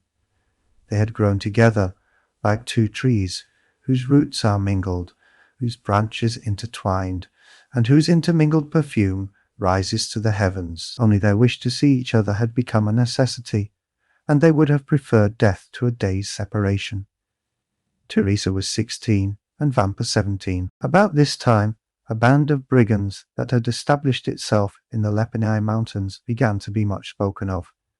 The brigands have never been really extirpated from the neighborhood of Rome. Sometimes a chief is wanted, but when a chief presents himself, he rarely has to wait long for a band of followers. The celebrated Cucumetto, pursued in the Abruzzo, driven out of the kingdom of Naples, where he had carried on a regular war, had crossed the Garigliano, like Manfred, and had taken refuge on the banks of the Amasine, between Sonnino and Juperno. He strove to collect a band of followers, and followed the footsteps of De Cesaris and Gasparone, whom he hoped to surpass. Their disappearance at first caused much disquietude, but it was soon known that they had joined Cucumetto. After some time, Cucumetto became the object of universal attention.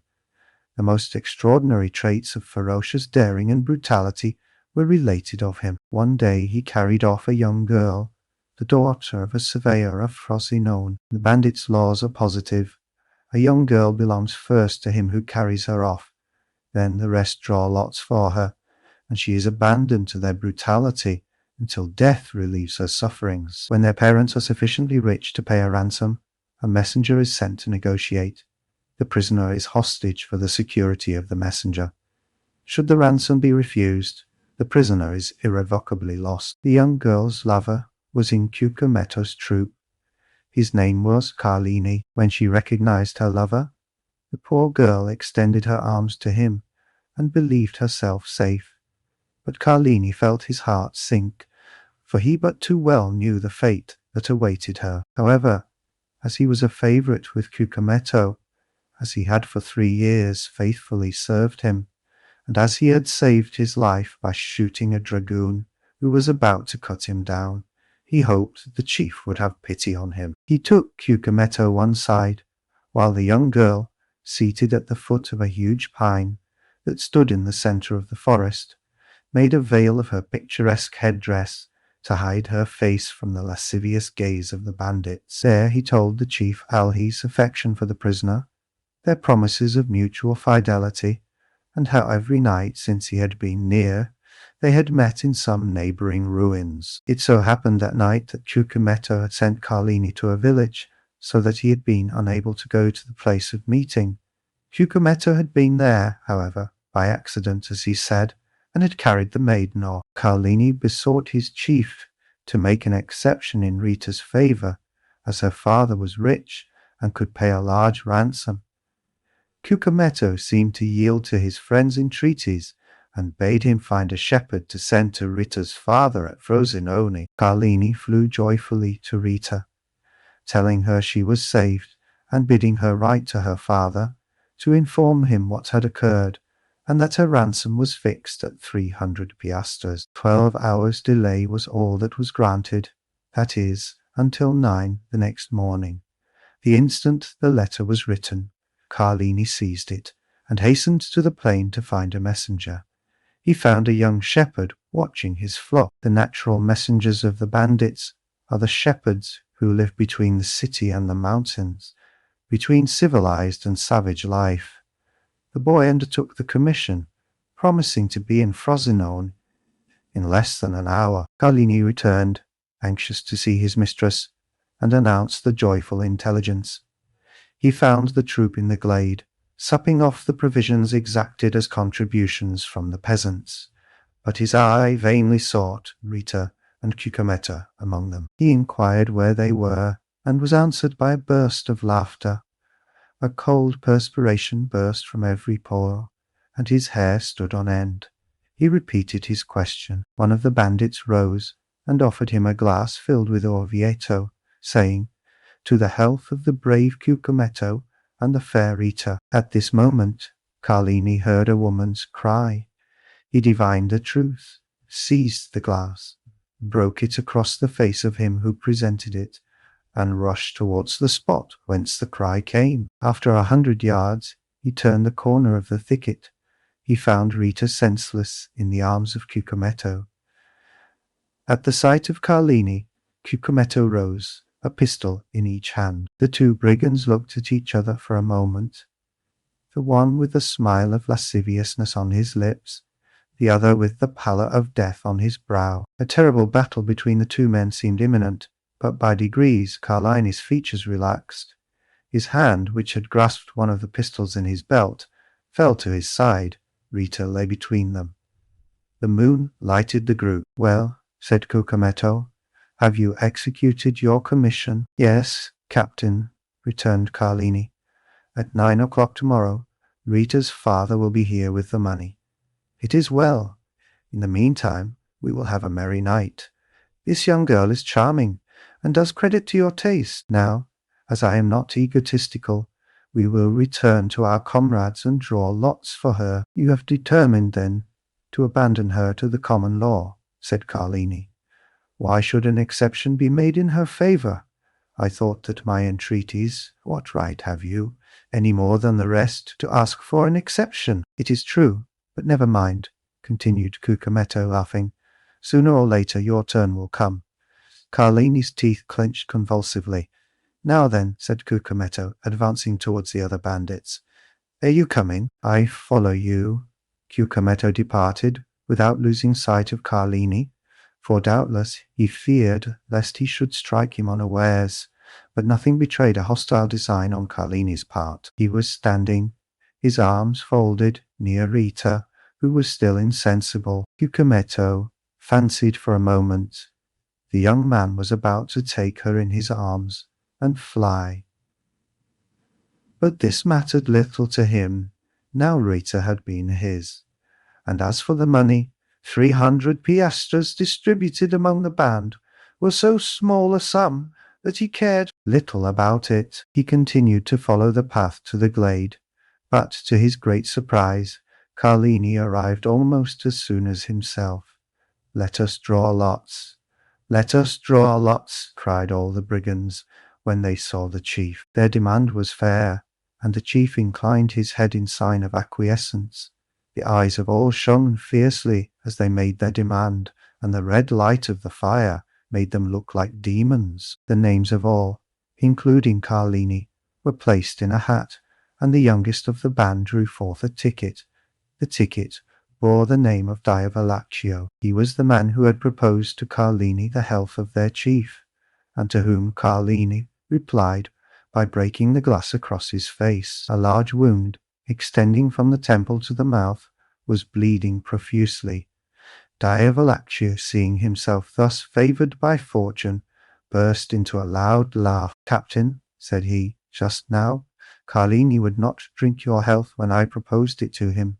Propose mine to him, and let us see if he will be more condescending to you than to me." Everyone expected an explosion on Carlini's part, but to their great surprise he took a glass in one hand and a flask in the other, and filling it, "Your health, Diavolaccio," said he calmly, and he drank it off without his hand trembling in the sheer. He trembling his hand, Lise. Then, sitting down by the fire, "My supper," said he. "My expedition has given me an appetite." "Well done, Carlini," cried the brigands. "That is acting like a good fellow," and they all formed a circle round the fire while Diavolaccio disappeared. Carlini ate and drank as if nothing had happened. The bandits looked on with astonishment at this singular conduct, until they heard footsteps.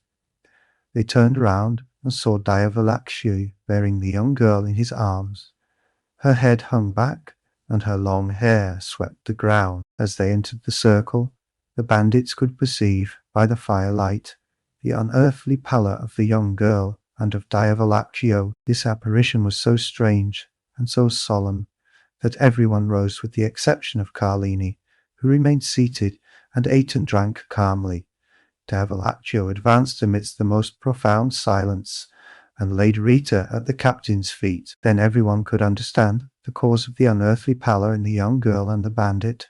A knife was plunged up to the hilt in Rita's left breast. Everyone looked at Carlini. The sheath at his belt was empty. Ah, said the chief. I now understand why Carlini stayed behind. All savage natures appreciate a desperate deed. No other of the bandits would, perhaps, have done the same. But they all understood what Carlini had done. Now then, cried Carlini, rising in his turn and approaching the corpse, his hand on the butt of one of his pistols. Does anyone dispute the possession of this woman with me? No, returned the chief. She is thine. Carlini raised her in his arms and carried her out of the circle of firelight.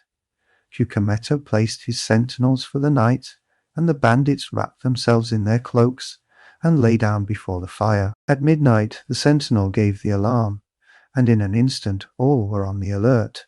It was Rita's father, who brought his daughter's ransom in person. Here, said he to Cucumetto, here are 300 piastres. Give me back my child. But the chief, without taking the money, made a sign to him to follow. The old man obeyed. They both advanced beneath the trees, through whose branches streamed the moonlight. Cucumetto stopped at last, and pointed to two persons grouped at the foot of a tree. There, said he, demand thy child of Carlini. He will tell thee what has become of her. And he returned to his companions. The old man remained motionless. He felt that some great and unforeseen misfortune hung over his head. At length he advanced toward the group, the meaning of which he could not comprehend. As he approached, Carlini raised his head, and the forms of two persons became visible to the old man's eyes. A woman lay on the ground, her head resting on the knees of a man who was seated by her. As he raised his head, the woman's face became visible. The old man recognized his child, and Carlini recognized the old man. I expected thee, said the bandit to Rita's father. Wretch, returned the old man, what hast thou done? And he gazed with terror on Rita, pale and bloody, a knife buried in her bosom. A ray of moonlight poured through the trees and lighted up the face of the dead. Cucumetto had violated thy daughter, said the bandit. I loved her, therefore I slew her, for she would have served as the sport of the whole band. The old man spoke not, and grew pale as death. Now, continued Carlini, if I have done wrongly, avenge her. And withdrawing the knife from the wound in Rita's bosom, he held it out to the old man with one hand, while with the other he tore open his vest. Thou hast done well, returned the old man in a hoarse voice. Embrace me, my son. Carlini threw himself, sobbing like a child, into the arms of his mistress' father. These were the first tears a man of blood had ever wept. Now, said the old man, aid me to bury my child. Carlini fetched 2 pickaxes, and the father and the lover began to dig at the foot of a huge oak, beneath which the young girl was to repose. When the grave was formed, the father embraced her first, and then the lover. Afterwards, one taking the head, the other the feet, they placed her in the grave. Then they knelt on each side of the grave, and said the prayers of the dead. Then, when they had finished, they cast the earth over the corpse until the grave was filled. Then, extending his hand, the old man said, I thank you, my son, and now leave me alone. Yet, replied Carlini, leave me, I command you. Carlini obeyed, rejoined his comrades, folded himself in his cloak, and soon appeared to sleep as soundly as the rest. It had been resolved the night before to change their encampment. An hour before daybreak, Cucumetto aroused his men and gave the word to march. But Carlini would not quit the forest without knowing what had become of Rita's father. He went toward the place where he had left him. He found the old man suspended from one of the branches of the oak which shaded his daughter's grave. He then took an oath of bitter vengeance over the dead body of the one and the tomb of the other, but he was unable to complete this oath, for 2 days afterwards, in an encounter with the Roman carbineers, Carlini was killed. There was some surprise, however, that, as he was with his face to the enemy, he should have received a ball between his shoulders. That astonishment ceased when one of the brigands remarked to his comrades that Cucumetto was stationed 10 paces in Carlini's rear when he fell. On the morning of the departure from the forest of Frosinone, he had followed Carlini in the darkness, and heard this oath of vengeance, and like a wise man, anticipated it. They told 10 other stories of this bandit chief, each more singular than the other. Thus from Fondi to Perugia, everyone trembles at the name of Cucumetto. These narratives were frequently the theme of conversation between Luigi and Teresa. The young girl trembled very much at hearing the stories, but Vampa reassured her with a smile, tapping the butt of his good fowling piece, which threw its ball so well. And if that did not restore her courage, he pointed to a crow, perched on some dead branch, took aim, touched the trigger, and the bird fell dead at the foot of the tree. Time passed on, and the 2 young people had agreed to be married when Vampa should be 20 and Teresa 19 years of age. They were both orphans, and had only their employer's leave to ask, which had been already sought and obtained. One day, when they were talking over their plans for the future, they heard 2 or 3 reports of firearms, and then suddenly a man came out of the wood, near which the 2 young persons used to graze their flocks, and hurried towards them. When he came within hearing, he exclaimed, "I am pursued. Can you conceal me?" They knew full well that this fugitive must be a bandit, but there is an innate sympathy between the Roman brigand and the Roman peasant, and the latter is always ready to aid the former. Vampa, without saying a word, hastened to the stone that closed up the entrance to their grotto, drew it away, made a sign to the fugitive to take refuge there, in a retreat unknown to everyone, closed the stone upon him, and then went and resumed his seat by Teresa. Instantly afterwards 4 carbineers, on horseback, appeared on the edge of the wood. 3 of them appeared to be looking for the fugitive, while the 4th dragged a brigand prisoner by the neck. The 3 carbineers looked about carefully on every side, saw the young peasants, and galloping up, began to question them. They had seen no one. "That is very annoying," said the brigadier, "for the man we are looking for is the chief." "Cucumetto," cried Luigi and Teresa at the same moment. "Yes," replied the brigadier, "and as his head is valued at 1,000 Roman crowns, there would have been 500 for you, if you had helped us to catch him." The 2 young persons exchanged looks. The brigadier had a moment's hope. 500 Roman crowns are 3,000 lire, and 3,000 lire are a fortune for 2 poor orphans who are going to be married. "Yes, it is very annoying," said Vampa, "but we have not seen him." Then the carbineers scoured the country in different directions, but in vain. Then after a time they disappeared. Vampa then removed the stone, and Cucumetto came out. Through the crevices in the granite he had seen the 2 young peasants talking with the carbineers, and guessed the subject of their parley. He had read in the countenances of Luigi and Teresa their steadfast resolution not to surrender him, and he drew from his pocket a purse full of gold, which he offered to them. But Vampa raised his head proudly. As to Teresa, her eyes sparkled when she thought of all the fine gowns and gay jewelry she could buy with this purse of gold. Cucumetto was a cunning fiend, and had assumed the form of a brigand instead of a serpent, and this look from Teresa showed to him that she was a worthy daughter of Eve, and he returned to the forest, pausing several times on his way under the forest pretext of saluting his protectors. Several days elapsed, and they neither saw nor heard of Cucumetto. The time of the carnival was at hand. The Count of San Felice announced a grand masked ball, to which all that were distinguished in Rome were invited. Teresa had a great desire to see this ball. Luigi asked permission of his protector, the steward, that she and he might be present amongst the servants of the house. This was granted.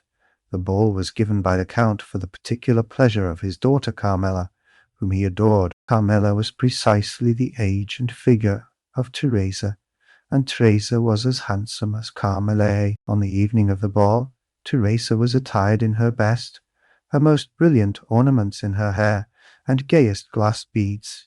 She was in the costume of the women of Frascati.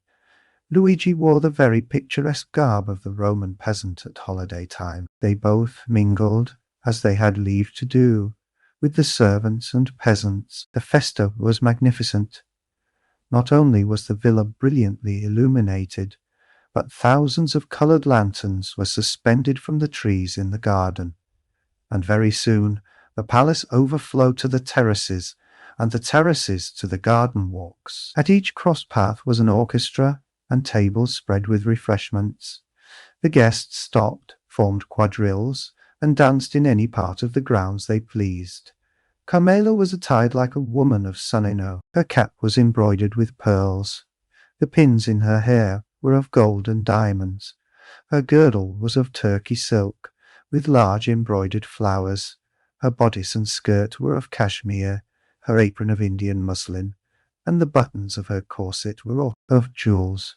Two of her companions were dressed, the one as a woman of Nettuno, and the other as a woman of La Ricciardi. 4 young men of the richest and noblest families of Rome accompanied them with that Italian freedom which has not its parallel in any other country in the world. They were attired as peasants of Albano, Velletri, Civita, Castellana, and Sora. We need hardly add that these peasant costumes, like those of the young women, were brilliant with gold and jewels.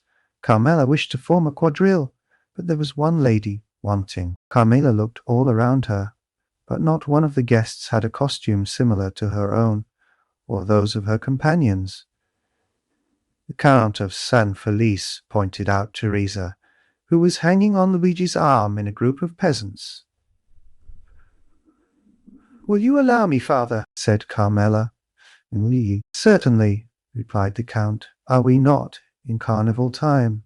Carmela turned towards the young man who was talking with her, and saying a few words to him, pointed with her finger to Teresa. The young man looked, bowed in obedience, and then went to Teresa and invited her to dance in a quadrille directed by the Count's daughter. Teresa felt a flush pass over her face.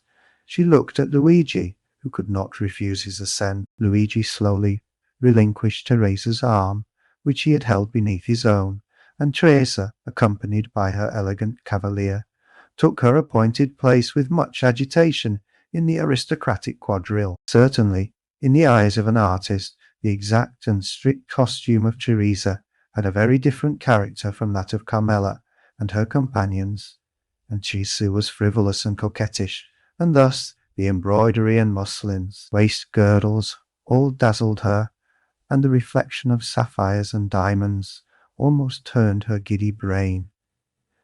Luigi felt a sensation hitherto unknown arising in his mind. It was like an acute pain which gnawed at his heart, and then thrilled through his whole body. He followed with his eye each movement of Teresa and her cavalier. When their hands touched, he felt as though he should swoon. Every pulse beat with violence, and it seemed as though a bell were ringing in his ears. When they spoke, although Teresa listened timidly and with downcast eyes to the conversation of her cavalier, as Luigi could read in the ardent looks of the good-looking young man that his language was that of praise. It seemed as if the whole world was turning round with him, and all the voices of hell were whispering in his ears ideas of murder and assassination. Then, fearing that his paroxysm might get the better of him, he clutched with one hand the branch of a tree against which he was leaning, and with the other convulsively grasped the dagger with a carved handle which was in his belt, and which, unwittingly, he drew from the scabbard from time to time. Luigi was jealous. He felt that, influenced by her ambitions and coquettish disposition, Teresa might escape him. The young peasant girl, at first timid and scared, soon recovered herself. We have said that Teresa was handsome, but this is not all. Teresa was endowed with all those wild graces which are so much more potent than our affected and studied elegancies. She had almost all the honours of the quadrille, and if she were envious of the Count of San Felice's daughter, we will not undertake to say that Carmela was not jealous of her, and with overpowering compliments, her handsome cavalier led her back to the place whence he had taken her, and where Luigi awaited her. Twice or thrice during the dance, the young girl had glanced at Luigi, and each time she saw that he was pale, and that his features were agitated. Once even the blade of his knife, half drawn from its sheath, had dazzled her eyes with its sinister glare. Thus it was almost tremblingly that she resumed her lover's arm. The quadrille had been most perfect, and it was evident there was a great demand for a repetition, Carmela alone objecting to it. But the Count of San Felice besought his daughter so earnestly that she acceded. One of the cavaliers then hastened to invite Teresa, without whom it was impossible for the quadrille to be formed.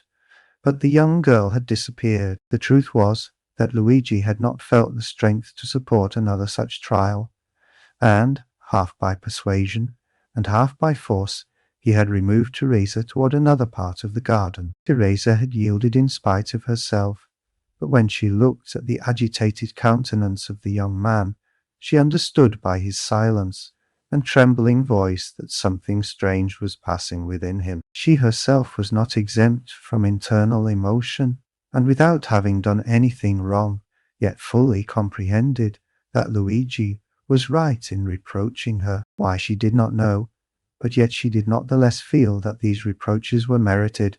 However, to Teresa's great astonishment, Luigi remained mute, and not a word escaped his lips the rest of the evening. When the chill of the night had driven away the guests from the gardens, and the gates of the villa were closed on them for the festa indoors, he took Teresa quite away, and as he left her at her home, he said, "Teresa, what were you thinking of us? You danced opposite the young Countess of San Felice." "I thought," replied the young girl with all the frankness of her nature, "that I would give half my life for a costume such as she wore." "And what said your cavalier to you?" "He said it only depended on myself to have it, and I had only one word to say." "He was right," said Luigi. "Do you desire it as ardently as you say?" "Yes." "Well, then, you shall have it." The young girl, much astonished, raised her head to look at him, but his face was so gloomy and terrible that her words froze to her lips. As Luigi spoke thus, he left her. Teresa followed him with her eyes into the darkness as long as she could, and when he had quite disappeared, she went into the house with a sigh. That night a memorable event occurred, due no doubt to the imprudence of some servant who had neglected to extinguish the lights. The villa of San Felice took fire in the rooms adjoining the very apartment of the lovely Carmela. Awakened in the night by the light of the flames, she sprang out of bed, wrapped herself in a dressing gown, and attempted to escape by the door, but the corridor by which she hoped to fly was already a prey to the flames. She then returned to her room, calling for help as loudly as she could, when suddenly her window, which was 20 feet from the ground, was opened. A young peasant jumped into the chamber, seized her in his arms, and with superhuman skill,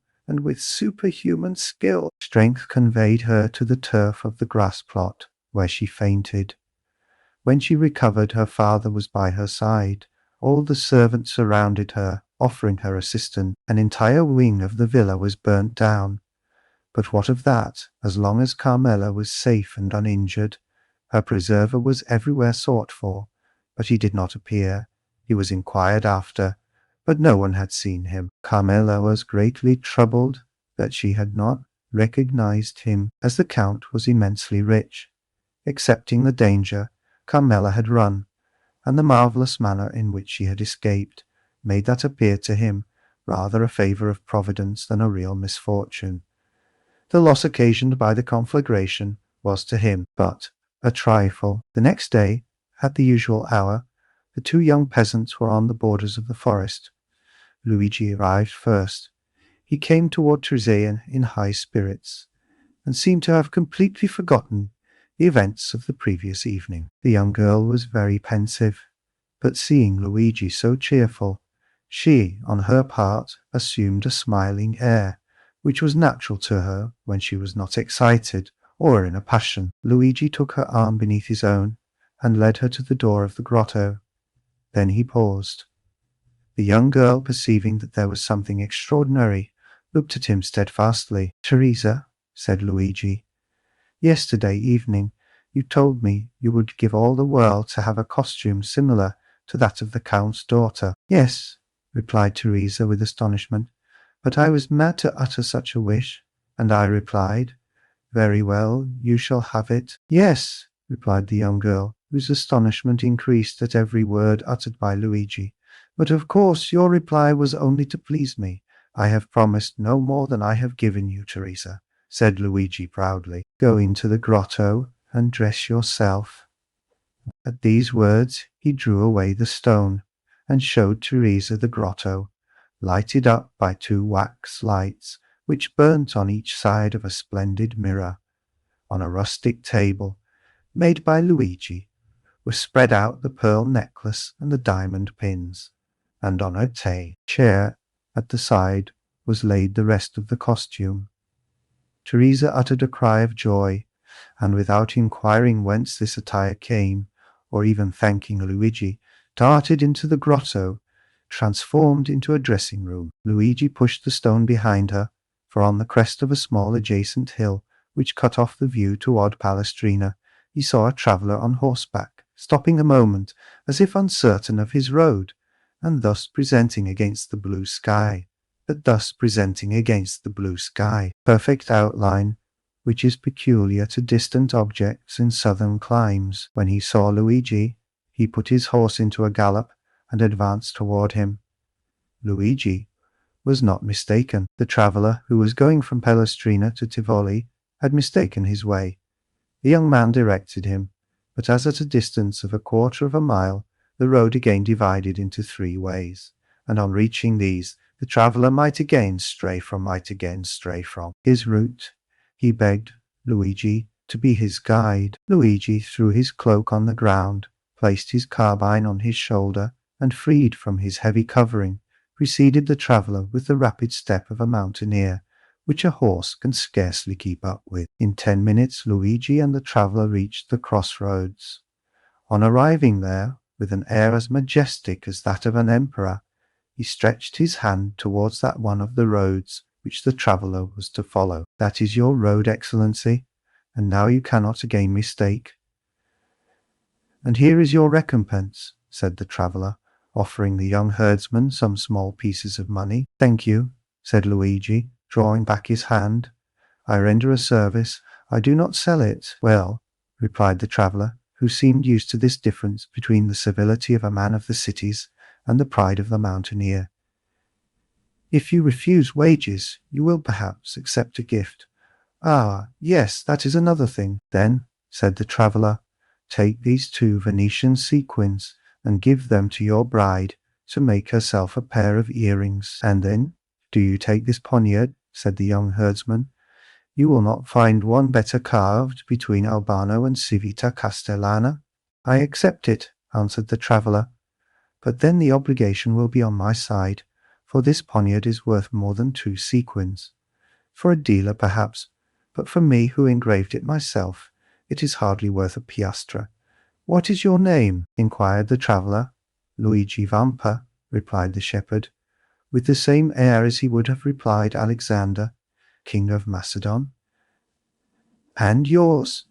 "I," said the traveller, "am called Sinbad the Sailor." Franz d'Epinay started with surprise. "Sinbad the Sailor," he said. "Yes," replied the narrator, "that was the name which the traveller gave to Vampa as his own." "Well, and what may you have to say against this name?" inquired Albert. "It is a very pretty name, and the adventures of the gentleman of that name amused me very much in my youth, I must confess." "Ban," said no more. The name of Sinbad the sailor, as may well be supposed, awakened in him a world of recollections, as had the name of the Count of Monte Cristo on the previous evening. "Proceed," said he to the host. Vampa put the 2 sequins haughtily into his pocket and slowly returned by the way he had gone.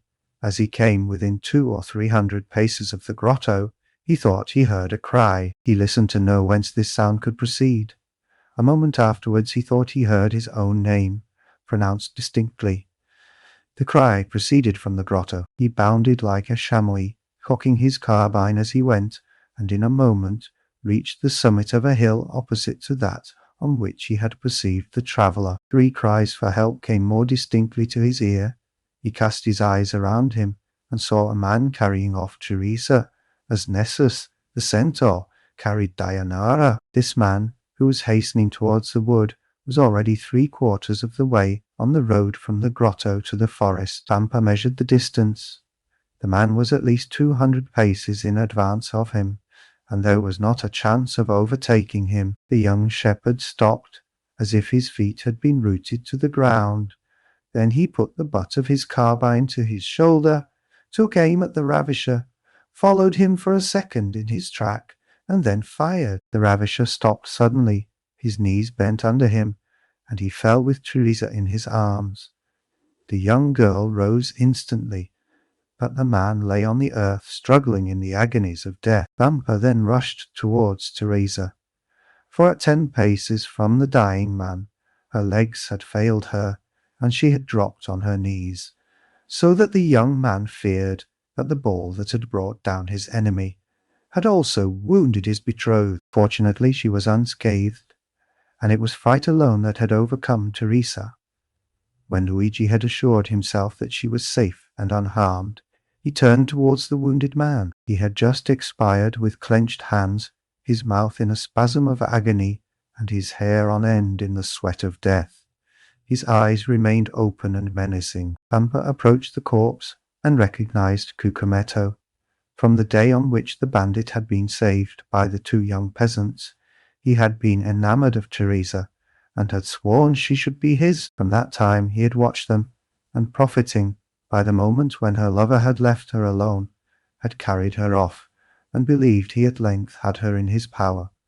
When the ball, directed by the unerring skill of the young herdsman, had pierced his heart, Vampa gazed on him for a moment without betraying the slightest emotion, while, on the contrary, Teresa, shuddering in every limb, dared not approach the slain ruffian but by degrees, and threw a hesitating glance at the dead body over the shoulder of her lover. Suddenly Vampa turned toward his mistress. "Ah," said he, "good, good, you are dressed. It is now my turn to dress myself." Teresa was clothed from head to foot in the garb of the Count of San Felice's daughter. Vampa took Cucumetto's body in his arms and conveyed it to the grotto, while in her turn Teresa remained outside. If a second traveller had passed, he would have seen a strange thing. A shepherdess watching her flock, clad in a cashmere gown, with earrings and necklace of pearls, diamond pins and buttons of sapphires, emeralds and rubies. He would no doubt have believed that he had returned to the times of Florian, and would have declared, on reaching Paris, that he had met an Alpine shepherdess seated at the foot of the Sabine hill. At the end of a quarter of an hour, Vampa quitted the grotto. His costume was no less elegant than that of Teresa. He wore a vest of garnet-coloured velvet, with buttons of cut gold, a silk waistcoat covered with embroidery, a Roman scarf tied round his neck, a cartridge box worked with gold and red and green silk, sky-blue velvet breeches fastened above the knee with diamond buckles, garters of deerskin worked with 1,000 arabesques, and a hat whereon hung ribbons of all colours. 2 watches hung from his girdle, and a splendid poniard was in his belt. Teresa uttered a cry of admiration. Vampa in this attire resembled a painting by Leopold Robert or Schnetz. He had assumed the entire costume, of Cucumetto. The young man saw the effect produced on his betrothed, and a smile of pride passed over his lips. "Now," he said to Teresa, "are you ready to share my fortune, whatever it may be?" "Oh, yes!" exclaimed the young girl enthusiastically. "And follow me wherever I go, to the world's end. Then take my arm, and let us on. We have no time to lose." The young girl did so, without questioning her lover as to where he was conducting her, for he appeared to her at this moment as handsome, proud, and powerful as a god. They went towards the forest, and soon entered it. We need scarcely say that all the paths of the mountain were known to Vampa. He therefore went forward without a moment's hesitation, although there was no beaten track, but he knew his path by looking at the trees and bushes, and thus they kept on, advancing for nearly an hour and a half. At the end of this time they had reached the thickest part of the forest. A torrent, whose bed was dry, led into a deep gorge. Vampa took this wild road, which, enclosed between two ridges, and shadowed by the tufted umbrage of the pines, seemed, but for the difficulties of its descent, that path to Avernus of which Virgil speaks. Teresa had become alarmed at the wild and deserted look of the plain around her, and pressed closely against her guide, not uttering a syllable, but as she saw him advance with even step and composed countenance, she endeavoured to repress her emotion. Suddenly, about 10 paces from them, a man advanced from behind a tree and aimed at Vampa. "Not another step," he said, "or you are a dead man." "What then?" said Vampa, raising his hand with a gesture of disdain, while Teresa, no longer able to restrain her alarm, clung closely to him. "Do wolves rend each other? Who are you?" inquired the sentinel. "Who are you?" inquired the sentinel. "I am Luigi Vampa, shepherd of the San Felice farm. What do you want?" "I would speak with your companions, who are in the glade at Roccabianca." "Follow me, then," said the sentinel, "or as you know your way, go first." Vampa smiled disdainfully at this precaution on the part of the bandit, went before Teresa, and continued to advance with the same firm and easy step as before. At the end of 10 minutes the bandit made them a sign to stop. The two young persons obeyed. Then the bandit thrice imitated the cry of a crow. A croak answered this signal. "Good," said the sentry. "You may now go on." Luigi and Teresa again set forward. As they went on, Teresa clung tremblingly to her lover at the sight of weapons and the glistening of carbines through the trees. The retreat of Roccabianca was at the top of a small mountain, which no doubt in former days had been a volcano, an extinct volcano, before the days when Remus and Romulus had deserted Alba to come and found the city of Rome. Teresa and Luigi reached the summit, and all at once found themselves in the presence of 20 bandits. "Here is a young man who seeks and wishes to speak to you," said the sentinel. "What has he to say?" inquired the young man who was in command in the chief's absence. "I wish to say that I am tired of a shepherd's life," was Vampa's reply. "Ah, I understand," said the lieutenant. "And you seek admittance into our ranks?" "Welcome," cried several bandits from Ferrusino, Pampinara, and Anagni, who had recognized Luigi Vampa. "Yes, but I came to ask something more than to be your companion." "And what may that be?" inquired the bandits with astonishment. "I come to ask to be your captain," said the young man. The bandits shouted with laughter. "And what have you done to aspire to this honor?" demanded the lieutenant. "I have killed your chief, Cucumetto, whose dress I now wear, and I set fire to the Villa San Felice to procure a wedding dress for my betrothed. An hour afterwards, Luigi Vampa was chosen captain, vice Cucumetto, deceased." "Well, my dear Albert," said Franz, turning towards his friend, "what think you of citizen Luigi Vampa?" "I say he is a myth," replied Albert, "and never had an existence." "And what may a myth be?" inquired Pastrini. "The explanation would be too long, my dear landlord," replied Franz. "And you say that Signor Vampa exercises his profession at this moment in the environs of Rome, and with a boldness of which no bandit before him ever gave an example. Then the police have vainly tried to lay hands on him. Why, you see, he has a good understanding with the shepherds in the plains, the fishermen of the Tiber, and the smugglers of the coast. They seek for him in the mountains, and he is on the waters. They follow him on the waters, and he is on the open sea. Then they pursue him, and he has suddenly taken refuge in the islands at Giulia, Gianutri, or Monte Cristo, and when they hunt for him there, he reappears suddenly at Albano, Tivoli, or Laricea. And how does he behave towards travellers? Alas, his plan is very simple. It depends on the distance he may be from the city, whether he gives 8 hours, 12 hours, or a day wherein to pay their ransom. And when that time has elapsed, he allows another hour's grace. At the 60th minute of this hour, if the money is not forthcoming, he blows out the prisoner's brains with a pistol shot, or plants his dagger in his heart, and that settles the account. Well, Albert, inquired Franz of his companion, are you still disposed to go to the Colosseum by the outer wall? Quite so, said Albert, if the way be picturesque. The clock struck 9 as the door opened, and a coachman appeared. Excellency, said he, the coach is ready. Well then, said Franz, let us to the Colosseum, by the Porta del Popolo, or by the streets, your excellencies, by the streets, morbleu, by the streets, cried Franz. Ah, my dear fellow, said Albert, rising and lighting his third cigar. Really, I thought you had more courage. So saying, the two young men went down the staircase and got into the carriage. Chapter 34. The Colosseum. Franz had so managed his route that during the ride to the Colosseum they passed not a single ancient ruin, so that no preliminary impression interfered to mitigate the colossal proportions of the gigantic building they came to admire. The road selected was a continuation of the Via Sistina. Then, by cutting off the right angle of the street in which stands Santa Maria Maggiore, and proceeding by the Via Urbana and San Pietro in Vincoli, the travellers would find themselves directly opposite the Colosseum.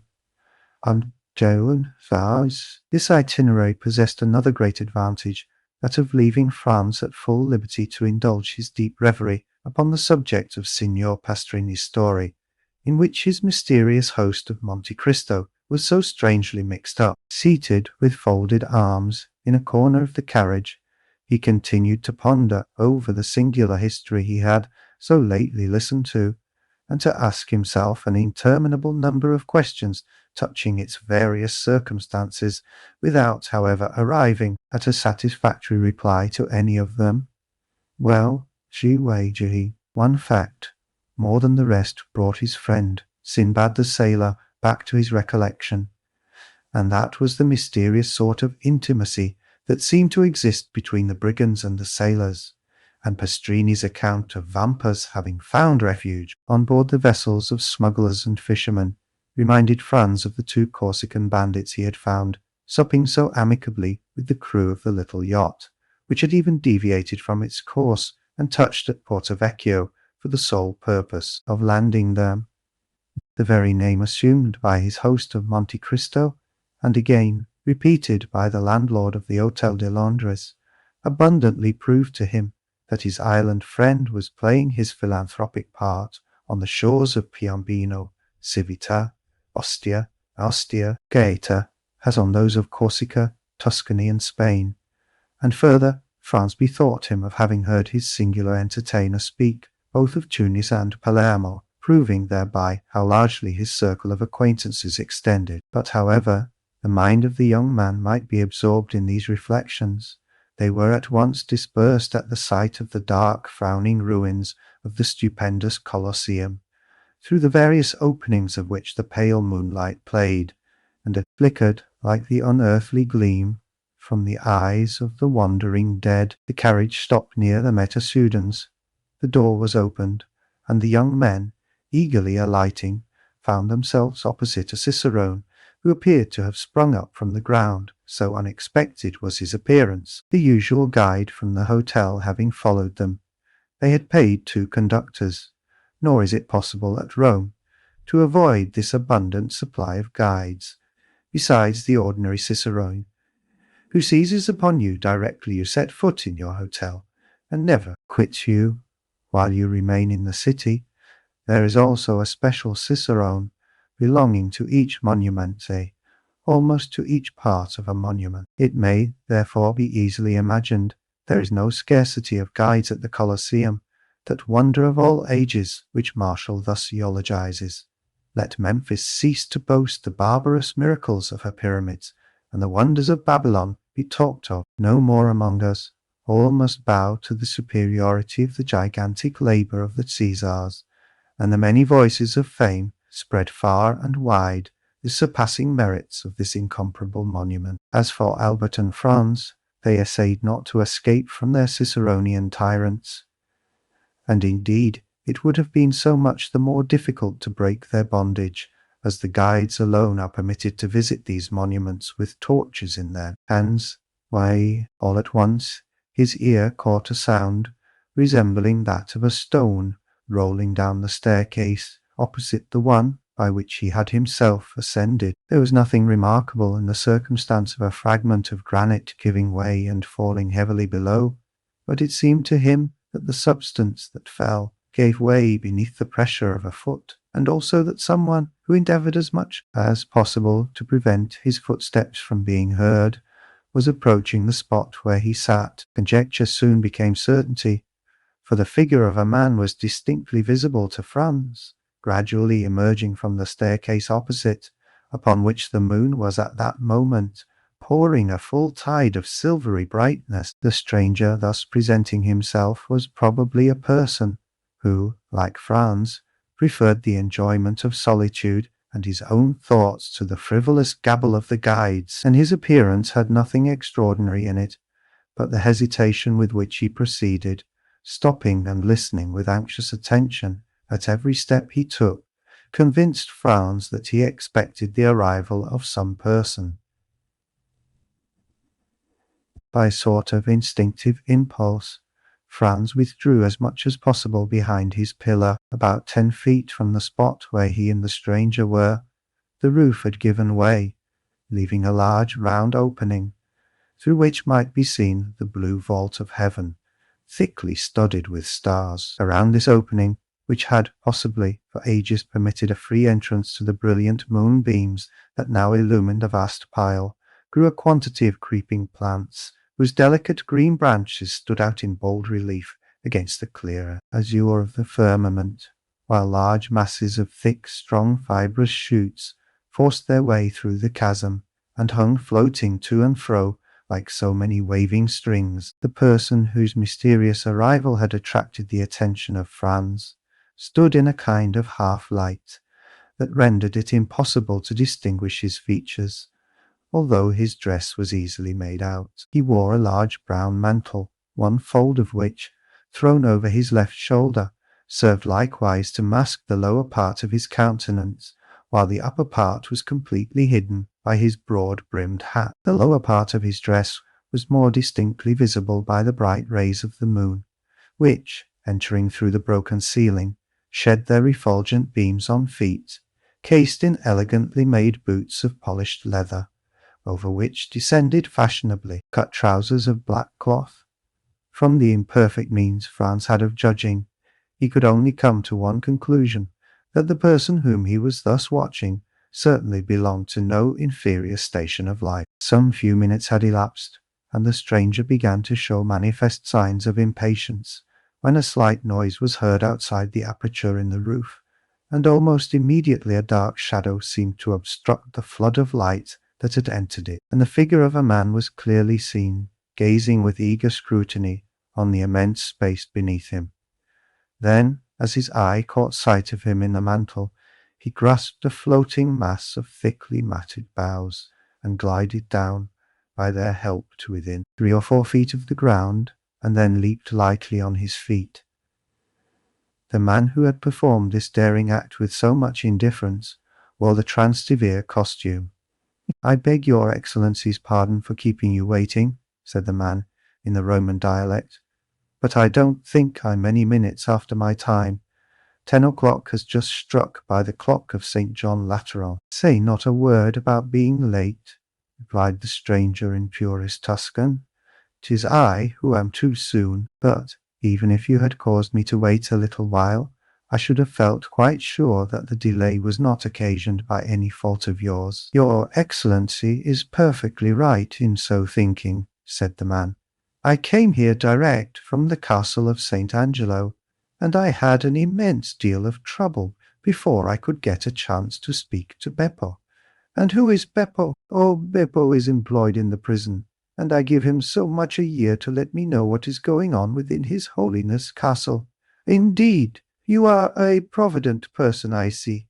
Why, you see, no one knows what may happen. Perhaps some of these days I may be entrapped, like poor Peppino, and may be very glad to have some little nibbling mouse to gnaw the meshes of my net, and so help me out of prison.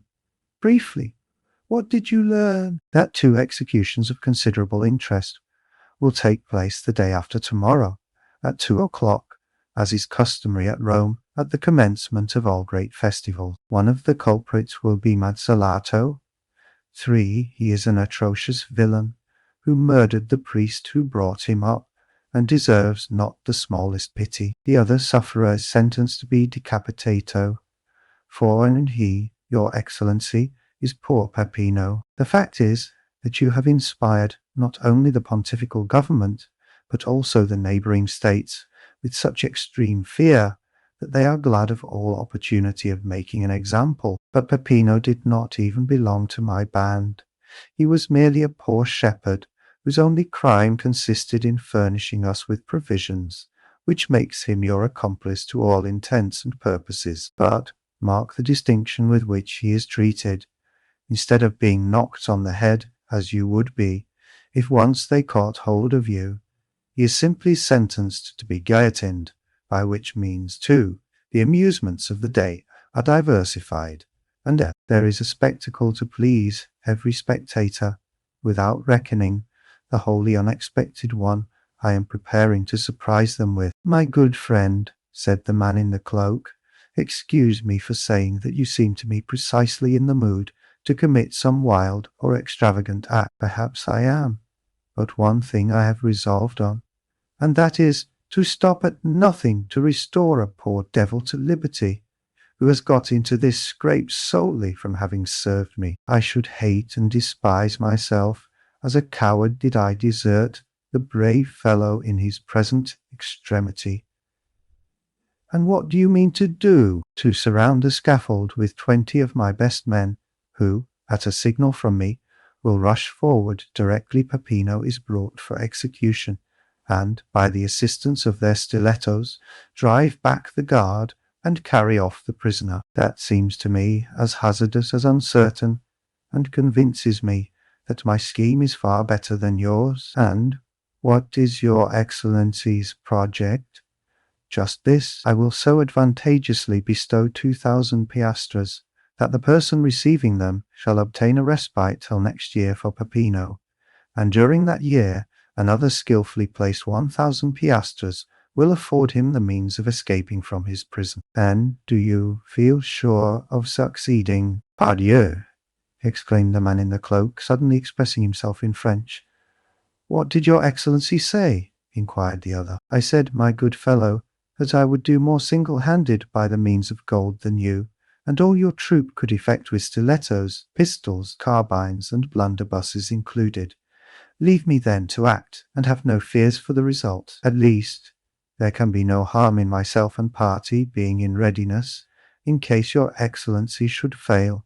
None whatever. Take what precautions you please, if it is any satisfaction to you to do so, but rely upon my obtaining the reprieve I seek. Remember, the execution is fixed for the day after tomorrow, and that you have but 1 day to work in. And what of that? Is not a day divided into 24 hours, each hour into 60 minutes, and every minute subdivided into 60 seconds? Now in 86,400 seconds, very many things can be done.